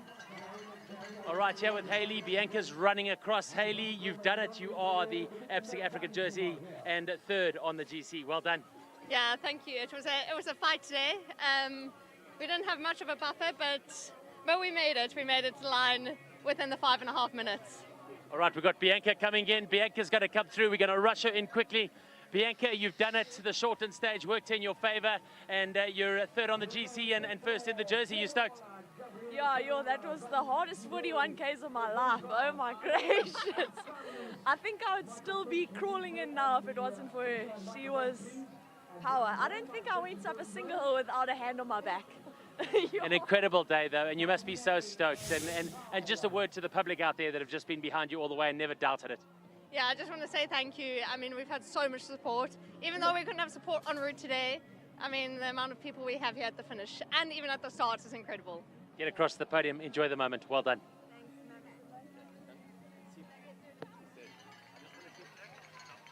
Yeah, wonderful emotions, wonderful energy down there on the finish line, and it will go on through the afternoon as riders come home to finish their Absa Cape Epic journeys this year. But I think from a hometown perspective, the two Absa African jersey wearers this year give South Africa much hope and belief that we could see those teams rising higher up the podium. Let's go back to the finish, Max. Luca and Simone second on the GC, a big battle out there today. It was so fast from the get-go. Yeah, sure was. This is more that we expect before to come here, but today I bit disappointed. So yeah, I'm happy for the second, but now I'm a bit disappointed. Simone, you must be very proud of the way that you've both raced over the last couple of days. Second on the GC, that means there's only one place to go in the next couple of years. Are we going to see you both back here fighting for the title again? Yeah, probably yes. I think, we had fun. We had some great battle during the week, and yes, how we say, we started the last stage very close to the win. So for sure we were hoping to try to win, But yes, the other were stronger today, and we gave our best, and we are happy. It's been a big battle over the last few days, racing against Nino and the South African teams, and it's so nice to see the depth of the field. When the course was shortened today, obviously you would have liked it a bit longer because this was certainly a cross-country course, but maybe that extra 20 kilometers could have made a difference. But the racing was solid today. You must be happy with consolidating that lead in second place and taking the GC in second. Yeah, today the race was so fast. We did 14 kilometers in 1 hour and a half, so the speed was high. And yeah, the battle it's been on the second clip. We tried to do something, but the other guys were stronger. Simone, you've enjoyed your experience here. You've enjoyed your time here off the bike as well. The South African public are absolutely mental. They love you guys. Has it been an amazing experience for you? I know the racing's been tough, but has it been an incredible experience for you being here? Yeah, it was very nice. Also, the fans, yeah, there was a lot of fans cheering our names along the track. So, yeah, it was super cool. Grande. Thank you very much, guys. Yeah, Luca Prado and Simone Avendetto on their debut here, finishing in second place in the closest finish in the history of this event. Unbelievable racing all the way through. 32 seconds at the start of the day, and they threw everything they could on this shortened stage, but just couldn't quite make it stick. Anneke Langveld and Sofia Gomez-Viervan, 6 stage wins, and a win in the end by 21.5 minutes from Vera Lossa and Alexis Skada. Bianca Ward, Hayley Preenwell, they lost time, but not quite enough to lose their third place to the bold racing of Monica Calderon and Tessik Porticas, who are on to a second stage win today. Katarzyna Sosna-Pinella and Claudia Peretti getting stronger and stronger in the week and consolidating their position in 5th place ahead of the young buff Megamo pair, Rosa van Doorn and Janine Wurst, who finished in 6th place today after an encouraging start, but I think they found the journey tough, and they would have learned in spades through this week to bring that back, that experience back next year. So 1 minute and 31 seconds. The previous closest finish in the history of this event was 3 minutes and 2 seconds when Egger and Bound beat Sosik and Seerwold in 2022. So that is what we've enjoyed here, the drama of the racing on this final day. Yes, 40 Ks is short, but it produced enough exciting racing and enough movement to bring the entertainment value. Mark Hubert, Tristan Nortje on the podium, first South Africans since 2012 to take the general classification podium position. Boro and Stutzman and Baum and Egger. Well, despite their difficulties this week, they still find themselves in the top 5. They are fighters, and they ended it off on a high by taking the stage win on this final day, just to ensure they would not be under threat from Dorigoni and De Cosmo down in 6th place. What a week it's been for Craig and Ben Oliver, the New Zealanders. They finish in the top 10 in their first Absa Cape Epic. Johan van Zyl and Travis Stedman got stronger and stronger for Toyota Specialized. Pritsen and Buerta, Du Toit and Bontekoning, and Beers and Svensson, what might have been for the defending champion. He's won it 3 times. Not this year for Matt Beers, but the encouraging signs there from a host nation's perspective. Lots of South African flags there. Definitely. Yeah, and it's really cool to see from Johan and Travis as well. I mean, they are young riders in their first Cape Epic. And, you know, to get a top 10 is impressive. It's a sign of a good thing to come. Absolutely. Look how close it was as well. Very close, from 7th down to 11th. They were fighting all they could on this final stage. So victory in the mix to the Bachels, Theresa Rendler-Bachel and Philipp Bachel, winning it from Austria by 18 minutes and 31 over Rian Weideman and Sam Sanders, Elrika Hams in Pretorius and Alexander Lawrence in 3rd place. Congratulations for great racing. That did change that category, as did this. Carl Platt and Kalle Freiberg eventually taking the overall victory in the NTT Data Masters category ahead of Craig Uran and Charlie McFall, who are previous winners. Christoph Sars and Corey Wallace onto the podium. And this is one podium ceremony that Christoph will be at, I can tell you that. He copped a half-hour time penalty for not pitching up at one of them. In the open men, that's 19 to 39 unlicensed riders, Manuel Faschnet and Stefan Spielmann taking the win over Marcus Nicolai and Lucas Collo, who had it for much of the week, I must say, but they lost big time yesterday. Troy van den Berg and Casper Krier from the Honeycomb 226 vets taking third place in the open men's category. Gap Infrastructure Construction Grand Master Men's, GIC Master Men, Rob Sim and Udo Boltz. We saw them finishing ahead of Bart Brenchens and Martin Santema. And in third place, Oliver Imfeld and Thomas Dornier from Switzerland. Again, highly competitive category in the Grand Master Men. And we'd like to see perhaps more South African riders in there as well. They've got some very strong young South African men who should be heading up into that category in the years to come. I'm sure they will be there. Well, the Absa African jersey, it was really not a contest. Once we saw the strength of Marco Huber and Tristan Nortje, they were racing for general classification and they achieved that goal. They held on to those Absa African jerseys. They didn't have it on the first day. Princeton and Buerta finished third in the prologue, but once Nortje and Huber secured those jerseys, they didn't relinquish them. Van Sale and Stedman rode themselves, stormed up those standings. And that augurs well for the future. All three in the top 10 of the overall standings here. Xara Men, Damon Tablanche and Ziandra Jordan leading home their teammates, the Fairtree DP World team, Ethan Michaels and Kusale Lichle and Gidi. 32 minutes the gap there. Obvious Korombi and Moteki Machato from the Xara Tamela 1 team in third place. The Xara category is a wonderful feeder to the open and elite categories. You have to be under the age of 26 to race in the Xara category. Once you have aged out, you then seek your opportunities, and many young men and women have found those opportunities, not just to race, but to be involved in the sport of mountain biking or elsewhere, courtesy of their experiences around the Xara category.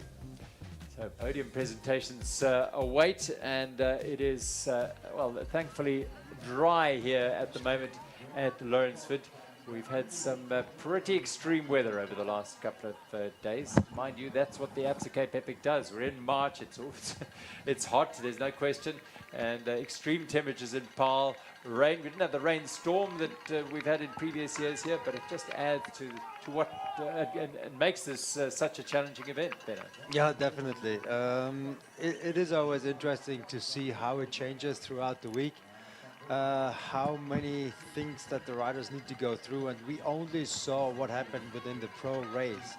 The drama really happens farther behind, and there were some conditions that make riding on impossible, but also the heat was extreme farther back in the grid. So it was another impressive Absa Cape Epic. It was insane what we got to see this year again, and it was just a pleasure to be here. And a pleasure to sit alongside Candice Lill. Thanks very much for joining us again, Candice. Thank you. It was really an honor to commentate, especially on this last exciting grand finale day and alongside you guys. Well, we wish you all the very best this year in your pursuit of your achievements on the World Cup circuit. So good luck. Thank you. And Darren has popped in to say, training calls. So you've got to go ride. Yes, luckily just a recovery ride today, though. Okay. Well, good luck then. Thank you. Travel safely, and we will be following you all the way around the world. Candice Lill, #2 ranked rider in the world on the World Cup cross-country, on the cross-country scenes. So great expectations for Candice as she takes the South African flag. Good luck, Darren and Candice, on all your pursuits this year, and we wish you all the very best. There's an early bird entry going up for the Absa Cape Epic for next year. Don't worry, Candice. We'll have you back to win it. We know you're going to bring it back. Early bird entries, they are open here at the Absa Cape Epic, and you have to look sharp at 4 o'clock on Monday afternoon, because Benno is going to be right there, ready to push. I know Charisse will have one laptop open, Benno will have the other computer open, Thomas will have another one. They'll all be pushing enter. Yeah, we were wondering this week what's harder, doing the Cape Epic or being, well, you want to be involved in the Absa Cape Epic, and within our household this year, it was she was riding, I was sitting here.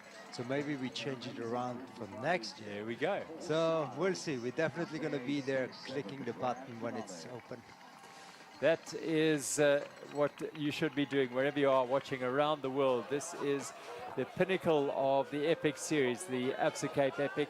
It throws everything at the riders, and they get knocked down, but they stand up again and they come and ride again. And it's so fantastic to see all these riders finishing with smiles, muddied smiles. They're fatigued for sure, but they have committed many hours, months if you like, of training and preparation, sacrifice, compromise, and plenty of support, no doubt, from home and work, wherever it might be, in order to get to the start line in great condition to finish the race. And they have done that here at Lawrenceford on grand finale day. Mountain bikers will tell you there is no better feeling than getting to the finish line of the Absa Cape Epic's grand finale. So congratulations to all these riders who finished the journey, and congratulations to the entire organization for bringing it home once again. The Untamed African Mountain Bike Race has delivered spades of drama and wonderful excitement. We hope you've enjoyed it.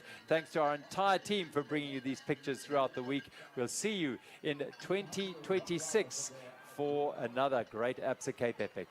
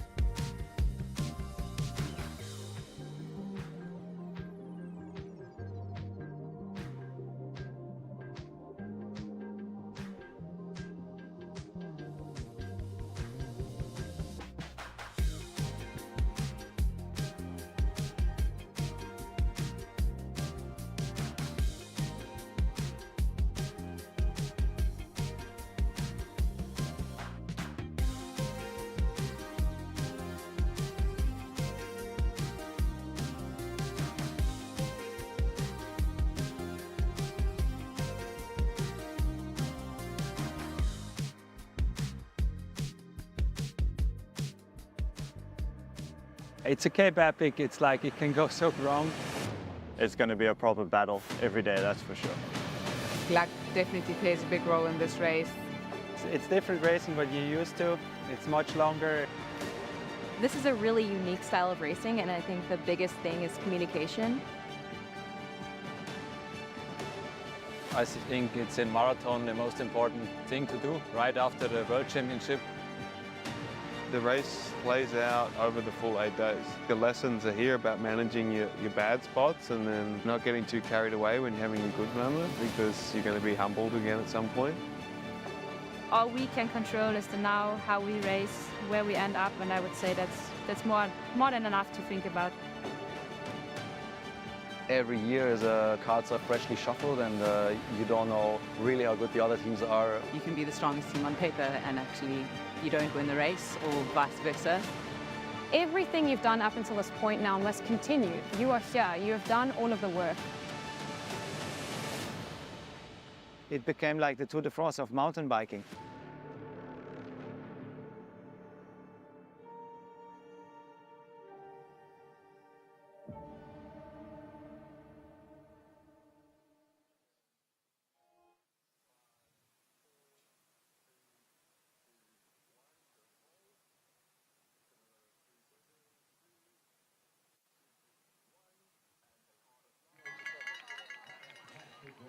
This is Lawrenceford, and those of you who are still with us, fantastic that you are still with us, because we're going to celebrate the achievements of these wonderful athletes, particularly the elite athletes who have delivered incredible excitement and drama and racing, not just today but throughout the week. Ben, I mean, as close as it possibly can get on an 8-day stage race.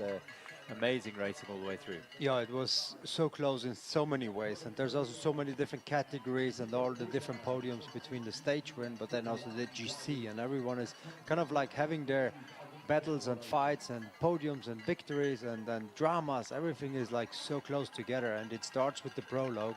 The pressure is high right there, but then it just gets more and more and more, and how many times you have to adapt and adjust things throughout this week is just outstanding, incredible, and like no other race. Try and get through 8 days of your normal lives without any sort of little hiccups or issues in your lives, in whatever manner it might be. The toaster might not be working, or you burn the coffee, or whatever it might be. Try and do all of that and try and get through 8 days of a mountain bike stage race in the most extreme conditions on the most rugged, rough terrain here on the southern tip of the African continent. It takes some doing. So every single one of those finishes rolling across the line here at Lawrenceford, huge congratulations and kudos to them all, because it is a massive achievement.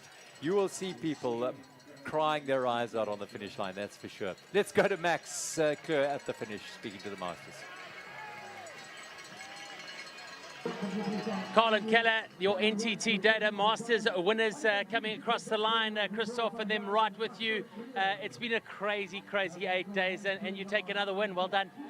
Thank you very much. Yeah, it's been a crazy, absolutely crazy week. I mean, weather like that we never had, especially on the last day rain. It's the first time in 21 years. But it was a demanding epic, really hard, hot, wet, everything. Yeah, I'm very happy to win this again. Keller, how's your experience being here at the Absa Cape Epic this year? Well, you know, I've done a few epics, but I think funny enough, this Masters race was the hardest one. As Carl said, you know, the weather threw everything at us, like from 40 degrees to rain and mud. And but I enjoyed the mud and rain. It was good for a Swede, so no, we enjoyed it a lot. It was a great week. Carl, time to go across to stage 9, but just quickly, a victory for Filippo and Nino. Oh, like we said, they won the epic, yeah. So it's Nino's third win, so yeah, you need to win another 2, then we have the same record. Well done, guys. We'll see you later. Thank you. Thanks.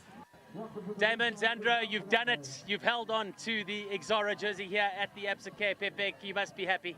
Yeah, I'm really happy. Like I said before, me and Zandro, we dreamt about this like for years. Coming from Neisner, coming from academy, and we said one day we're gonna win these jerseys. And today we just made that dream possible. So for the guys there at the Neisner Sports Academy, shout out to you guys. Thank you for Fit DP World for giving us this opportunity, and thanks for everyone supporting us. Sandra, how are you feeling right now? No words. I'm feeling amazing.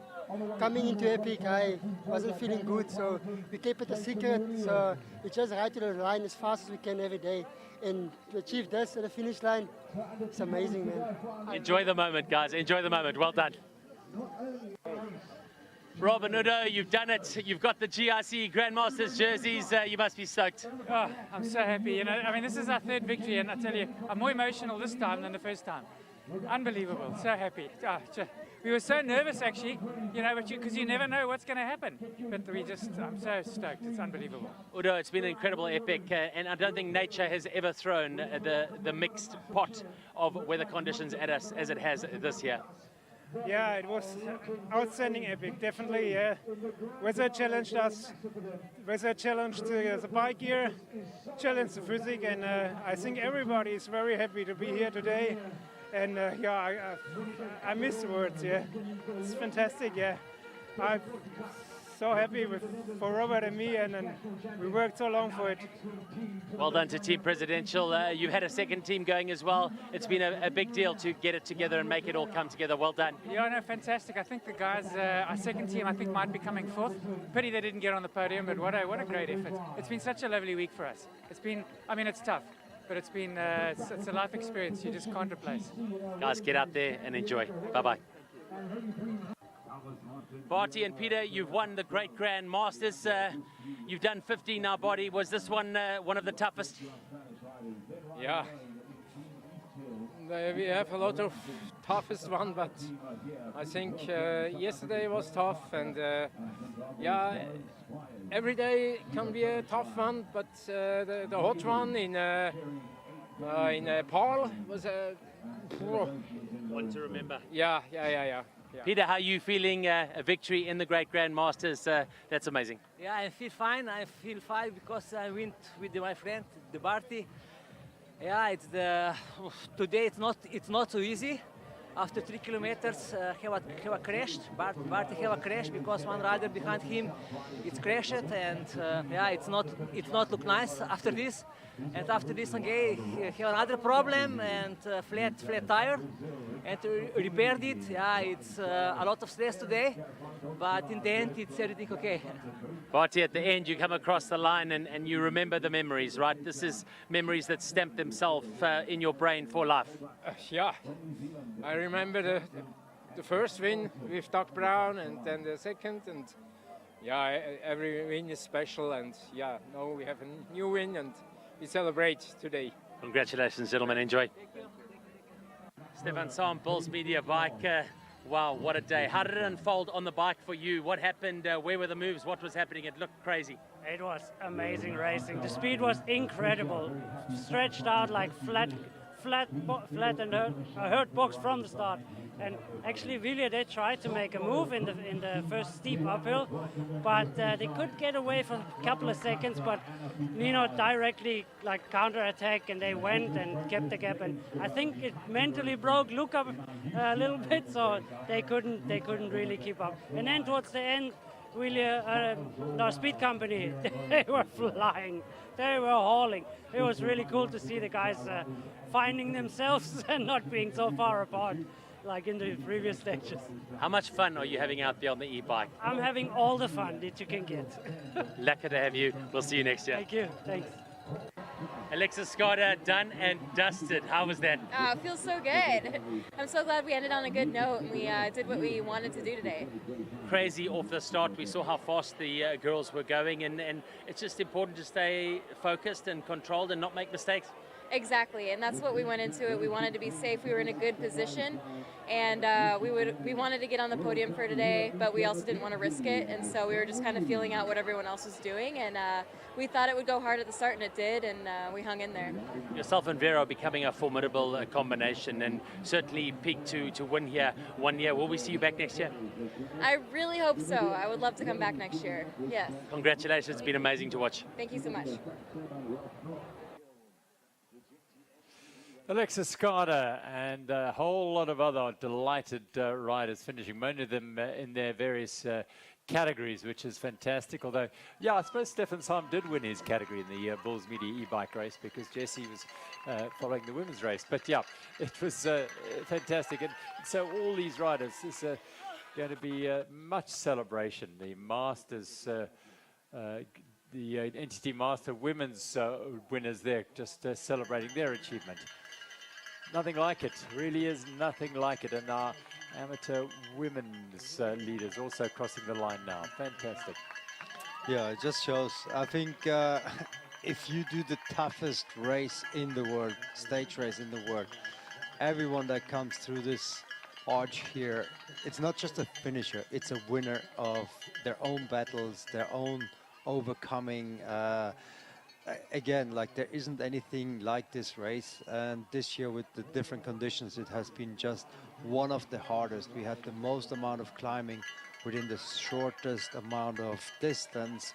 A lot of single track, a lot of different types of terrain to go through, and the weather conditions. And I would say everyone finishing today here in Lawrenceford is a winner. Well, tears flowing on the finish line. Hugely emotional, the effort the teams put in, the riders put in, and well, those tears are of relief, of joy, of celebration, not of pain, that's for sure. Pain is forgotten now in the delight of finishing this event. Remember that we still have our two last lions, the final two riders who have completed every single one of the Absa Cape Epics. John Gale going with Philip Ferreira and looking very strong, and also, that's not him by the way, and Hanla Steyn riding alongside Lisa Tsepek. Both of them have completed, well, I'm preempting a little here because I'm not sure that they have crossed the line. Hanla probably has, but they are completing 21 consecutive Absa Cape Epics. No, that's a lifetime considering. It's, I mean, there's a son and a dad riding together. He rode the first Cape Epic, and his son was not even born, and now here he is riding it together and doing it. I mean, 21 years, year after year, and finishing every single day of this incredible race. It's just such an accomplishment, and the amount of stories that must have came out of that experience. I really hope that if one day she considers of not racing, she starts writing a book about this. Yeah, we just caught a glimpse here of these incredible women. That is the Grand Master women, Martha Kukumur and Jenny Runegren. They've just won that category. You saw Nicole Miller and Janine Miller, Nicole Weir and Janine Miller winning, and Michaela Hageman and Ruda Grobler of Drivetrain Ladies winning their open category. Winners all round. Here's Max. Yeah, so very happy about the end result. Just watching the emotions on the finish line, you guys are newbies as well. I mean, it's real, isn't it? Yeah, for sure. Today was tough for me, so just so relieved to get to the finish line. So what's next for this dynamic pairing? Should we do the next one? Again? I think so. I think so. Yes, definitely. Yeah, definitely. Yeah. A little bit of wine tonight and maybe a little bit of stage 9 party? Definitely. Amazing. So proud of you both. Well done. That is Ruda Grobler and Michaela Hageman. They just won the open women's category for Drivetrain Ladies. Congratulations to them. And bikes will be raised high, and it'll be all about enjoying the moments, the celebration. And I suppose there's also comes with that is the post-epic party, which is the stage 9 tonight at Blaarklip and Wine Farm. And then that other thing that if you bump into a rider who's completed the Absa Cape Epic in the next few weeks, just give them a little time, because there is that blues that does descend over a rider, because you live in this incredible bubble, you have this amazing experience for 8 days of the Absa Cape Epic, and then you're not having it. And real life kicks in. Here's Max again. Let's go to him. Right.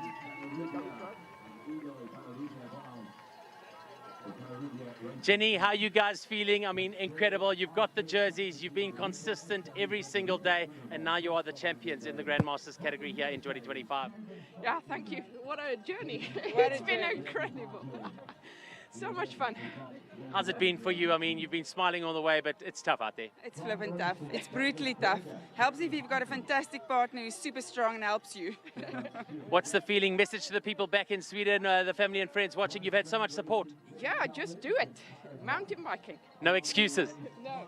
Yes, if you've seen what we've seen out there, guy without a leg, prostate guy, Travis, that been riding with us, there are really no excuses. Are we going to see you back next year? Ask me in a week. Enjoy the wine and enjoy the party.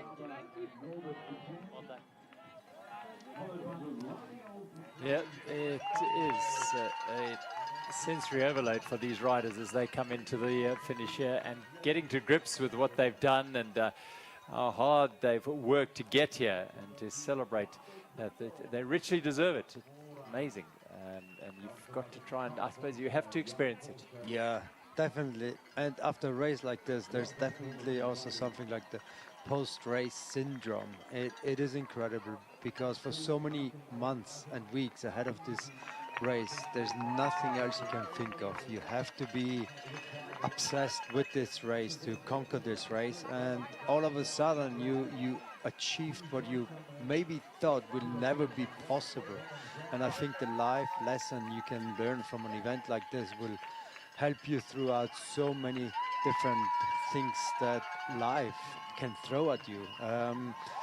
And seeing the people finishing and helping each other out. And I also think, like, doing this race all by yourself, how many people would just throw the towel in, maybe not even finish, but because you're in there together, you push that extra. And it just shows, like in life, when you have the right people next to you, you can achieve whatever there is. Yeah, there is as I said, there are many stage races that are two-person team races, but very few push individuals and a collective as a team into corners of suffering and desperate times, and they managed to dig deep, to lean on each other, to help each other, to encourage each other, and come home with the achievement of having finished this event. And that bond is cemented so firmly. So let's go to our podium, and this is our stage podium. Wonderful. The rain falling here at and in third Lawrence position at the end of the grand finale, our team Efficient Infinity SCB SRAM, Vera Loza and Alexis Skada. So third step of the podium for Alexis and Vera. Another solid day on the bike today by this pair, who are looking a very competent pair. And should they come back, everyone's asked if they're coming back. Well, should they come back again, we feel they'll be even stronger. Katarzyna Sosna-Penele and Claudia Peretti are second on the day. Best achievement of their week today, and they will be delighted with that. Your team, Canada ISP Sport, for Colombia, Monica Juliana Calderon Martinez, and for the Netherlands, Tessa Corticas. Winning their second stage in a row, and the grand finale here at Lawrenceford. A very, very big achievement to win the grand finale, despite, never mind that it was the last, that was the shortest stage of them all. It is a massive achievement to stand atop of the podium at the end of the 8 days here by winning this stage. Calderon and Corticas hitting form at the right time of the race. Come on, one more time, let's make some noise. 1, 2, 3.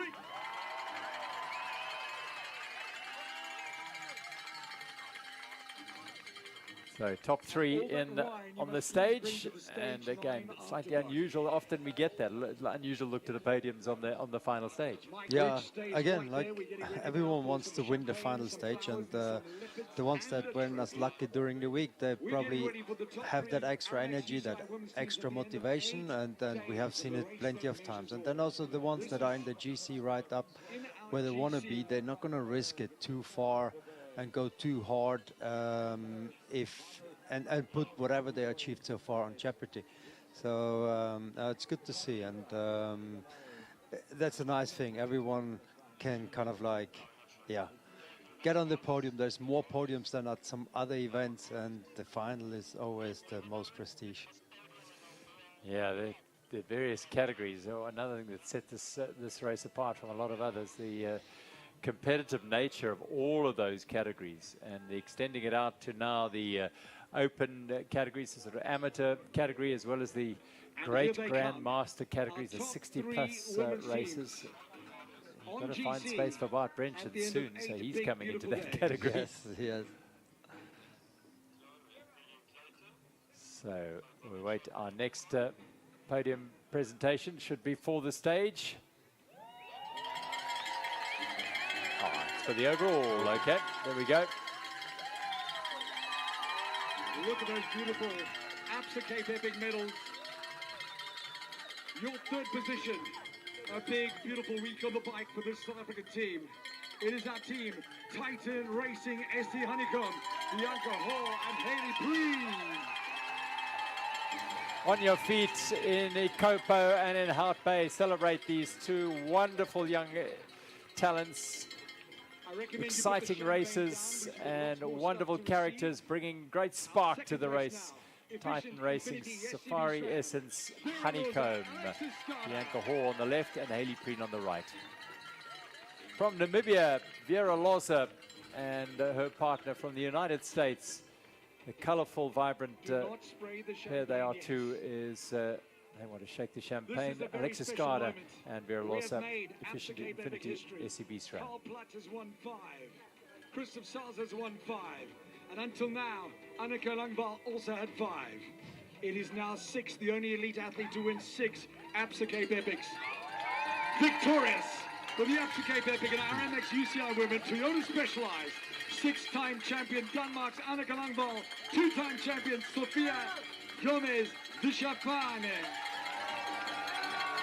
They don't come any better than Anneke Langval, and she's found a wonderfully strong partner in Sofia Gomez-Villafañe for her return to the Absa Cape Epic after 5 years away and not consecutive wins, 5 wins in only 5 Absa Cape Epics. Make that 6 out of 6. She is the greatest of all time in terms of the elite categories in the Absa Cape Epic with those 6 titles. Quite a remarkable story. Yeah, it's insane. Showing up here 6 times, walking away with the overall win. It's just outstanding. And this time, as a mother, it was a tough journey to get to the motherhood, and now the journey of lifting that trophy once more. A victory for Toyota Specialized. Once again, they are the champions. I think 8 times in the elite women for the Specialized team since 2014. That's how dominant they've been, and 6 of those have been with Annika Langveld as the rider. Different partners, different year. Now as a mom, like this woman is just, if anyone gets the title of being the GOAT or a Wonder Woman within this race, it's definitely going to Annika Langveld. Inspiring, inspirational. Our leading women in the Aramex women's category. Toyota Specialized, the race winners.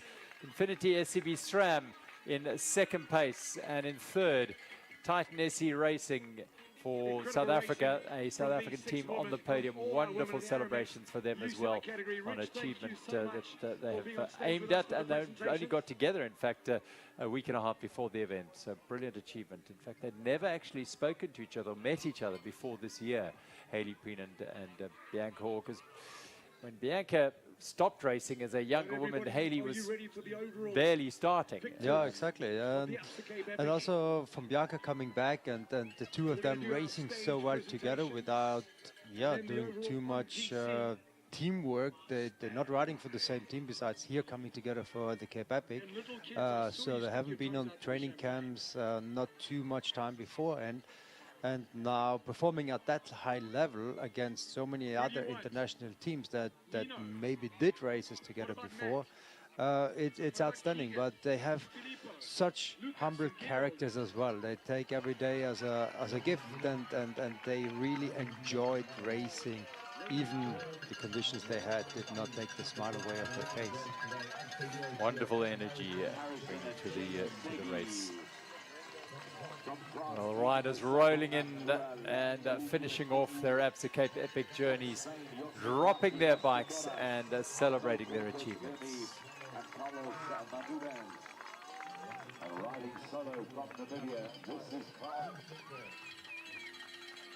To our men's podium now in the elite race, and stepping up onto the podium is the stage winners. And Keegan Swenson, well, he brought the hat out specially for a podium presentation, and finally on the last day he gets to wear it. Yeah, I'm glad he got it out the back. We were talking about it for a little while, and it's good to see him, 2 of them, on the podium of the final stage. They also were fighting every single day. They did what they could, and yeah, it shows. Never give up, and there's always a little bit of hope until you cross the finish line at the very end. Unique jerseys they've got. Those will be highly sought after because they were specially made for this event. They come from different trade teams, so in order to combine, they are riding for Outride Toyota Songo, the 2 different charities, Outride and Songo. And onto the podium in 2nd place, the Scott SRAM MTB pair, the legend, the greatest of all time in mountain bike racing, Nino Schurter, and alongside him Filippo Colombo, super strong young partner.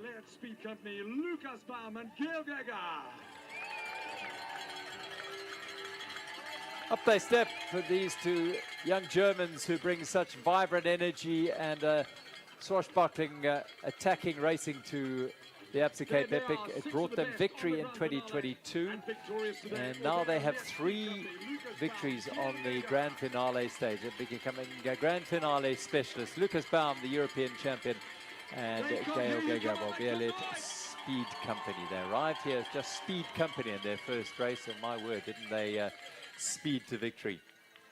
Great to see. Yeah, and incredible racing today. They really found their legs. They never lost each other, and the last kilometers of this race, they really made it happen. To the Western Cape for the Absa Cape Epic, our Great to 21st see. edition. That just sort of, that's that come back again next year ride, because they had a tough ride, and yes, they're in the top 5 of the general classification, but by their very high standards, they hadn't produced the sort of results that they were looking for. Now they put their names back in lights. They've got great support around South Africa, those two. I think from their humble beginnings in terms of the Absa Cape Epic, they were nowhere as pre-race contenders in 2022, and they won the overall. Yeah, nowhere. The pure way of racing, how they get themselves into it, and at the front, and they never shy to try some new things, and really take the racing to the line at every minute, kilometers of the race, and it is just awesome to have them within this race and show what they got. Well, it is just incredible, the achievements of the man on the left, Nino Schurter, as he brings his young partner, Filippo Colombo, up on stage with him in those beautiful zebra-striped Giovita yellow jerseys.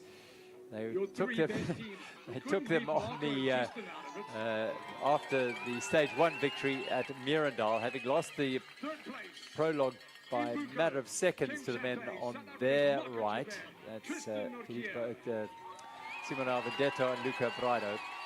But listen to the cheer for this pair. 3rd overall, stepping up onto the podium, Marco Hubert and Tristan Nokiem, Buko Kemchamp. Not since 2012 have we seen a scene in which a all South African team has been on the top step of the podium. Yes, we've had winners from South Africa, but they're partnered with overseas riders. Perhaps that time will come for that pair. First time at the Absa Cape Epic for the Italians, Luca Braido, and that man shaking the hand there is Simone Audetto. What a week they've had. 3 stage wins, sprints finishes into Pal that were absolutely enthralling. To that, the prologue victory. Cool, calm and calculated all the way round. Under pressure to defend a 32-second lead on the final day. They did just that. And up onto the podium. A 3rd time victor for Nino Schurter in his 10th Absa Cape Epic, and winning it in his 2nd is the man on his left-hand side, Filippo Colombo. They raise the Neil Jonker Trophy to celebrate their achievements. What an achievement it is by Scott Stram MTB Racing. It does mean so much to them, that is for sure. Time to celebrate. I always say you never complain about the smell of champagne. When you get to this stage of the race, I know, like the clothes, everything is nice and dry, and you do not complain because you had to work so hard to get to this, to enjoy the champagne, and yeah, it's just incredible, those guys. It's interesting, the emotions that no doubt are going through here. The young South Africans cannot believe they feel they probably won it. The 2 Italians, well, they're disappointed because they came so close, and it was as close as you like, as never before has it been this close. 1 minute and 32 seconds. But the men in yellow will they'll celebrate deep into stage 9, I think, in true tradition. Yeah, I believe they're also going to win that stage. Nino is well known to go big when it comes to partying as well.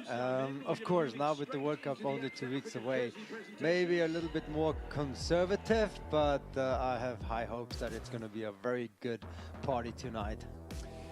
So a later start, a shorter stage on the grand finale due to the extreme weather that it swept over this valley and Lawrenceford overnight, and it resulted in the course being shortened to 40 kilometers, and all of it taking place within the confines of the Helderberg Bowl here, Lawrenceford and Vergelegen Farms. Still plenty of wonderful trails to enjoy and ride for these riders. For the orange jerseys, well, their lead was impregnable as they set off on the stage, so all they had to do was just ride conservatively and get to the finish, because they were unlikely to lose over 20 minutes to anyone on this stage.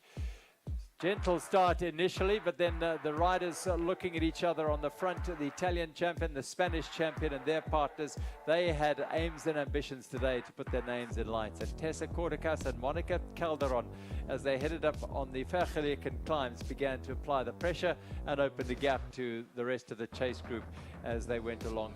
The only team that ran any really serious threat of losing their general classification position was the South African pair of Bianca Hoare and Hayley Preen to this pair, but they managed their efforts enough to stay within this group and make sure that they didn't lose the over 5 minutes and 27 seconds. Trouble for Monica Calderon, slipping out on a sketchy corner there. Down she went, a bit of a graze and some blood on her knees and elbows, but she bravely got up and rode on.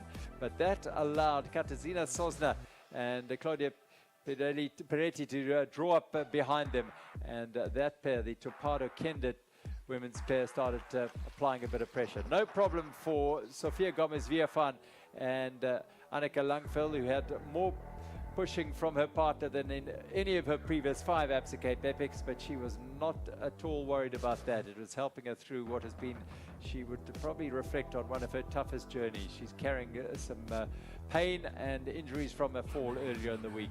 Katarzyna Sosna put a little bit of power down to try and get away, but just help through here the leading group as they inched away from the chasers behind them.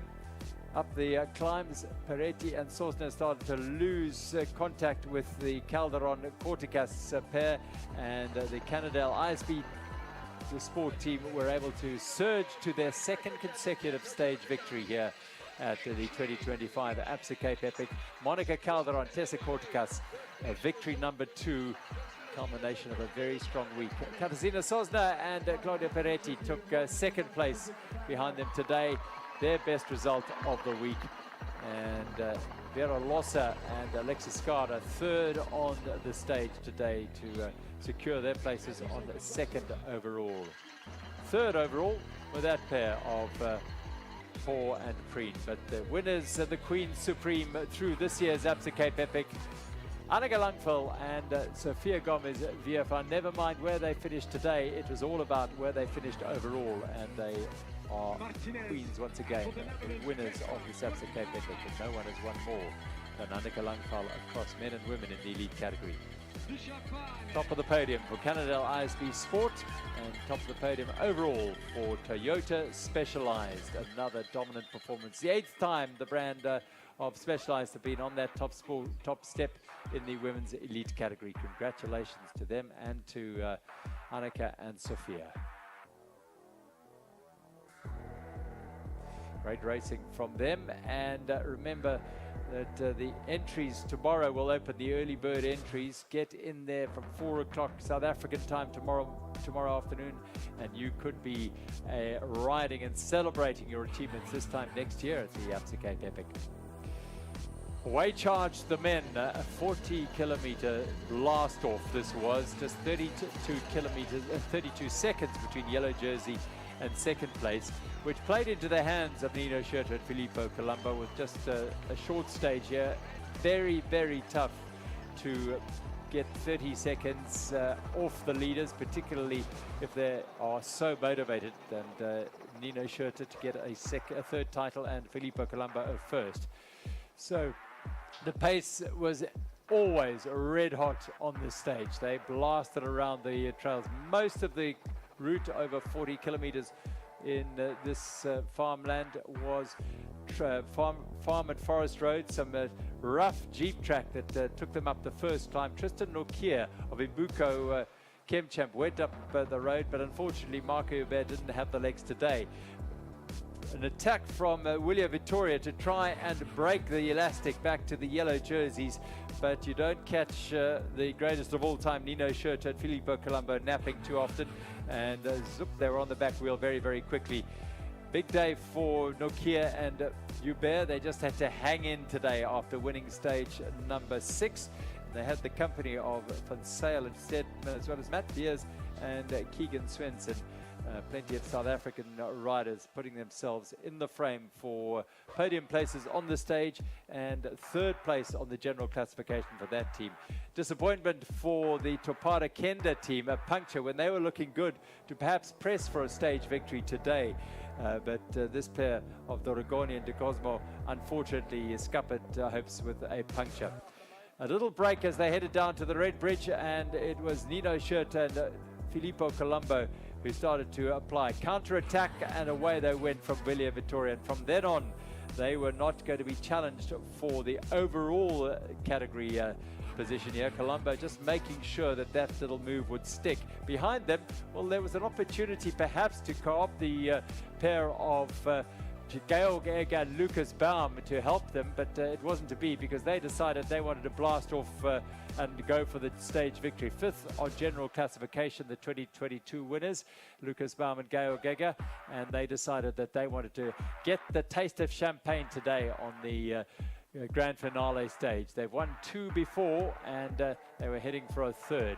Willia Vittoria, well, I'm afraid their hopes of victory were dashed really when the race was shortened. They tried all they could, it didn't work. But driving for the line, Aubert-led Speed Company, great support from the home fans. They love this German team, and they delivered today by taking the stage win on the grand finale, their third grand finale stage win, their fifth as a team, and they will be celebrating their achievements after finishing 5th overall. Broad smiles all round and a huge cheer for Filippo Colombo and his idol, as he spoke of, Nino Schurter, as they came home secure in the knowledge that they had defended their 32-second lead and extended it today by a minute to take their victory at the 2025 Absa Cape Epic. Scott Schramm, MTB, a third win for this team. Schurter has done it with Sternemann and with Forster, this time with Filippo Colombo. The partner stood up strong and able. Well, perhaps the biggest cheer on this Lawrenceford day went to the South African team of Imbuko Kemchamp, Tristan Nokia and Marco Hubert. Dreams do come true. Two young men who dreamt of standing on the same podium along the greatest riders, and here they are on the third step on the podium. Yellow for Scott Schramm, second for Willia Vittoria and their very first Absa Cape Epic, and a third place, the first South African, all South African team on the grand finale podium, in fact the overall podium since 2012. Congratulations all our podium finishers, and indeed every single rider who's finished this Absa Cape Epic here at Lawrenceford. It's been one to remember, that's for sure. But winning the Absa African jersey, your team, Titan Racing SE Honeycomb. Well, here's the podium on the Absa African jerseys, and Orly Holbach and Sarah Hill, Isla Stowe and Cherise Willett, and on the top Bianca Hall and Hayley Preen. Trophies in the Willett and wine in the Willett household. Benno? Yes, it's awesome to see that Cherise and Isla also made it onto the podium, African jersey podium, and knowing what they went through to get ready for this race, and seeing them now up on the podium, seeing that all the effort was worth it, it's incredible for me to see. Huge applause to this wonderful woman, all of them together, such accomplishment for all of them, and seeing them up there smiling big, it's amazing. We do assure you, Cherise is there holding on to Isla, but wonderful. They pick up, do Hayley and Bianca, the Hannah Stein Trophy, which was created in 2017. And she is still riding Hannah, of course. Well, she's well in, I think, now, but has completed 21 Absa Cape Epics. Congratulations. There's Cherise, Isla, Hayley, Bianca, as well as Sarah and Orly in the Absa African women's category. Congratulations. Well, the presentations will continue, but we'll bring you a special one now. It's the Absa African jersey for the men's category. And this was, again, highly competitive, and 3 teams inside the top 10 of the overall category of 3 South African teams. Augurs well for the future. Many feel it is getting about time that we had a South African team winning the Absa Cape Epic. Yeah, what they showed this year and how close they got so many times, and overall also not too far behind. A little bit, focus on the prologue and the time trial, and they have definitely what it takes. A little bit of European experience will help as well. So hopefully they're going to make it out to more of the epic series events. You always learn from riding different terrain against different people.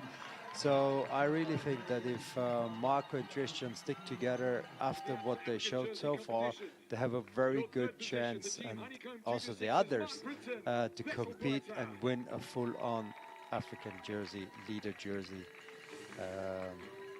Mark Pritson in the honeycomb kit alongside his teammate, the South African marathon champion Wessel Botha. They were on the podium on the prologue, having finished third there. Great result for them there. They didn't hang on to that jersey.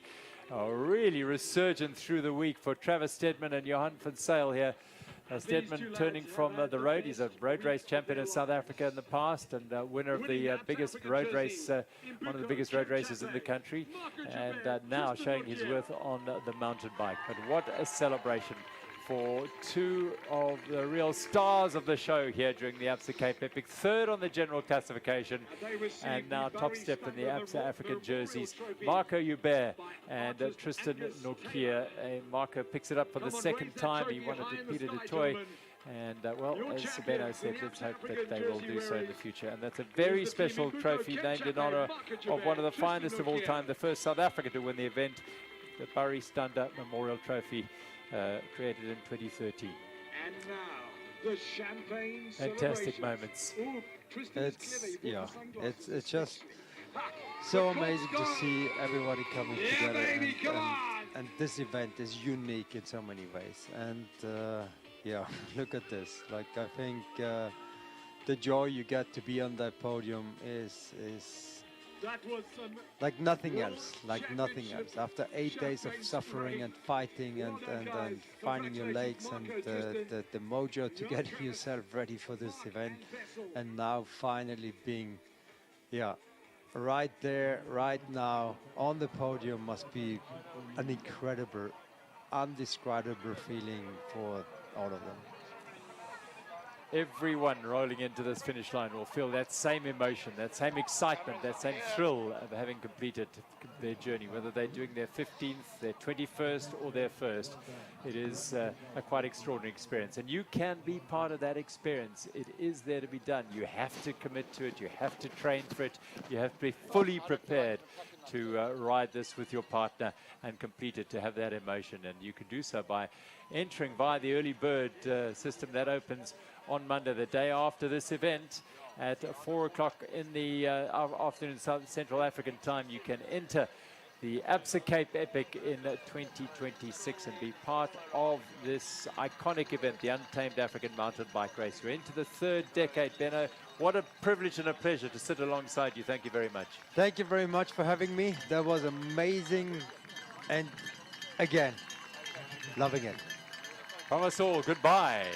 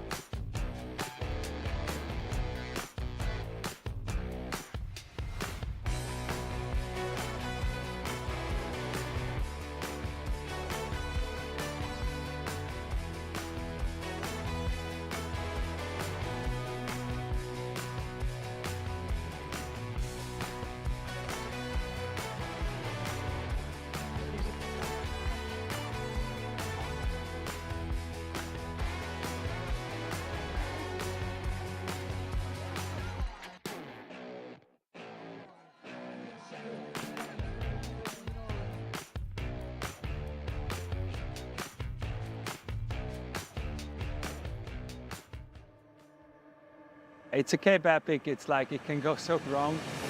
It's going to be a proper battle every day, that's for sure. Luck definitely plays a big role in this race. It's different racing what you're used to. It's much longer. This is a really unique style of racing, and I think the biggest thing is communication. I think it's in marathon the most important thing to do right after the World Championship. The race plays out over the full 8 days. The lessons are here about managing your bad spots and then not getting too carried away when you're having a good moment, because you're going to be humbled again at some point. All we can control is the now, how we race, where we end up, and I would say that's more than enough to think about.